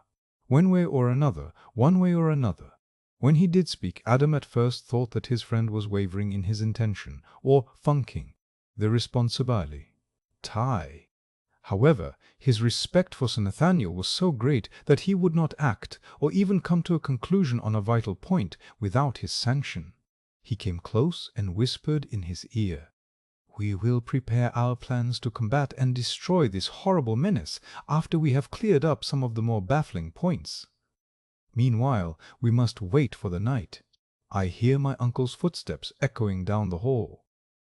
Sir Nathaniel nodded his approval. Chapter XXX. Crean. Light had retired for the night. Adam and Sir Nathaniel returned to the study. Things went with great regularity at Lesser Hill, so they knew that there would be no interruption to their talk. When their cigars were lighted, Sir Nathaniel began. "I hope, Adam, that you do not think me either slack or changeable of purpose. I mean to go through this business to the bitter end, whatever it may be. Be satisfied that my first care is, and shall be, the protection of Mimi Watford. To that I am pledge. My dear boy, we who are interested are all in the same danger. That semi-human monster out of the pit hates and means to destroy us all. You and me, certainly, and probably your uncle. I wanted especially to talk with you tonight, for I cannot help thinking that the time is fast coming, if it has not come already, when we must take your uncle into our confidence. It was one thing when fancied evils threatened, but now he is probably marked for death, and it is only right that he should know. All. I am with you, sir. Things have changed since we agreed to keep him out of the trouble. Now we dare not. Consideration for his feelings might cost his life. It is a duty, and no light or pleasant one either. I have not a shadow of doubt that he will want to be one with us in this. But remember, we are his guests. His name, his honor, have to be thought of as well as his safety. All shall be as you wish, Adam. And now as to what we are to do. We cannot murder Lady Arabella off hand. Therefore we shall have to put things in order for the killing, and in such a way that we cannot be taxed with a crime. It seems to me, sir, that we are in an exceedingly tight place. Our first difficulty is to know where to begin. I never thought this fighting an antediluvian monster would be such a complicated job. This one is a woman, with all a woman's wit, combined with the heartlessness of a cocotte. She has the strength and impregnability of a diplodocus. We may be sure that in the fight that is before us there will be no semblance of fair play. Also, that our unscrupulous opponent will not betray herself. That is so. But being feminine, she will probably overreach herself. Now, Adam, it strikes me that, as we have to protect ourselves and others against feminine nature, our strong game will be to play our masculine against her feminine. Perhaps we had better sleep on it. She is a thing of the night, and the night may give us some ideas. So they both toss. Arned in. Adam knocked at Sir Nathaniel's door in the grey of the morning, and, on being bidden, came into the room. He had several letters in his hand. Sir Nathaniel sat up in bed. "Well, I should like to read you a few letters, but, of course, I shall not send them unless you approve. In fact," with a smile and a blush, "there are several things which I want to do, but I hold my hand and my tongue till I have your approval." "Go on," said the other kindly. "Tell me all, and count at Anne." Rate on my sympathy and on my approval and help if I can see my way.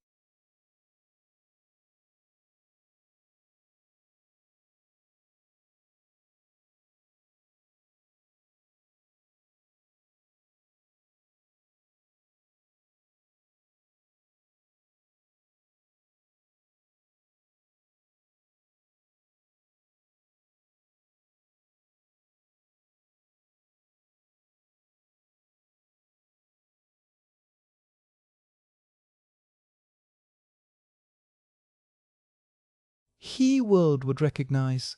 The only form recognized by convention is marriage. Sir Nathaniel smiled in a fatherly way. To marry, a husband is required, and that husband should be you. Yes, yes. And the marriage should be immediate and secret, or at least not spoken of outside ourselves. Would the young lady be agreeable to that proceeding? I do not know, sir. Then how are we to proceed? I suppose that we, or one of us, must ask her. Is this a sudden idea, Adam?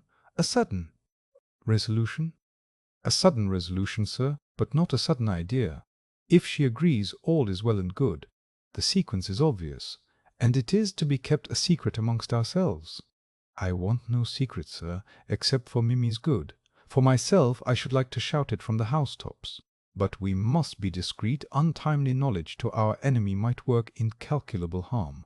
And how would you suggest, Adam, that we could combine the momentous question with secrecy? Adam grew red and moved. Uneasily. Someone must ask her as soon as possible. And that someone? I thought that you, sir, would be so good. God bless my soul.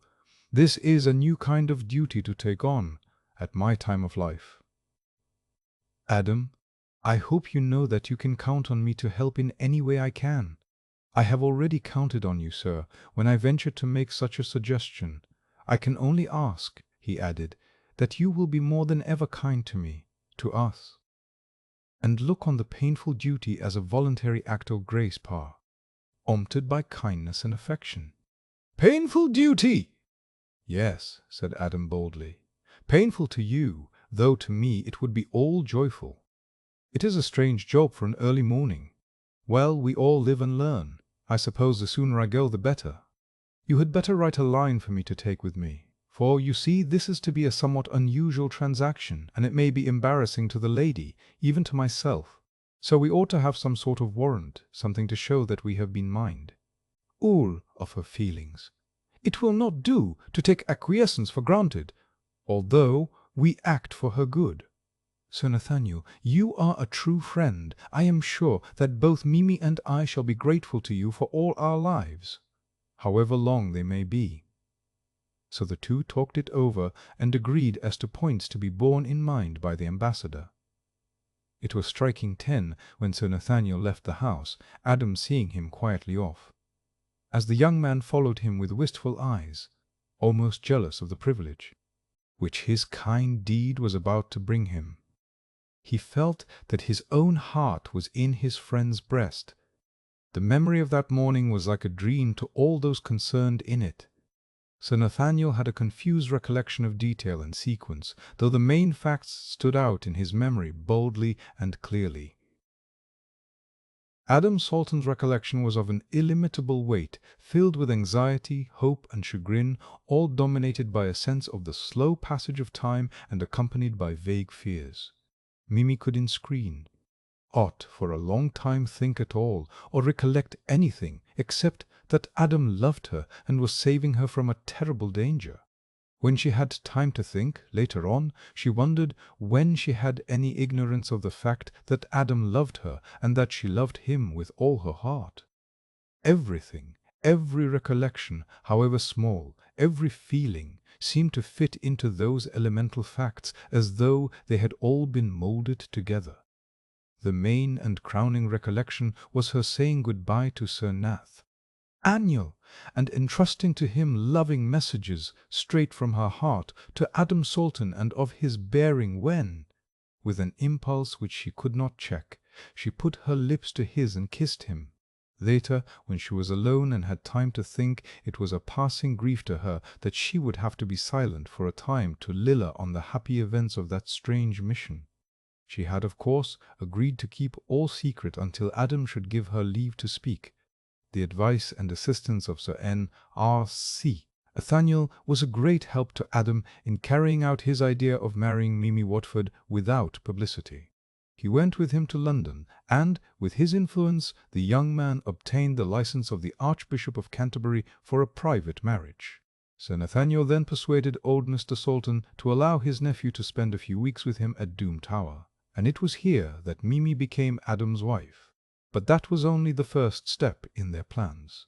Before going further, however, Adam took his ride off to the Isle of Man.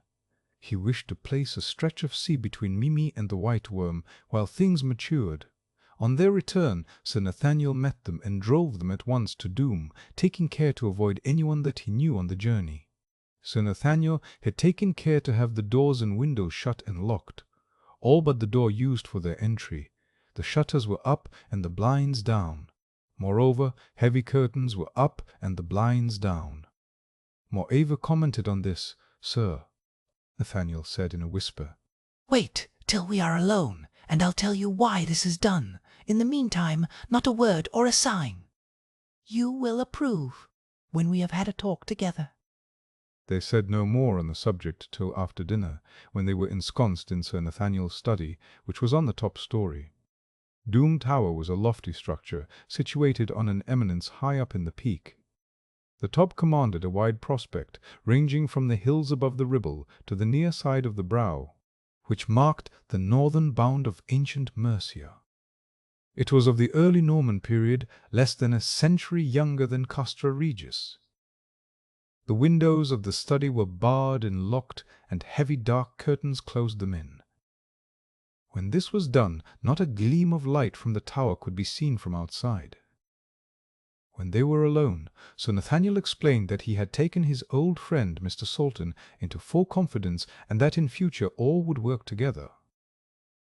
"It is important for you to be extremely careful, in spite of the fact that our marriage was kept secret, as also your temporary absence. Both are known.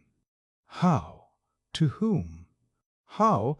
I know not, but I am beginning to have an idea." "To her?" asked Adam in momentary consternation. Sir Nathaniel shivered perceptibly. "The White Worm?" "Yes." Adam noticed that from now on his friend never spoke of Lady Arabella otherwise, except when he wished to divert the suspicion of others. Sir Nathaniel switched off the electric light. "Eh?" And when the room was pitch dark, he came to Adam, took him by the hand, and led him to a seat set in the southern window. Then he softly drew back a piece of the curtain and motioned his companion to look out. Adam did so, and immediately shrank back, as though his eyes had opened on pressing danger. His companion set his mind at rest by saying in a low voice, "It is all right. You may speak, but speak low. There is no danger here at present." Adam leaned forward, taking care, however, not to press his face against the glass. What he saw would not under ordinary circumstances have caused concern to anybody. With his special knowledge, it was appalling, though the night was now so dark that in reality there was little to be seen. On the western side of the tower stood a grove of old trees of forest dimensions. They were not grouped closely, but stood a little apart from each other, producing the effect of a row widely planted. Over the tops of them was seen a green light, something like the danger signal at a railway crossing. It seemed at first quite still, but presently, when Adam's eye became accustomed to it, he could see that it moved as if trembling. This at once recalled to Adam's mind the light quivering above the well-hole in the darkness of that inner room at Diana's Grove, Ulanga's awful shriek, and the hideous black face, now grown grey with terror, disappearing into the impenetrable gloom of the mysterious orifice. Instinctively he laid his hand on his revolver and stood up ready to protect his wife. Then, seeing that nothing happened, and that the light and all outside the tower remained the same, he softly pulled the curtain over the window. Sir Nathaniel switched on the light again, and in its comforting glow they began to talk freely.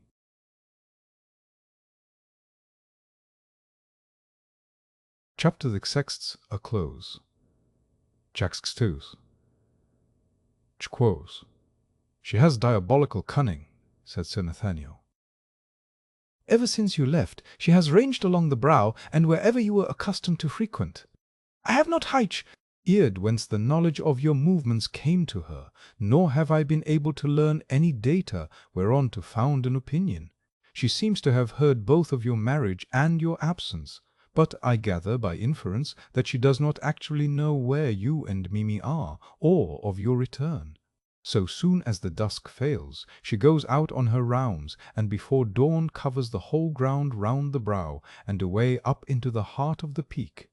The white worm, in her own proper shape, certainly has great facilities for the business on which she is now engaged. She can look into windows of any ordinary kind. Happily, this house is beyond her reach if she wishes, as she manifestly does, to remain unrecognized. But even at this height it is wise to show no lights, lest she might learn something of our presence or absence. Would it not be well, sir, if one of us could see this monster in her real shape at close quarters? I am willing to run the risk, for I take it there would be no slight risk in the doing. I don't suppose anyone of our time has seen her close and lived to tell the tale. Sir Nathaniel held up an expostulatory hand. Good God, lad, what are you suggesting? Think of your wife, and all that is at stake. It is of Mimi that I think, for her sake, that I am willing to risk whatever is to be risked. Adam's young bride was proud of her man, but she blanched at the thought of the man. But she blanched at the thought of the ghastly white worm. Adam saw this, and at once reassured her. So long as he, our ladyship, does not know whereabout I am, I shall have as much safety as remains to us. Bear in mind, my darling, that we cannot be too careful. Sir Nathaniel realized that Adam was right. The white worm had no supernatural powers, and could not harm them until she discovered their hiding place. It was agreed, therefore, that the two men should go together. When the two men should go together. When the two men slipped out by the back door of the house, they walked cautiously along the avenue which trended towards the west. Thing was pitch dark, so dark that at times they had to feel their way by the palings and tree trunks. They could still see, seemingly far in front of them and high up, the baleful light which at the height and distance seemed like a faint line. As they were now on the level of the ground, the light seemed infinitely higher than it had from the top of the tower. At the sight, Adam's heart fell. The danger of the desperate enterprise which he had undertaken burst upon him. But this feeling was shortly followed by another which restored him to himself, a fierce loathing and a desire to kill such as he had never experienced before. They went on for some distance, on a level road, fairly wide, from which the green light was visible. Here Sir Nathaniel spoke softly, placing his lips to Adam's ear for safety. We know nothing whatever of this creature's power of hearing or smelling, though I presume that both are of no great strength. As to seeing, we may presume the opposite, but in any case we must try to keep in the shade behind the tree trunks. The slightest error would be fatal to us. Adam only nodded, in case there should be any chance of the monster seeing the movement. After a time that seemed interminable, they emerged from the circling wood. It was like coming out into sunlight by comparison with the misty blackness which had been around them. There was light enough to see by, though not sufficient to distinguish things at a distance. Adam's eyes sought the green light in the sky. It was still in about the same place, but its surroundings were more visible. It was now at the summit of what seemed to be a long white pole, near the top of which were two pendant white masses, like rudimentary arms or fins. The green light, strangely enough, did not seem lessened by the surrounding starlight, but had a clearer effect and a deeper green. Whilst they were carefully regarding this, Adam with the aid of an opera glass, their nostrils were assailed by a horrid stench, something like that which rose from the well-hole in Diana's Grove. By degrees, as their eyes got the right focus, they saw an immense towering mass that seemed snowy white. It was tall and thin. The lower part was hidden by the trees which lay between, but they could follow the tall white shaft and the duplicate green lights which topped it. As they looked, there was a movement. The shaft seemed to bend, and the line of green light descended amongst the trees.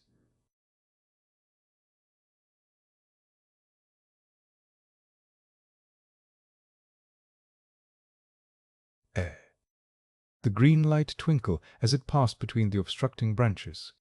Seeing where the head of the monster was, the two men ventured a little further forward and saw that the hidden mass at the base of the shaft was composed of vast coils of the great serpent's body, forming a base from which the upright mass rose. As they looked, this lower mass moved, the glistening folds catching the moonlight, and they could see that the monster's progress was along the ground. It was coming towards T.L. At a swift pace, so they turned and ran, taking care to make as little noise as possible, either by their footfalls or by disturbing the undergrowth close to them. They did not stop or pause till they saw before them the high, dark Tower of Doom.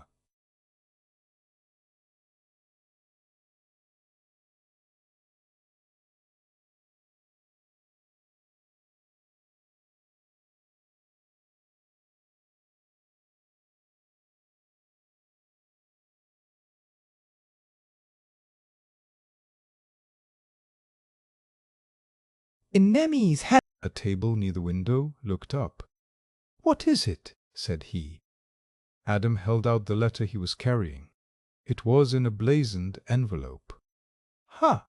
said Sir Nathaniel. "From the White Worm. I expected something of the kind." "But," said Adam, "how could she have known we were here? She didn't know last night." "I don't think we need trouble about that, Adam. There is so much we do not understand. This is only another mystery. Suffice it that she does know. Perhaps it all the better and safe." "Ah, for us." "How is that?" asked Adam with a puzzled look. "General process of reasoning, my boy, and the experience of some years in the diplomatic world. This creature is a monster without heart or consideration for anything or anyone. She is not nearly so dangerous in the open as when she has the dark to protect her. Besides, we know, by our own experience of her movements, that for some reason she shuns publicity. In spite of her vast bulk and abnormal strength, she is afraid to attack openly. After all, she is only a snake, and with a snake's nature, which is to keep low and squirm and proceed by stealth and cunning. She will never attack when she can run away, although she knows well that running away would probably be fatal to her." "What is the letter about?" Sir Nathaniel's voice was calm and self-possessed.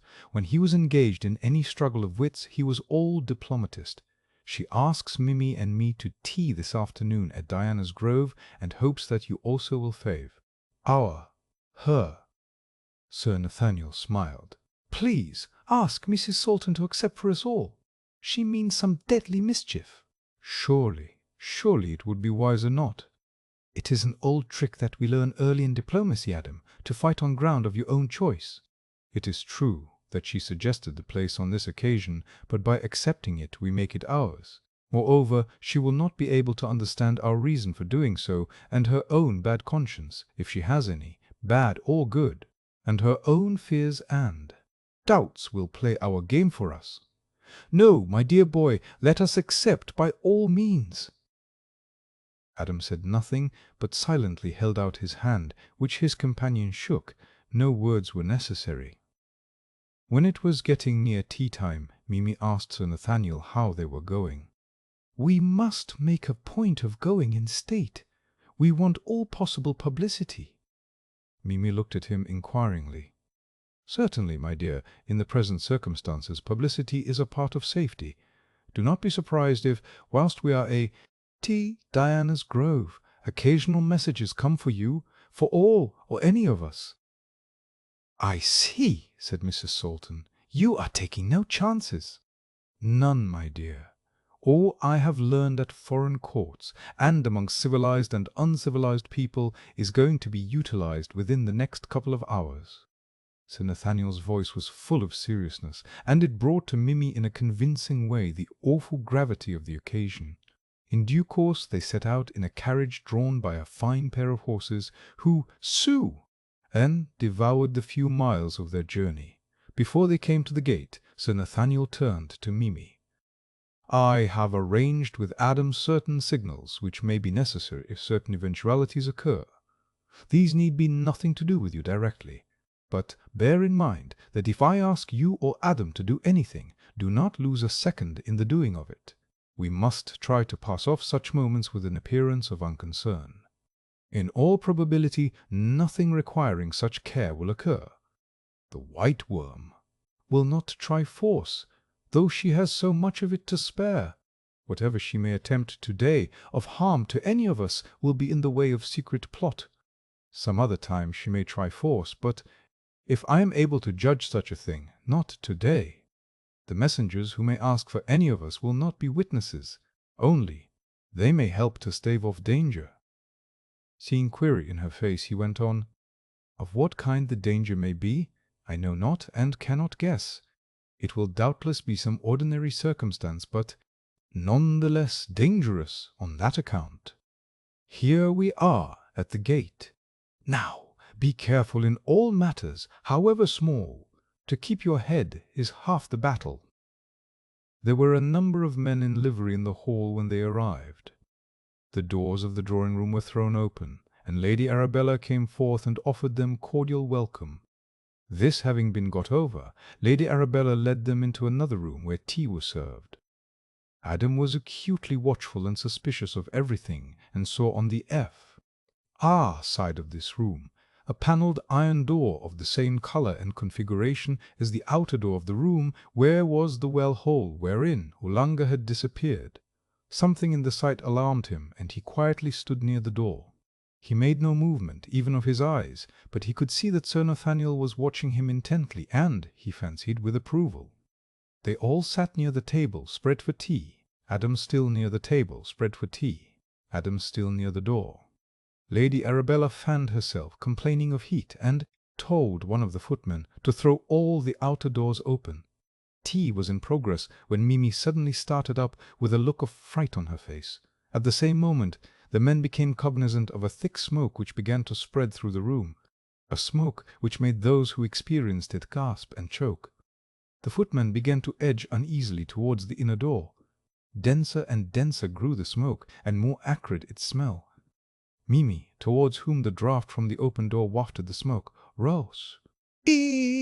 Up, choking!" and ran to the inner door, which she threw open to its fullest extent, disclosing on the outside a curtain of thin silk fixed to the doorposts. The draught from the open door swayed the thin silk towards her, and in her fright she tore down the curtain, which enveloped her from head to foot. Then she ran through the still open door, heedless of the fact that she could not see where she was going.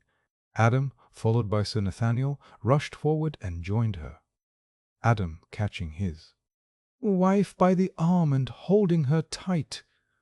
It was well that he did so, for just before her lay the black orifice of the well-hole, which, of course, she could not see with the silk curtain round her head.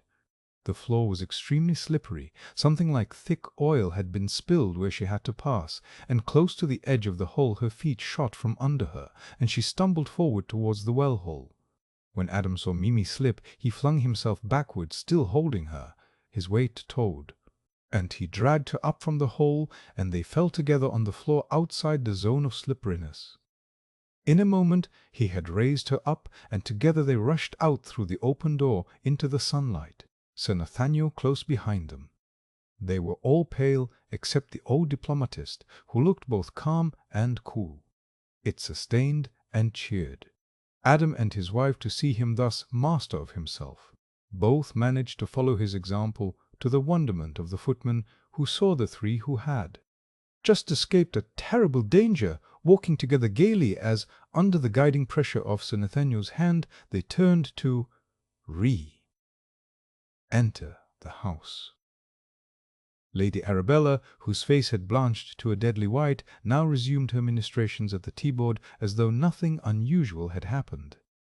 The slop basin was full of half-burned brown paper over which tea had been poured.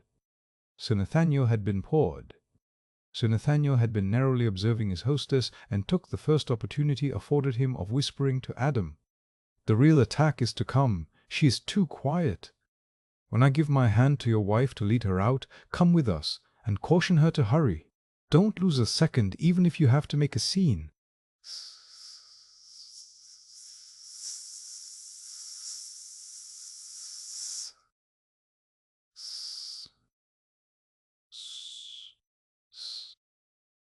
Then they resumed their places close to the table, and the servants, in obedience to Lady Arabella's order, brought in fresh tea.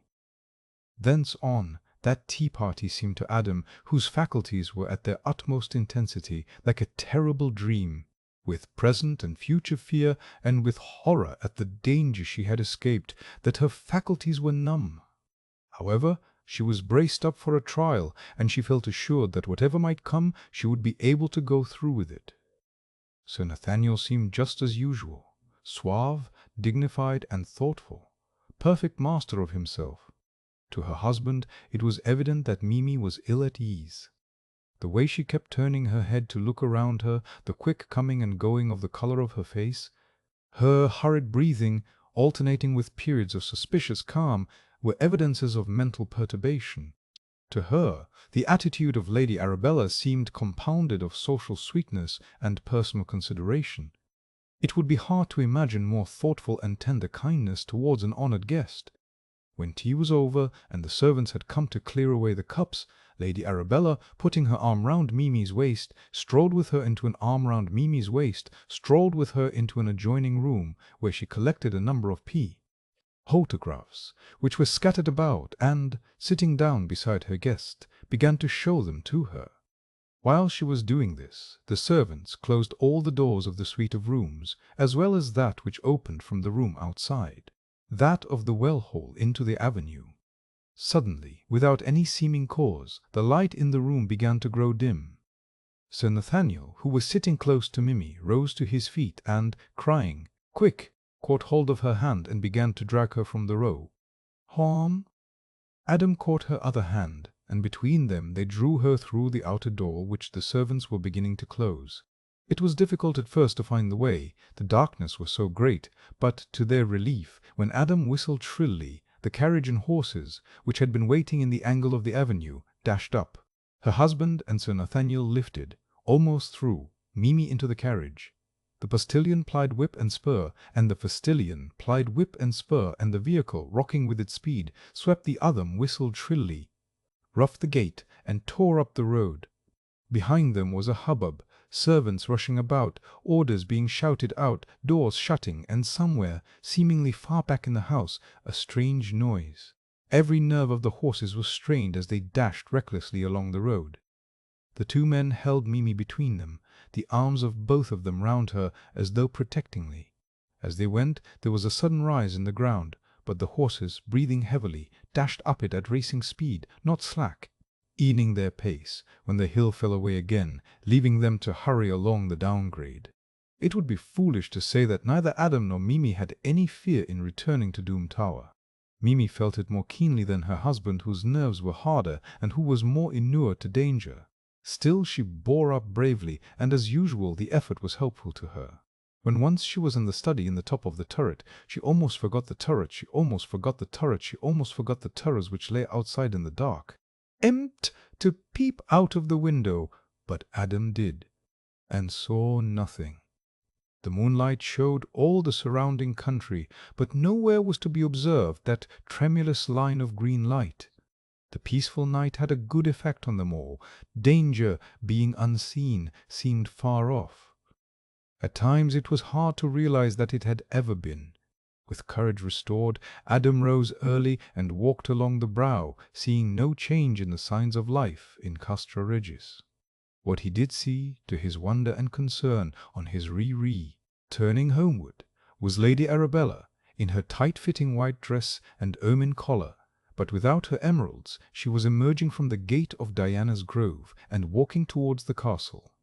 Pondering on this, and trying to find some meaning in it, occupied his thoughts till he joined Mimi and Sir Nathaniel at breakfast. They began the meal in silence. What had been, and was known to them all. Moreover, it was known to them all. Moreover, it was not a pleasant topic. A fillip was given to the conversation when Ada told of his seeing Lady Arabella on her way to Castra Regis. They each had something to say of her, and of what her wishes or intentions were towards Edgar Caswall. Mimi spoke bitterly of her in every aspect. She had not forgotten, and never would, never could. The occasion when, to harm liver, the woman had consorted even with the nigger. As a social matter, she was disgusted with her for following up the rich landowner. Throwing herself at his head so shamelessly was how she expressed it. She was interested to know that the great kite still flew from Caswall's tower, but beyond such matters she did not try to go. The only comment she made was of strongly expressed surprise at her ladyship's cheek in ignoring her own criminal acts, and her impudence in taking it for granted that others had overlooked them also.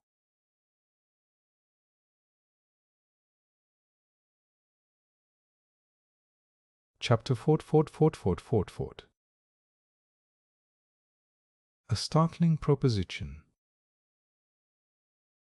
The more Mimi thought over the late events, that there was an error of fact somewhere. Could it be possible that some of them, all of them, had been mistaken, that there had been no white worm at all? On either side of her was a belief impossible of reception. Not to believe in what seemed apparent was to destroy the very foundations of belief. On. Yet in old days there had been monsters on the earth, and certainly some people had believed in just such mysterious changes of identity. It was all very strange.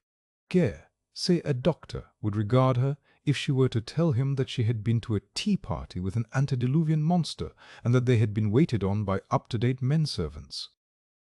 Adam had returned, exhilarated by his walk, and more settled in his mind than he had been for some time. Like Mimi, he had gone through the phase of doubt and inability to believe in the reality of things, though it had not affected him to the same extent. The idea, however, that his wife was suffering ill effects from her terrible ordeal braced him up. He remained with her for a time, then he sought Sir Nathaniel in order to talk over the matter with him. He knew that the calm common sense and self-reliance of the old man, as well as his experience, would be helpful to them all. Sir Nathaniel had come to the conclusion that, for some reason which he did not understand, Lady Arabella had changed her plans, and, for the present at all events, was pacific. He was inclined to attribute her changed deed to the fact that her influence over Edgar Caswall was so far increased as to justify a more fixed belief in his submission to her charms. As a matter of fact, she had seen Caswall that morning when she visited Castra Regis, and they had had a long talk together, during which the possibility of their union had been discussed. Caswall, without being enthusiastic on the subject, had been courteous and attentive. As she had walked back to Diana's Grove, she almost congratulated herself au point en her new settlement in life. That the idea was becoming fixed in her mind was shown by a letter which she wrote later in the day to Adam Salton and sent to him by hand. It ran as follows: Dear M.R. Salton, I wonder if you would kindly advise and, if possible, help me in a matter of business. I have been for some time trying to make up my mind to sell Diana's Grove. I have put off and put off the doing of it till now. The place is my own property, and no one has to be consulted with regard to what I may wish to do about it. It was bought by my late husband, Captain Adolphus Ranger March, who had another residence, the Crest, Appleby. He acquired all rights of all kinds, including mining and sporting. When he died, he left his whole property to me.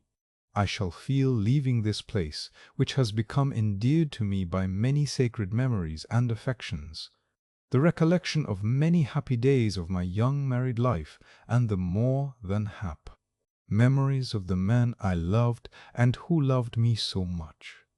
I should be willing to sell the place for any fair price. So long, of course, as the purchaser was one I liked and of whom I approved. May I say that you yourself would be the ideal person, but I dare not hope for so much. It strikes me, however, that among your Australian friends may be someone who wishes to make a settlement in the old country and would care to fix the spot in one of the most historic regions in England, full of romance and legend, and with a never-ending vista of historical interest. An estate which, though small, is in perfect condition and with illimitable possibilities of development, and many doubtful or unsettled rights which have existed before the time of the Romans or even Celts who were the original possessors. In addition, the house has been kept up to the dernier cri. Immediate possession can be arranged. My lawyers can provide you, or whoever you may suggest, with all business and historical details. A word from you of acceptance or refusal is all that is necessary, and we can leave details to be thrashed out by our agents. Forgive me, won't you, for troubling you in the matter, and believe me, yours very sincerely.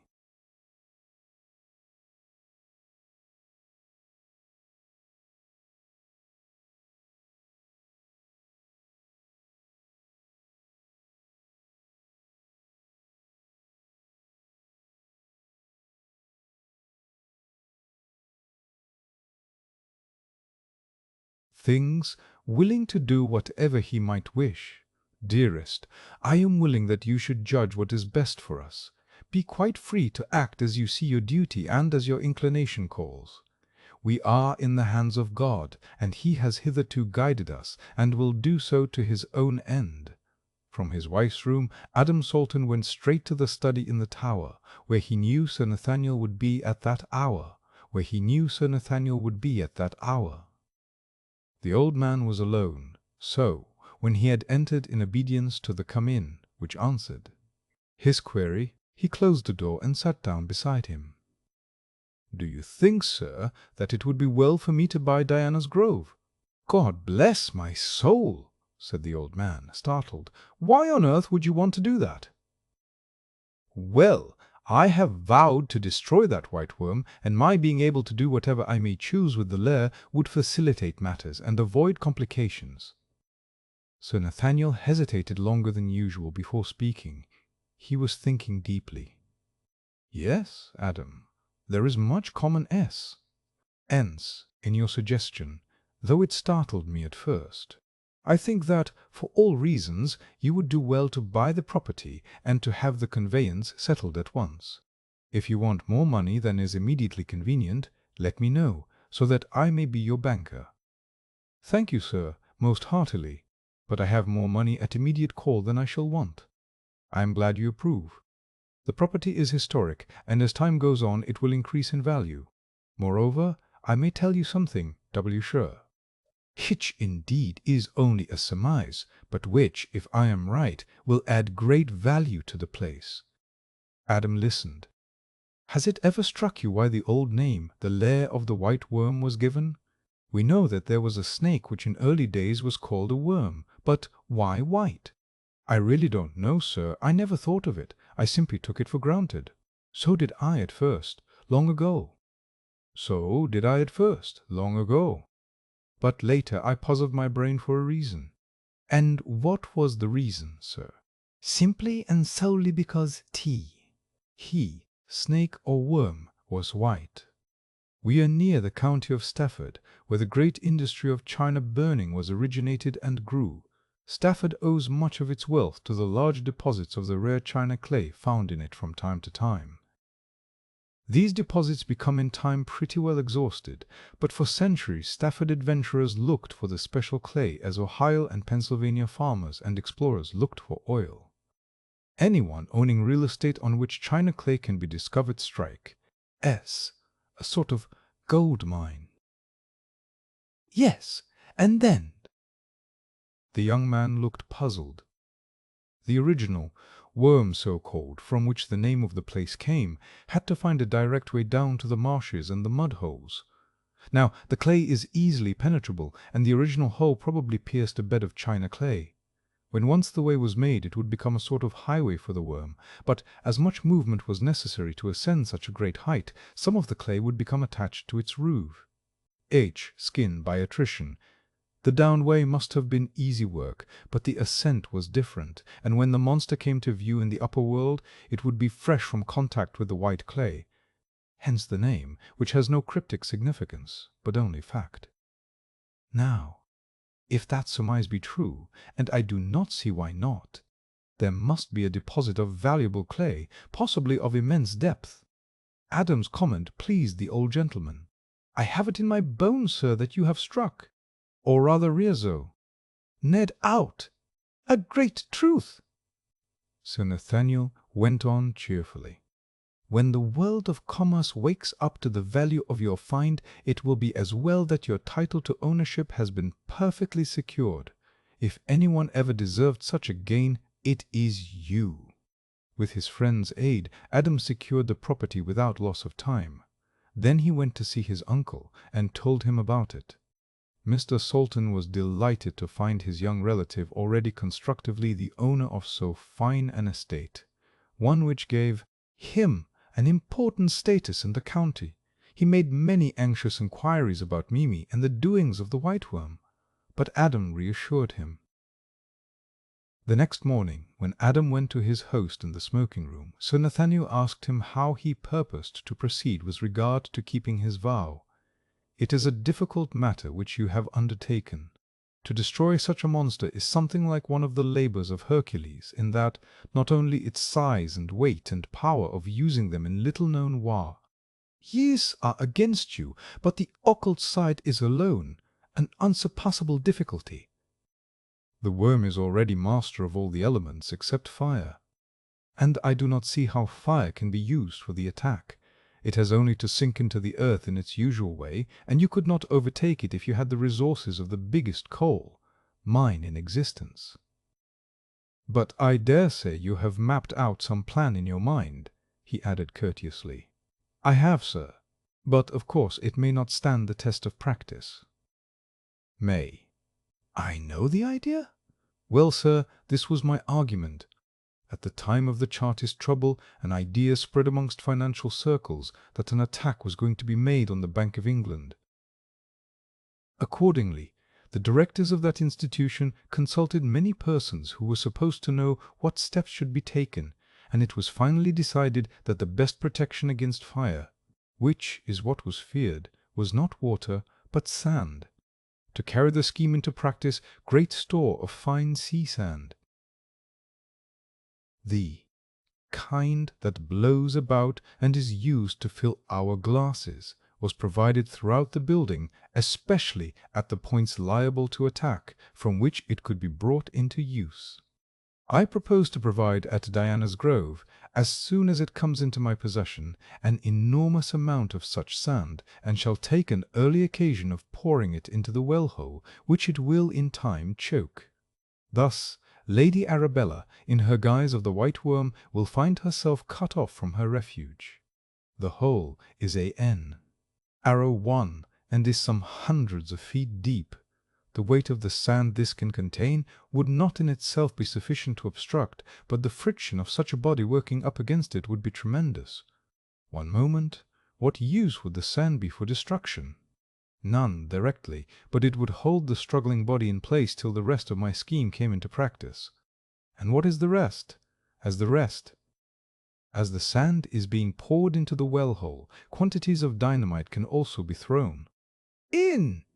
Good, but how would the dynamite explode? For, of course, that is what you intend. Would not some sort of wire or fuse he required for each parcel of dynamite? Adam smiled. Not in these days, sir. That was proved in New York.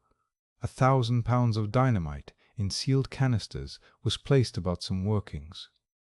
At the last, a charge of gunpowder was fired, and the concussion exploded the dynamite. It was most successful. Those who were non-experts in high explosives expected that very pane of glass in New York would be shattered, but In reality, the explosive did no harm outside the area intended, although 16 acres of rock had been mined and only the supporting walls and pillars had been left intact.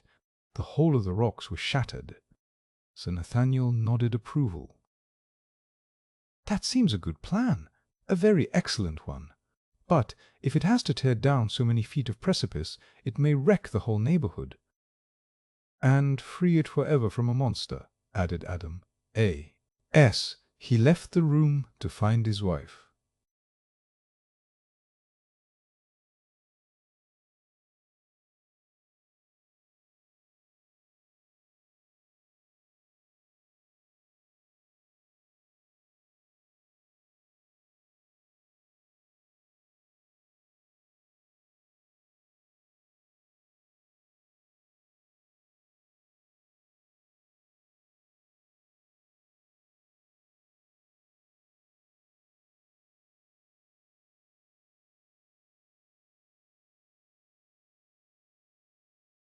A great heap of the sand, brought from bays on the Welsh coast, began to grow at the back of the grove.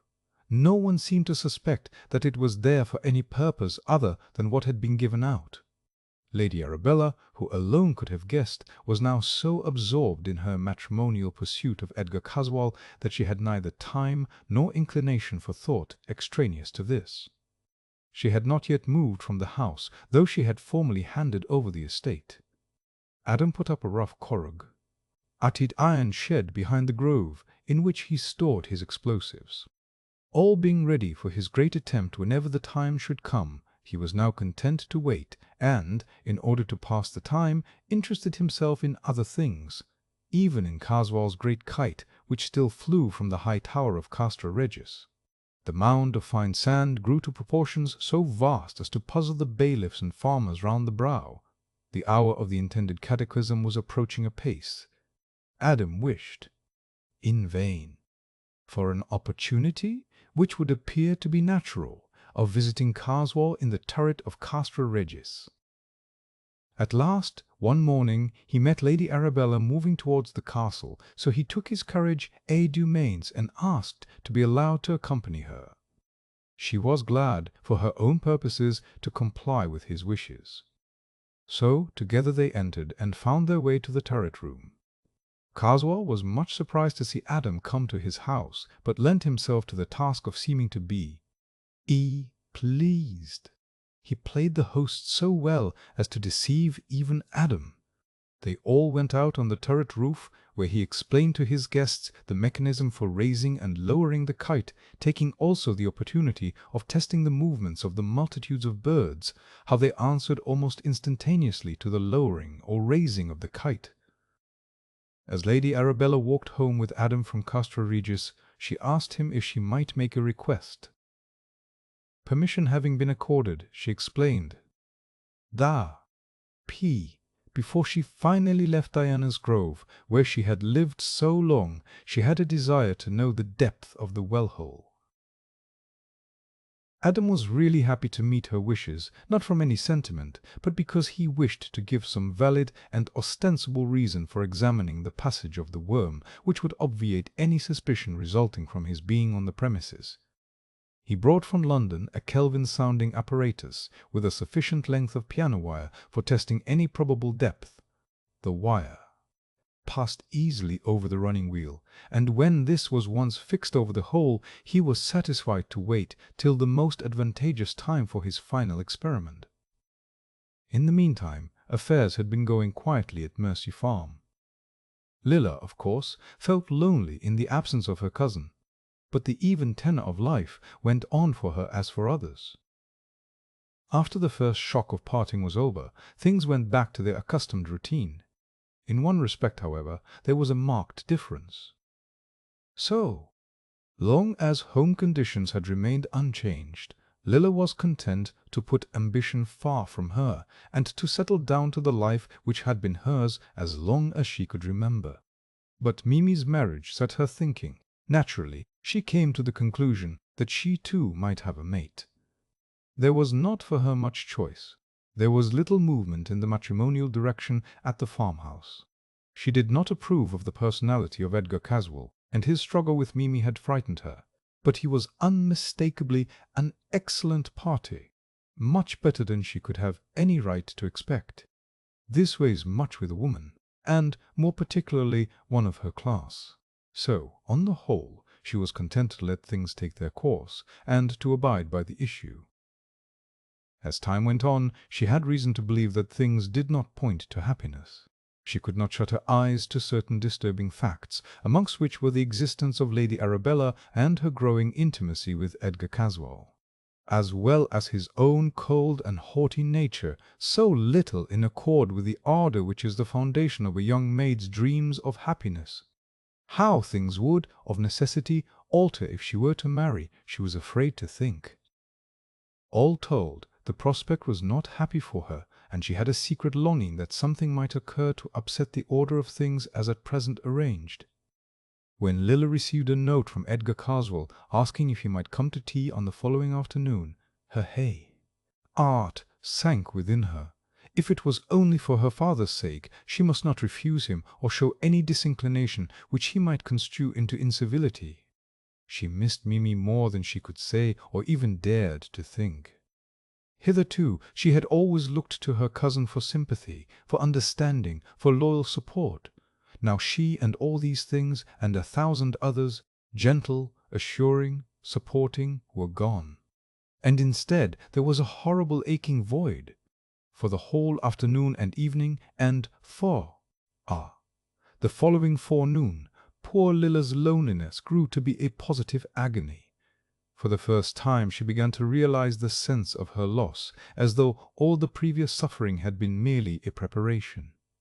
Everything she looked at, everything she remembered or thought of, became laden with poignant memory. Then on the top of all was a new sense of dread. The reaction from the sense of security, which had surrounded her all her life, to a never-quieted apprehension, was at times almost more wrath than she could bear. It so filled her with fear that she had a haunting feeling that she would as soon die as live. However, whatever might be her own feelings, duty had to be done, and as she had been brought up to consider duty first, she braced herself to go through, to the very best of her ability, what was before her. Still, the severe and prolonged struggle for self-control told upon Lilla. She looked, as she felt, ill and weak. She was really in a nerveless and prostrate condition, with black circles round her eyes, pale even to her lips, and with an instinctive trembling which she was quite unable to repress.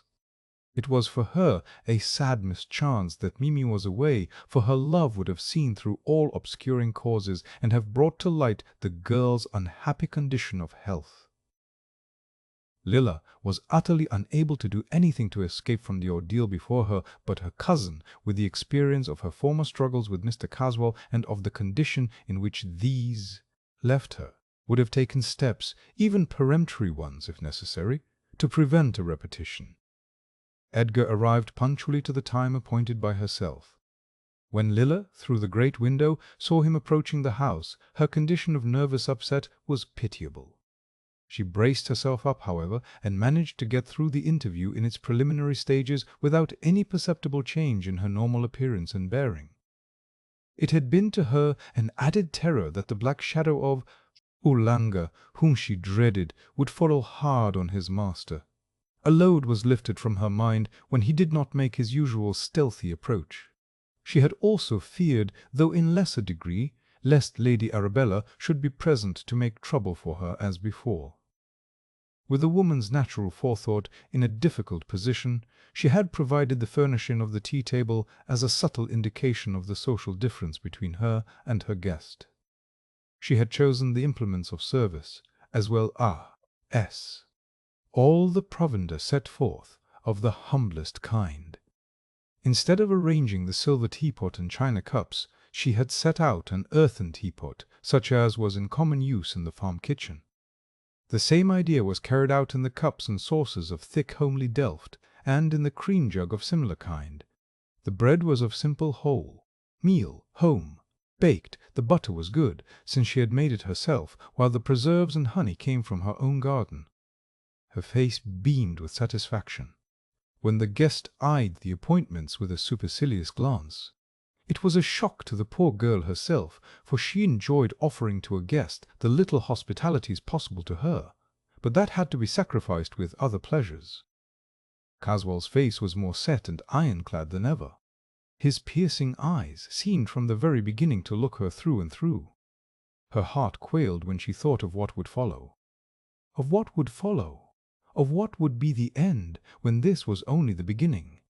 Protection, though it could be only of a sentimental kind, she brought from her own room the photographs of Mimi, of her grandfather, and of Adam Salton, whom by now she had grown to look on with reliance, as a brother whom she could trust. She kept the pictures near her heart, to which her hand naturally strayed when her feelings of constraint, distrust, or fear became so poignant as to interfere with the calm which she felt was necessary to help her through her ordeal.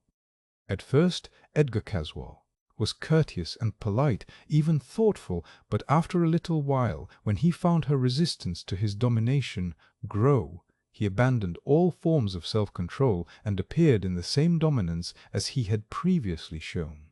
She was prepared, however, for this, both by her former experience and the natural fighting instinct within her. By this means, as the minutes went on, both developed the power and preserved the equality in which they had begun. Without warning, the psychic battle between the two individualities began afresh. This time both the positive and negative causes were all in favor of the man. The woman was alone and in bad spirits, unsupported. Nothing at all was in her favor except the memory of the two victorious contests, whereas the man, though unaided, as before, by either Lady Arabella or Ulanga, was in full strength, well rested, and in flourishing circumstances.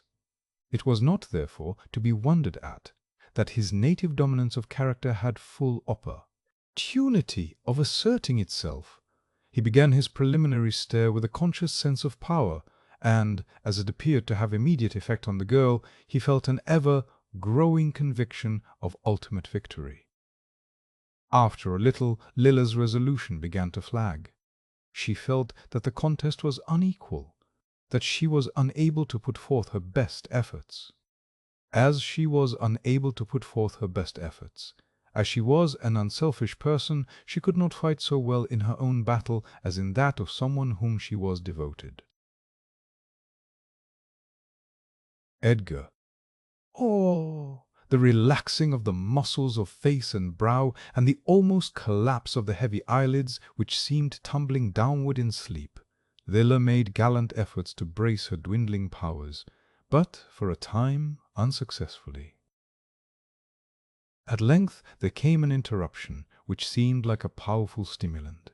Through the wide window she saw Lady Arabella enter the plain gateway of the farm and advance towards the hall door. She was clad as usual in tight-fitting white, which accentuated her thin, sinew-ous figure. The sight did for Lilla what no voluntary effort could have done.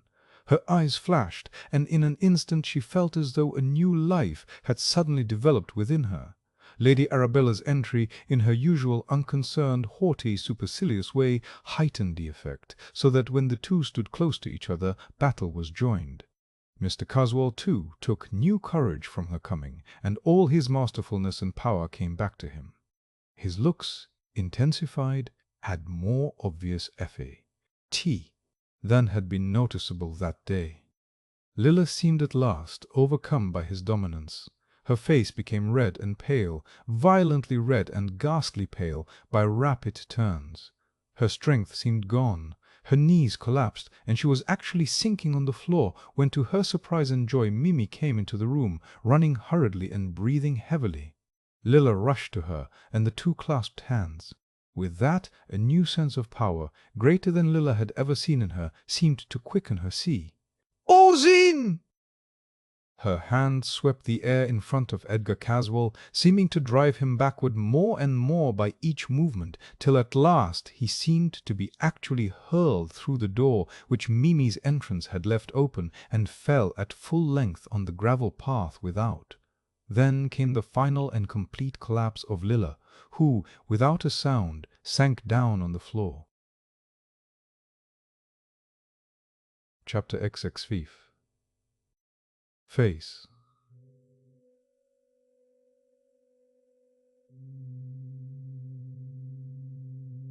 Seen Lilla on the verge of fainting but never senseless, and now she was frightened. She threw herself on her knees beside Lilla and tried, by rubbing her hands and other measures commonly known, to restore her. But all her efforts were unavailing. Lilla still lay white and senseless. In fact, each moment she looked worse. Her breast, that had been heaving with distress, became still, and the pallor of her face grew like marble. Altogether mastered her. She succeeded in controlling herself only to the extent that she did not scream.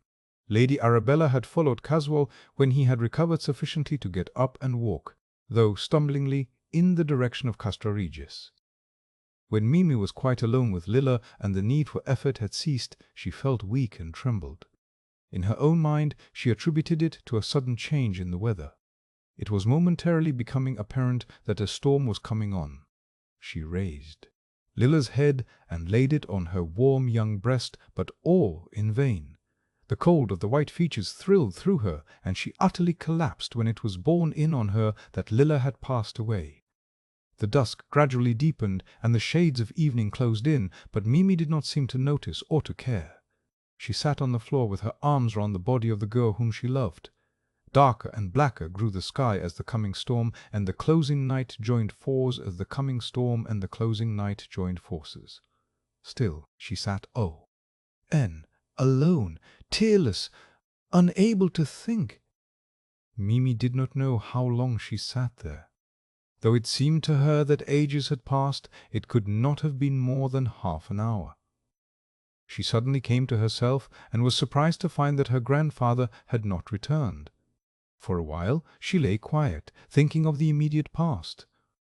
Lilla's hand was still in hers, and to her surprise it was still warm.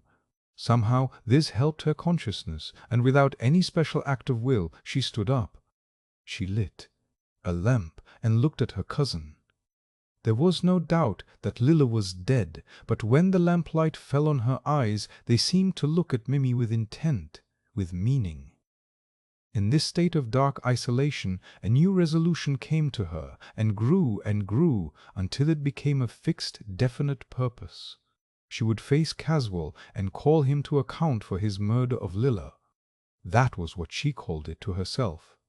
She would also take steps, she knew not what or how, to avenge the part taken by Lady Arabella. In this frame of mind she lit all the lamps in the room, got water and linen from her room, and set about the decent ordering of Lilla's body. This took some time, but when it was finished, she put on her hat and cloak, put out the lights, and set out quietly for Castra Regis.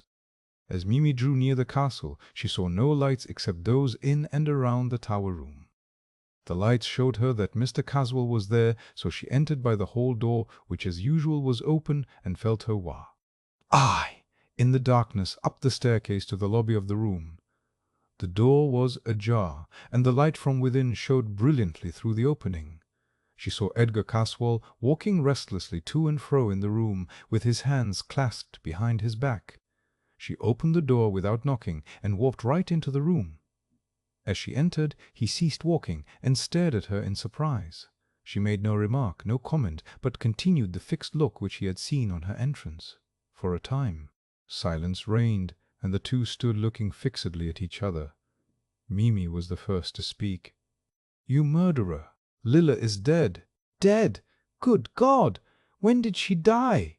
"She died this afternoon, just after you left her." "Are you sure?" "Yes, and so are you. Or you ought to be. You killed her. I killed her. Be careful what you say. As God sees us, it is true, and you know it. You came to Mercy Farm on purpose to break her, if you could, and the accomplice of your guilt, Lady Arabella March, came for the same purpose." "Be careful, woman," he said hotly. "Do not use such names in that way, or you shall suffer for it." "I am suffering for it, have suffered for it, shall suffer for it. Not for speaking the truth as I have done, but because you two, with devilish malignity, did my darling to death. It is you and your accomplice who have to dread punishment, not I." "Take care," he said again. "Oh, I am not afraid of you or your accomplice."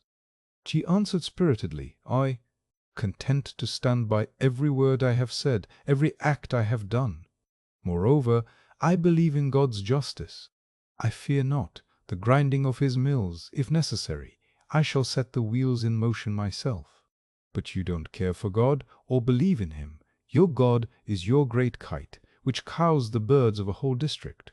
But be sure that his hand, when it rises, always falls at the appointed time. It may be that your name is being called even at this very moment at the great assize. Repent while there is still time.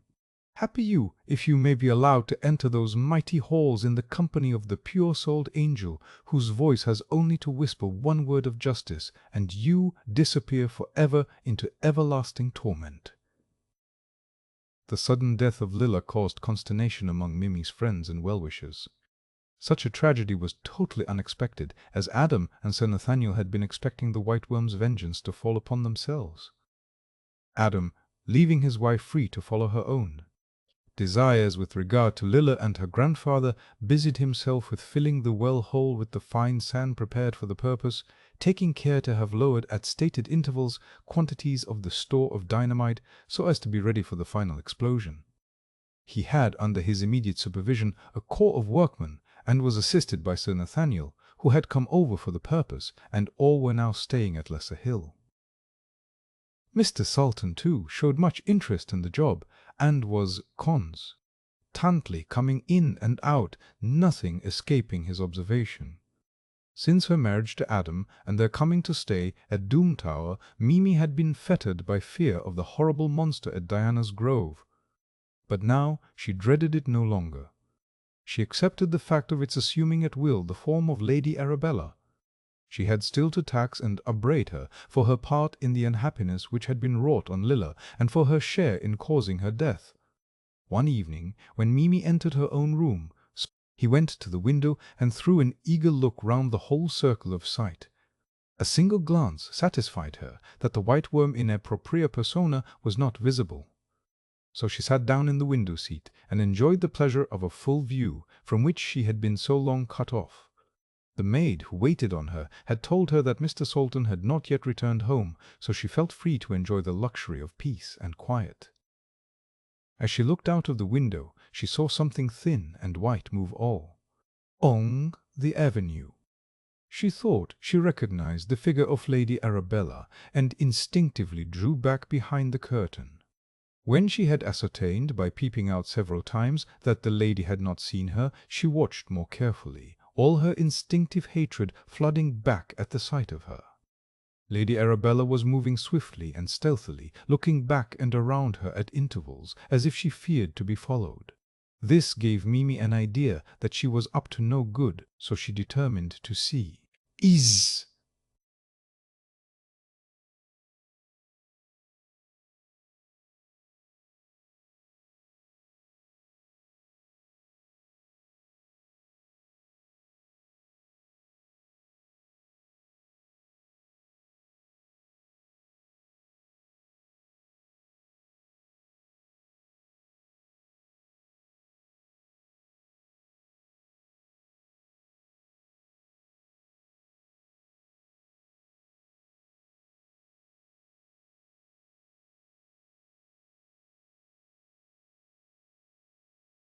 Ding! On the glint of the white dress to keep her right. The wood began to thicken, and presently, when the road widened and the trees grew farther back, she lost sight of any indication of her whereabouts. Under the present conditions it was impossible for her to do any more, so, after waiting for a while, still hidden in the shadow, to see if she could catch another glimpse of the white frock, she determined to go on slowly towards Castra Regis, and trust to the chapter of accidents to pick up the trail again. She went on slowly, taking advantage of every obstacle and shadow to keep herself concealed. At last she entered on the grounds of the castle, at a spot from which the windows of the turret were dimly visible, without having seen again any sign of Lady Arabella. Meanwhile, during most of the time that Mimi Salton had been moving warily along in the gloom, she was in reality being followed by Lady Arabella, who had caught sight of her leaving the house, and had never again lost touch with her. It was a case of the hunter being hunted. For a time, Mimi's many turnings, with the natural obstacles that were perpetually intervening, caused Lady Arabella some trouble.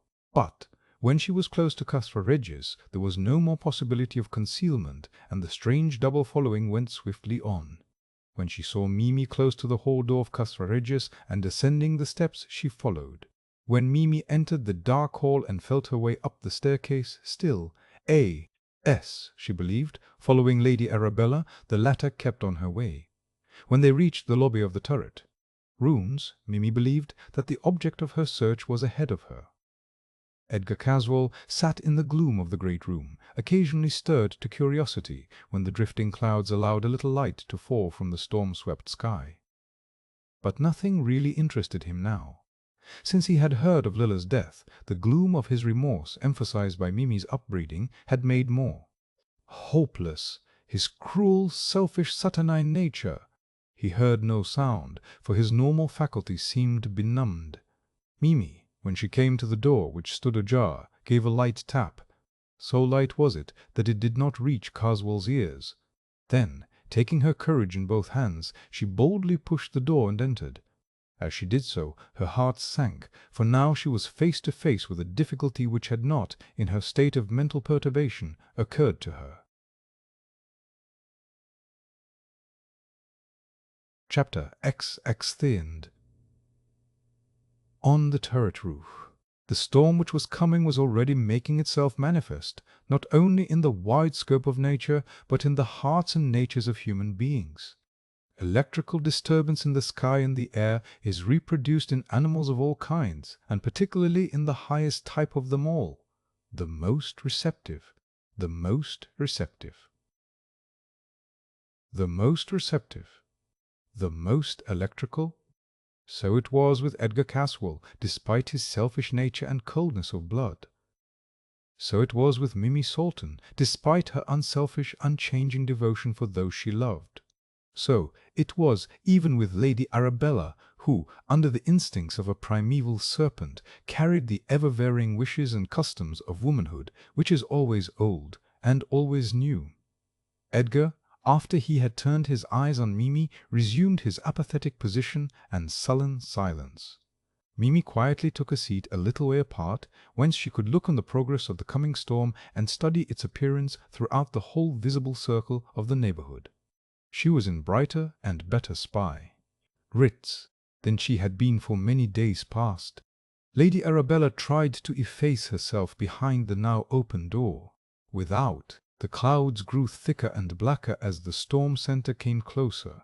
As yet the forces from whose linking the lightning springs were held apart, and the silence of nature proclaimed the calm before the storm. Caswall felt the effect of the gathering electric force. A sort of wild exultation grew upon him, such as he had sometimes felt just before the breaking of a tropical storm. As he became conscious of this, he raised his head and caught sight of Mimi. He was in the grip of an emotion greater than himself. In the mood in which he was, he felt the need upon him of doing some desperate deed. He was now absolutely reckless, and as Mimi was associated with him in the memory which drove him on, he wished that she too should be engaged in this enterprise. He had no knowledge of the proximity of Lady Arabella, and thought that he was far removed from all he knew, and whose interests he shared, alone with the wild elements which were being lashed to fury, and with the woman who had struggled with him and vanquished him, and on whom he would shower the full measure of his hate. The fact was that Edgar Caswall was, if not mad, close to the borderline. Madness in its first stage, monomania, is a lack of proportion. So long as this is general, it is not always noticeable, for the uninspired onlooker is without the necessary means of comparison. But in monomania, the errant faculty protrudes itself in a way that may not be denied. It puts aside, obscures, or takes the place of something else. Just as the head of a pin placed before the center of the iris will block out the whole scope of vision. The most usual form of monomania has commonly the same beginning as that from which Edgar Caswall suffered, an overlarge idea of self-importance. Alienists who study the matter exactly probably know more of human vanity and its effects than do ordinary self, their mached, why men. Caswell's mental disturbance was not hard to identify. Every asylum is full of such cases, men and women who, naturally selfish and egotistical, so appraise to themselves their own importance that every other circumstance in life becomes subservient to it. The disease supplies in itself the material for self-magnification. When the decadence attacks a nature naturally proud and selfish and vain, and lacking both the aptitude and habit of self-restraint, the development of the disease is more swift and ranges to farther limits. It is such persons who become imbued with the idea that they have the attributes of the Almighty, even that they themselves are the Almighty.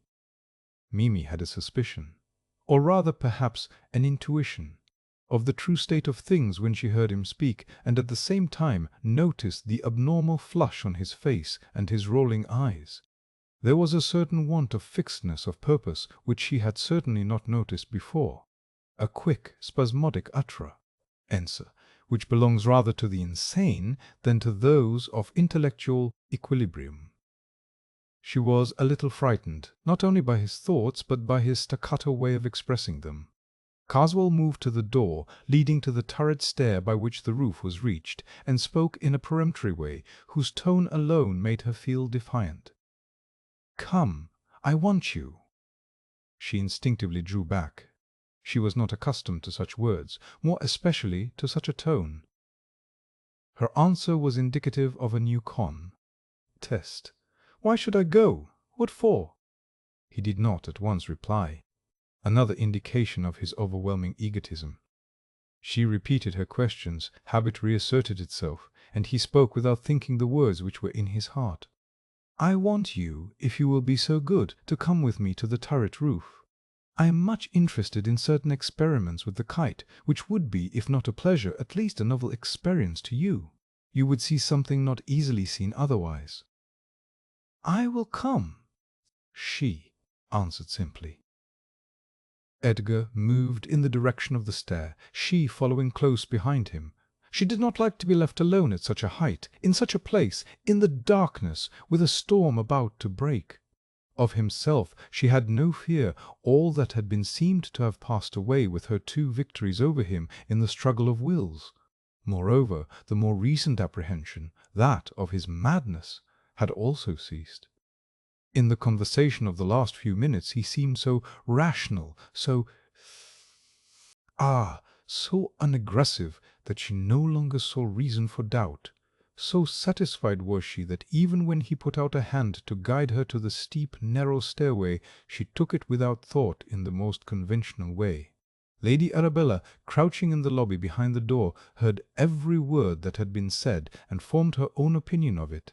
It seemed evident to her that there had been some rapprochement between the two who had so lately been hostile to each other, and that made her furiously angry. Mimi was interfering with her plans. She had made certain of her capture of Edgar Caswell, and she could not tolerate even the lightest and most contemptuous fancy on his part which might divert him from the main issue. When she became aware that he wished Mimi to come with him to the roof, and that she had acquiesced, her rage got beyond bounds. She became oblivious to any danger there might be in a visit to such an exposed place at such a time, and to all lesser considerations, and ade up her mind to forestall them. She stealthily and noiselessly crept through the wicket, and, ascending the stair, stepped out on the roof. It was bitterly cold, for the fierce gusts of the storm which swept round the turret drove in through every unimpeded way, whistling at the sharp corners and singing round the trembling flagstaff. The kite-string and the wire which controlled the runners made a concourse of weird sounds which somehow, perhaps from the violence which surrounded them, ting on their length, resolved themselves into some kind of harmony, a fitting accompaniment to the tragedy which seemed about to begin. Mimi's heart beat heavily. Just before leaving the turret chamber she had a shock which she could not shake off. The lights of the room had momentarily revealed to her, as they passed out, Edgar's face, concentrated as it was whenever he intended to use his mesmeric power. Now the black eyebrows made a thick line across his face, under which his eyes shone and glittered ominously. Mimi recognized the danger and assumed the defiant attitude that had twice already served her so well. She had a fear that the circumstances and the place were against her, and she wanted to be forearmed. The sky was now somewhat lighter than it had been. Either there was lightning afar off, whose reflections were carried by the rolling clouds, or else the gathered force, though not yet breaking into lightning, had an incipient power of light. It seemed to affect Bot, H, the man and woman. Edgar seemed altogether under its influence. His spirits were boisterous, his mind exalted. He was now at his worst, madder than he had been earlier in the night. Mimi, trying to keep as far from him as possible, moved across the stone floor of the turret roof, and found a niche which concealed her. It was not far from Lady Arabella's place of hiding. Edgar, left thus alone on the centre of the turret roof, found himself altogether his own master, in a way which dead to increase his madness. He knew that Mimi was close at hand, though he had lost sight of her. He spoke loudly, and the sound of his own voice, though it was carried from him on the sweeping wind as fast as the words were spoken, seemed to exalt him still more. Even the raging of the elements round him appeared to add to his exaltation. To him it seemed that these manifestations were obedient to his own will. He had reached the sublime of his madness. He was now in his own mind actually, the Almighty, and whatever might happen would be the direct carrying out of his own commands.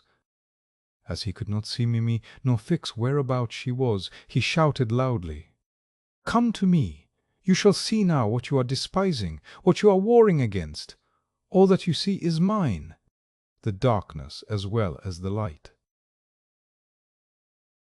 I tell you that I am greater than any other who is, or was, or shall be. When the master of evil took Christ up on a high place and showed him all the kingdoms of the earth, he was doing what he thought no other could do. He was wrong. He forgot.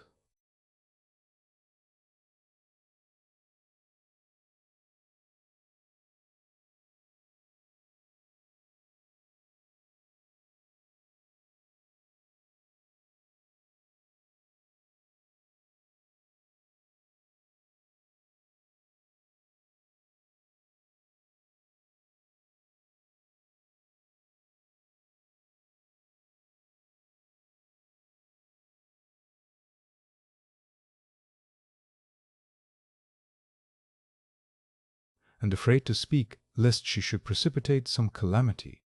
Within the niche, Lady Arabella cowered in a paroxysm of fear. Edgar took up a small wooden box through a hole in which the wire of the runner ran. This evidently set some machinery in motion, for a sound as of whirring came. From one side of the box floated what looked like a piece of stiff ribbon, which snapped and crackled as the wind took it. For a few seconds Mimi saw it as it rushed along the sagging line to the kite. Close to it there was a loud crack, and a sudden light appeared to issue from every chink in the box.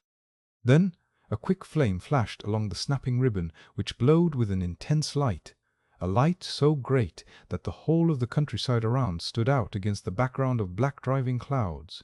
For a few seconds the light remained, then suddenly disappeared in the blackness around. It was simply a magnesium light, which had been fired by the mechanism within the box, and carried P to the kite. Edgar was in a state of tumultuous excitement, shouting and yelling at the top of his voice, and dancing about like a lunatic. This was more than Lady Arabella's curious dual nature could stand. The ghoulish element in her rose triumphant, and she abandoned all idea of marriage with Edgar Carswell, gloating fiendishly over the thought of revenge. She must lure him to the white worm's hole. But how? She glanced around and quickly made up her mind. The man's whole thoughts were absorbed by his wonderful kite, which he was showing off in order to fascinate her imaginary rival, Mimi. On the instant she glided through the darkness to the wheel whereon the string of the kite was wound. With deft fingers she unshipped this, took it with her, reeling out the wire as she went, thus keeping, in a way, in touch with the kite. Then she glided swiftly to the wicket, through which she passed, locking the gate behind her as she went. ing the wire run from the wheel, which she carried carefully, and, passing out of the hall door, hurried down the avenue with all her speed.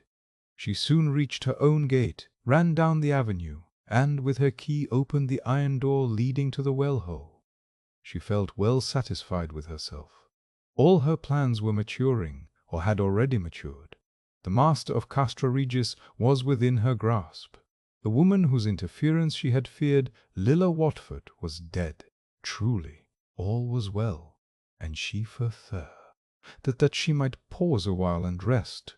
She tore off her clothes with feverish fingers, and in full enjoyment of her natural freedom, stretched her slim figure in animal delight. Then she lay down on the sofa to await her victim. Edgar Caswell's lifeblood would more than satisfy her for some time to come.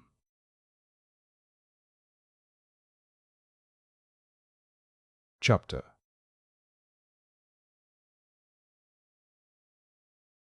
The breaking of the storm. When Lady Arabella had crept away in her usual noiseless fashion, the two others remained for a while in their places on the turret. Caswell because he had nothing to say, Mimi because she had much to say and wished to put her thoughts in order. For quite a while, which seemed interminable, silence reigned between them. At last Mimi made a beginning. She had made up her mind how to act. "Mr. Caswell," she said loudly, so as to make sure of being heard through the blustering of the wind and the perpetual cracking of the electricity. Caswell said something in reply, but his words were carried away on the storm.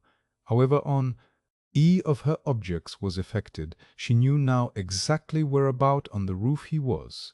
So she moved close to the spot before she spoke again, raising her voice almost to a shout. "The wicket is shut! Please to open it! I can't get out!" As she spoke, she was quietly fingering a revolver which Adam had given to her in case of emergency and which now lay in her breast. She felt that she was caged like a rat in a trap, but did not mean to be taken at a disadvantage, whatever happened. "Caswell, I so felt trapped, and all the brute in him rose to the emergency. In a voice which was raucous and brutal, much like that which is heard when a wife is being beaten by her husband in a slum, he hissed out, his syllables cutting through the roaring of the storm. "You came of your own accord, without permission or even asking it. Now you can stay or go as you choose. But you must manage it for yourself. I'll have nothing to do with it." Her answer was spoken with dangerous suavity. "I am going. G. Blame yourself if you do not like the time and manner of it. I dare say, Adam, my husband will have a word to say to you about it. Let him say, and be damned to him, and to you too. I'll show you a light. You shan't be able to say that you could not see what you were doing." As he spoke, he was lighting another piece of the magnesium ribbon, which made a blinding glare in which everything was plainly discernible, down to the smallest detail. This exactly suited Mimi. She took accurate note of the wicket and its fastening before the glare had died away. She took her revolver out and fired into the lock, which was shivered on the instant, the pieces flying round in all directions, but happily without causing hurt to anyone. Then she pushed the wicket open and ran down the narrow stair, and so to the hall door. Opening this also, she ran down the avenue, never lessening her speed till she stood outside the door of Lesser Hill. The door was opened at once on her ringing. "Is Mr. Adam Salton in?" she asked. "He has just come in, a few minutes ago." "He has gone up to the study," replied a servant. She ran upstairs at once and joined him. He seemed relieved when he saw her, but scrutinized her face keenly. He saw that she had been in some concern, so led her over to the sofa in the window and sat down beside her. "Now, dear, tell me all about it," he said. She rushed breathlessly through all the details. He said. She rushed breathlessly through all the details of her on the turret roof. Adam listened attentively, helping her all he could and not embarrassing her by any questioning. His thoughtful silence was a great help to her, for it allowed her to collect and organize her thoughts. "I must go and see Caswell tomorrow to hear what he has to say on the subject." "But, dear, for my sake, don't have any quarrel with Mr. Caswell. I have had too much trial and pain lately to wish it increased by any anxiety regarding you. You shall not, dear, if I can help it. Please God, he said solemnly, and he kissed her. Then, in order to keep her interested, so that she might forget the fears and anxieties that had disturbed her, he began to talk over the details of her adventure, making shrewd comments which attracted and held her attention. Presently, inter alia, he said, "That's a dangerous game Caswell is up to. It seems to me that that young man, though he doesn't appear to know it, is riding for a fall." "How, dear? I doesn't appear to know it." "Is riding for a fall? How, dear? I don't understand." Kite flying on a night like this from a place like the Tower of Castra Regis is, to say the least of it, dangerous. It is not merely courting death or other accident from lightning, but it is bringing the lightning into where he lives. Every cloud that is blowing up here, and they all make for the highest point, is bound to develop into a flash of lightning. That kite is up in the air and is bound to attract the lightning. Its cord makes a road for it on which to travel to earth. When it does come, it will strike the top of the T, or with a weight 100 times greater than a whole park of artillery, and will knock Castra Regis into pieces. Where it will go after that, no one can tell. If there should be any metal by which it can travel, such will not only point the road, but be the road itself." "Would it be dangerous to be out in the open air when such a thing is taking place?" she asked. "No, little woman, it would be the safest possible place, so long as one was not in the line of the electric current." "Then, do let us go outside. I don't want to run into any foolish danger, or, far more, to ask you to do so. But surely if the open is safest, that is the place for us." Without another word, she put on again the cloak she had thrown off, and a small, tight-fitting cap.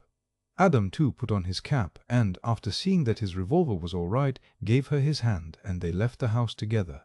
"I think the best thing we can do will be to go round all the place together. I think the best thing we can do will be to go round all the places which are mixed up in the cloak she had thrown off." "All right, dear, I am ready, but, if you don't mind, we might go first to Mercy. I am anxious about grandfather, and we might see that." As yet, at all events, nothing has happened there. So they went on the high-hung road along the top of the brow. The wind here was of great force, and made a strange booming noise as it swept high overhead, though not the sound of cracking and tearing as it passed through the woods of high slender trees which grew on either side of the road. Mimi could hardly keep her feet. She was not afraid, but the force to which she was opposed gave her a good excuse to hold on to her husband extra tight. At Mercy there was no one up. At least, all the lights were out.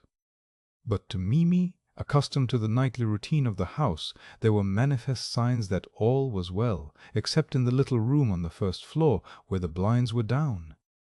Mimi could not bear to look at that, to think of it.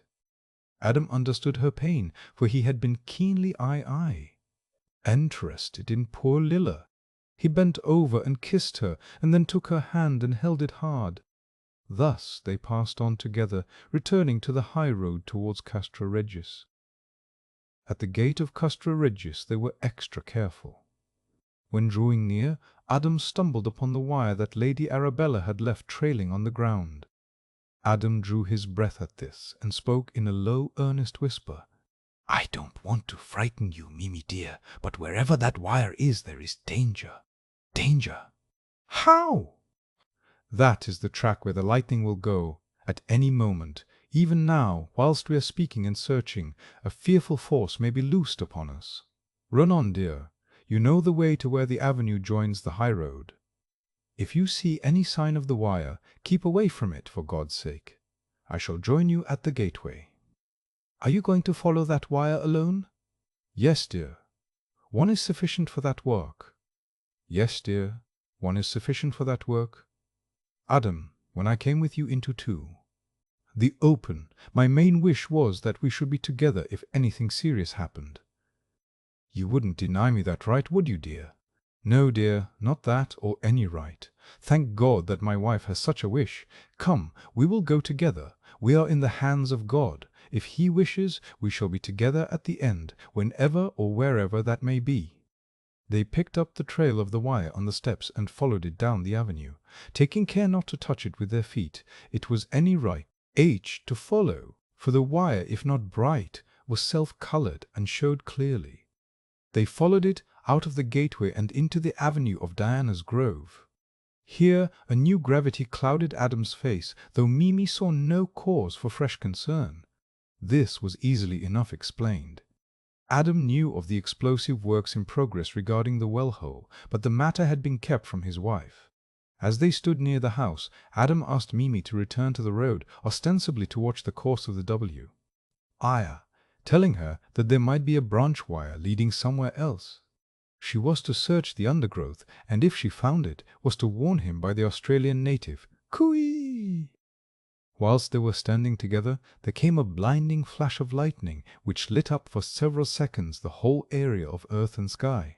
It was only the first note of the celestial prelude, for it was followed in quick succession by numerous flashes, whilst the crash and roll of thunder seemed continuous. Adam, appalled, drew his wife to him and held her close. As far as he could estimate by the interval between lightning and thunderclap, the heart of the storm was still some distance off, so he felt no present concern for their safety. Still, it was apparent that the course of the storm was moving swiftly in their direction. The lightning flashes came faster and faster and closer together. The thunder roll was almost continuous, not stopping for a moment. A new crash together. The thunder roll was almost continuous, not stopping for a moment. One had ceased. Adam kept looking up in the direction where the kite strained and struggled at its detaining cord, but, of course, the dull evening light prevented any distinct scrutiny. At length there came a flash so appallingly bright that in its glare nature seemed to be standing still. So long did it last that there was time to distinguish its configuration. It seemed like a mighty tree inverted, pendant from the sky. The whole country around within the angle of vision was lit up till it seemed to glow. Then a broad ribbon of fire seemed to drop onto the tower of Castra Regis just as the thunder crashed. By the glare, Adam could see the tower shake and tremble, and finally fall to pieces like a house of cards. The passing of the lightning left the sky again dark, but a blue flame fell downward from the tower, and, with inconceivable rapidity, running along the ground in the direction of Diana's Grove, reached the dark silent house, which in the instant burst into flame. At 100 different points, at the same moment, there rose from the house a rending, crashing sound of woodwork broken or thrown about, mixed with a quick scream so appalling that Adam, stout of heart as he undoubtedly was, felt his blood turn into ice. Instinctively, despite the danger and their consciousness of it, husband and wife took hands and listened, trembling. Something was going on close to them, mysterious, terrible, deadly.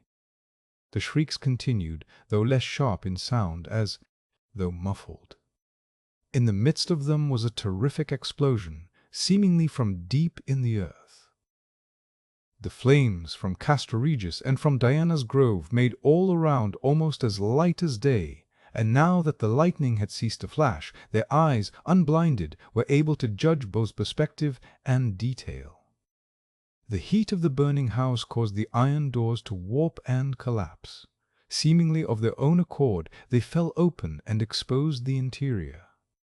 The Saltons could now look through to the room beyond, where the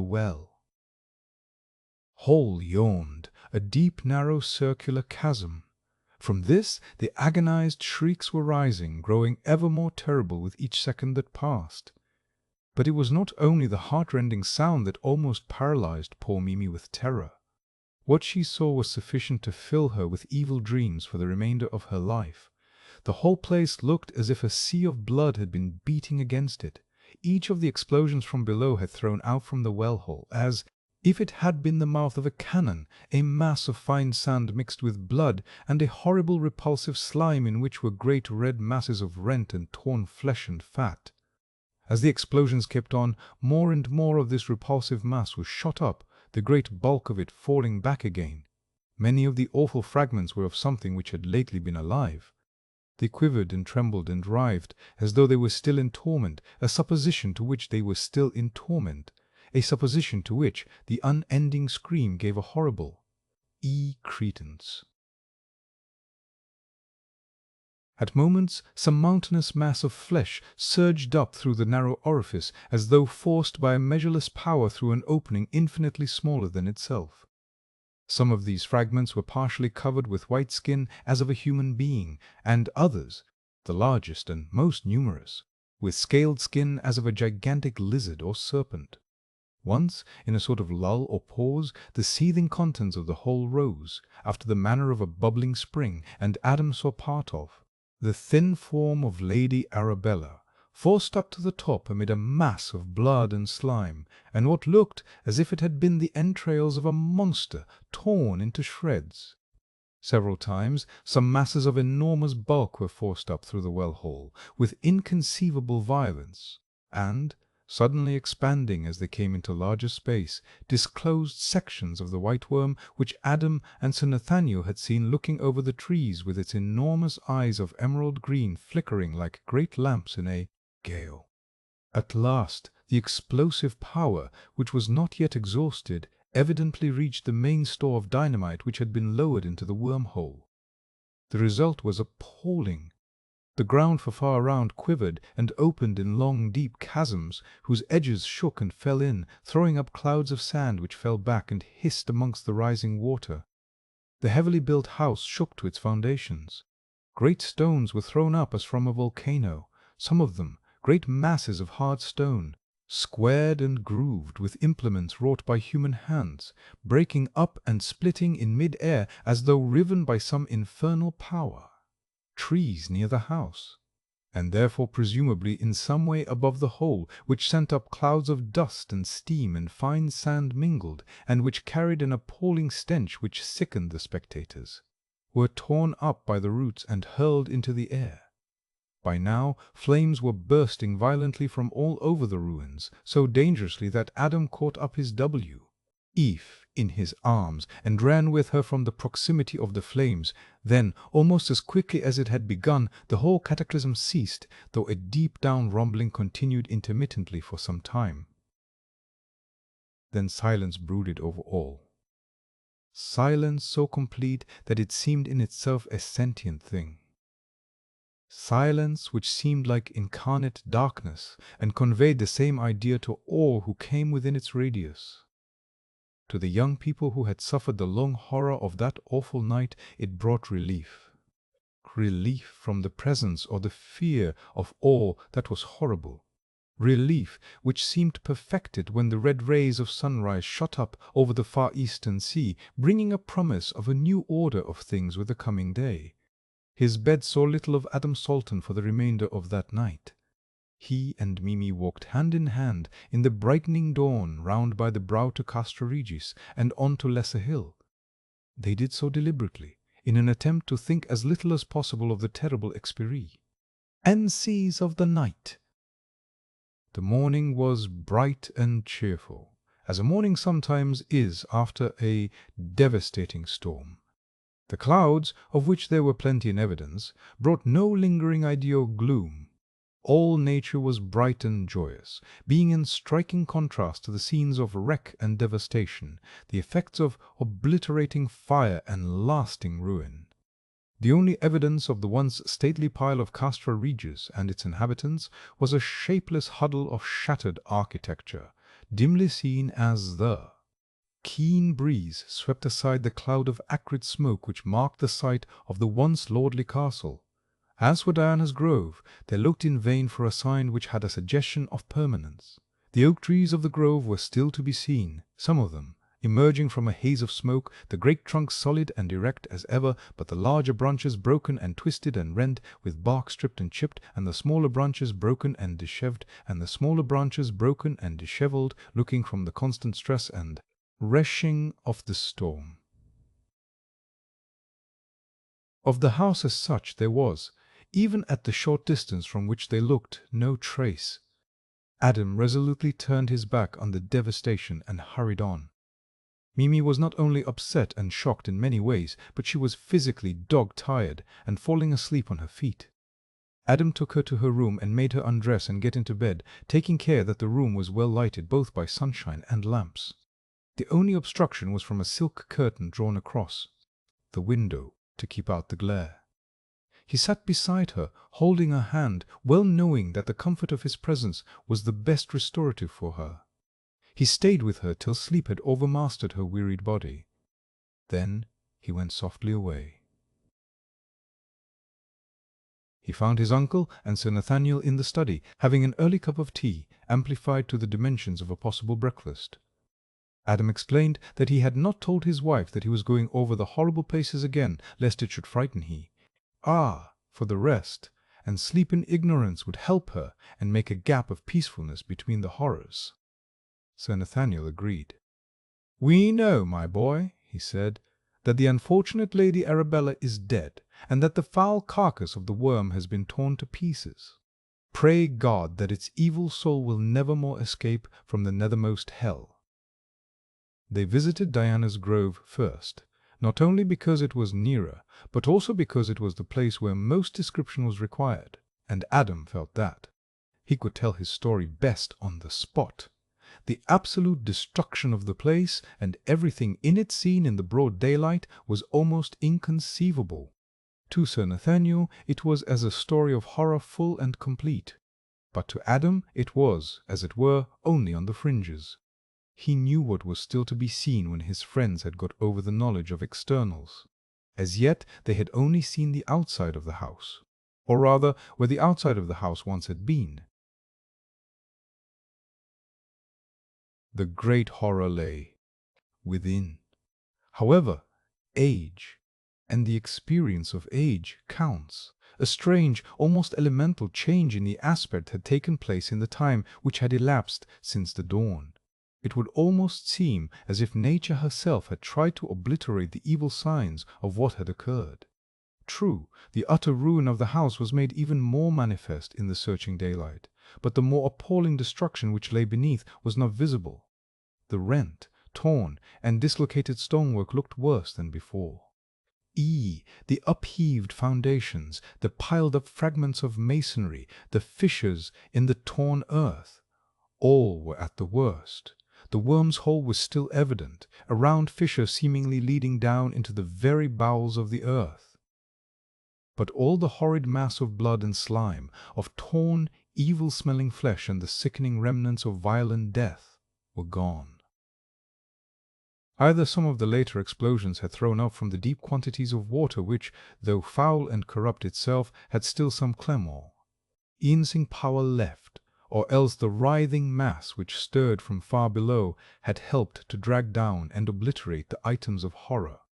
A grey dust, partly of fine sand, partly of the waste of the falling ruin, covered everything, and, though ghastly itself, helped to mask something still worse. After a few minutes of watching, it became apparent to the three men that the turmoil far below had not yet ceased. At short, irregular intervals, the hell broth in the hole seemed as if boiling up. It rose and fell again, and turned over, showing in fresh form much of the nauseous detail which had been visible earlier. The worst parts were the great masses of the flesh of the monstrous worm in all its red and sickening aspect. Such fragments had been bad enough before, but now they were infinitely worse. Corruption comes with startling rapidity to beings whose destruction has been due wholly or in part to lightning. The whole mass seemed to have become all at once corrupt. The whole surface of the fragments, once alive, was covered with insects, worms, and vermin of all kinds. The sight was horrible enough, but, with the awful smell added, was simply unbearable. The worm's hole appeared to breathe forth death in its most repulsive forms. The friends, with one impulse, moved to the top of the brow, where a fresh breeze from the sea was blowing up. At the top of the brow, beneath them as they looked down, they saw a shining mass of white, which looked strangely out of place amongst such wreckage as they had been viewing. It appeared so strange that Adam suggested trying to find a way down, so that they might see it more closely. "We need not go down," "I know what it is," Sir Nathaniel said. "The explosions of last night have blown off the outside of the cliffs. That which we see is the vast bed of china clay through which the worm originally found its way down to its lair. I can catch the glint of the water of the deep quags far down below." Well, her ladyship didn't deserve such a funeral, or such a monument. The horrors of the last few hours had played such havoc with Mimi's nerves that a change of scene was imperative, if a permanent breakdown was to be avoided. "I think," said old Mr. Salton, "it is quite time you young people departed for that honeymoon of yours." There was a twinkle in his eye as he spoke. Mimi's soft shy glance at her stalwart husband was sufficient answer.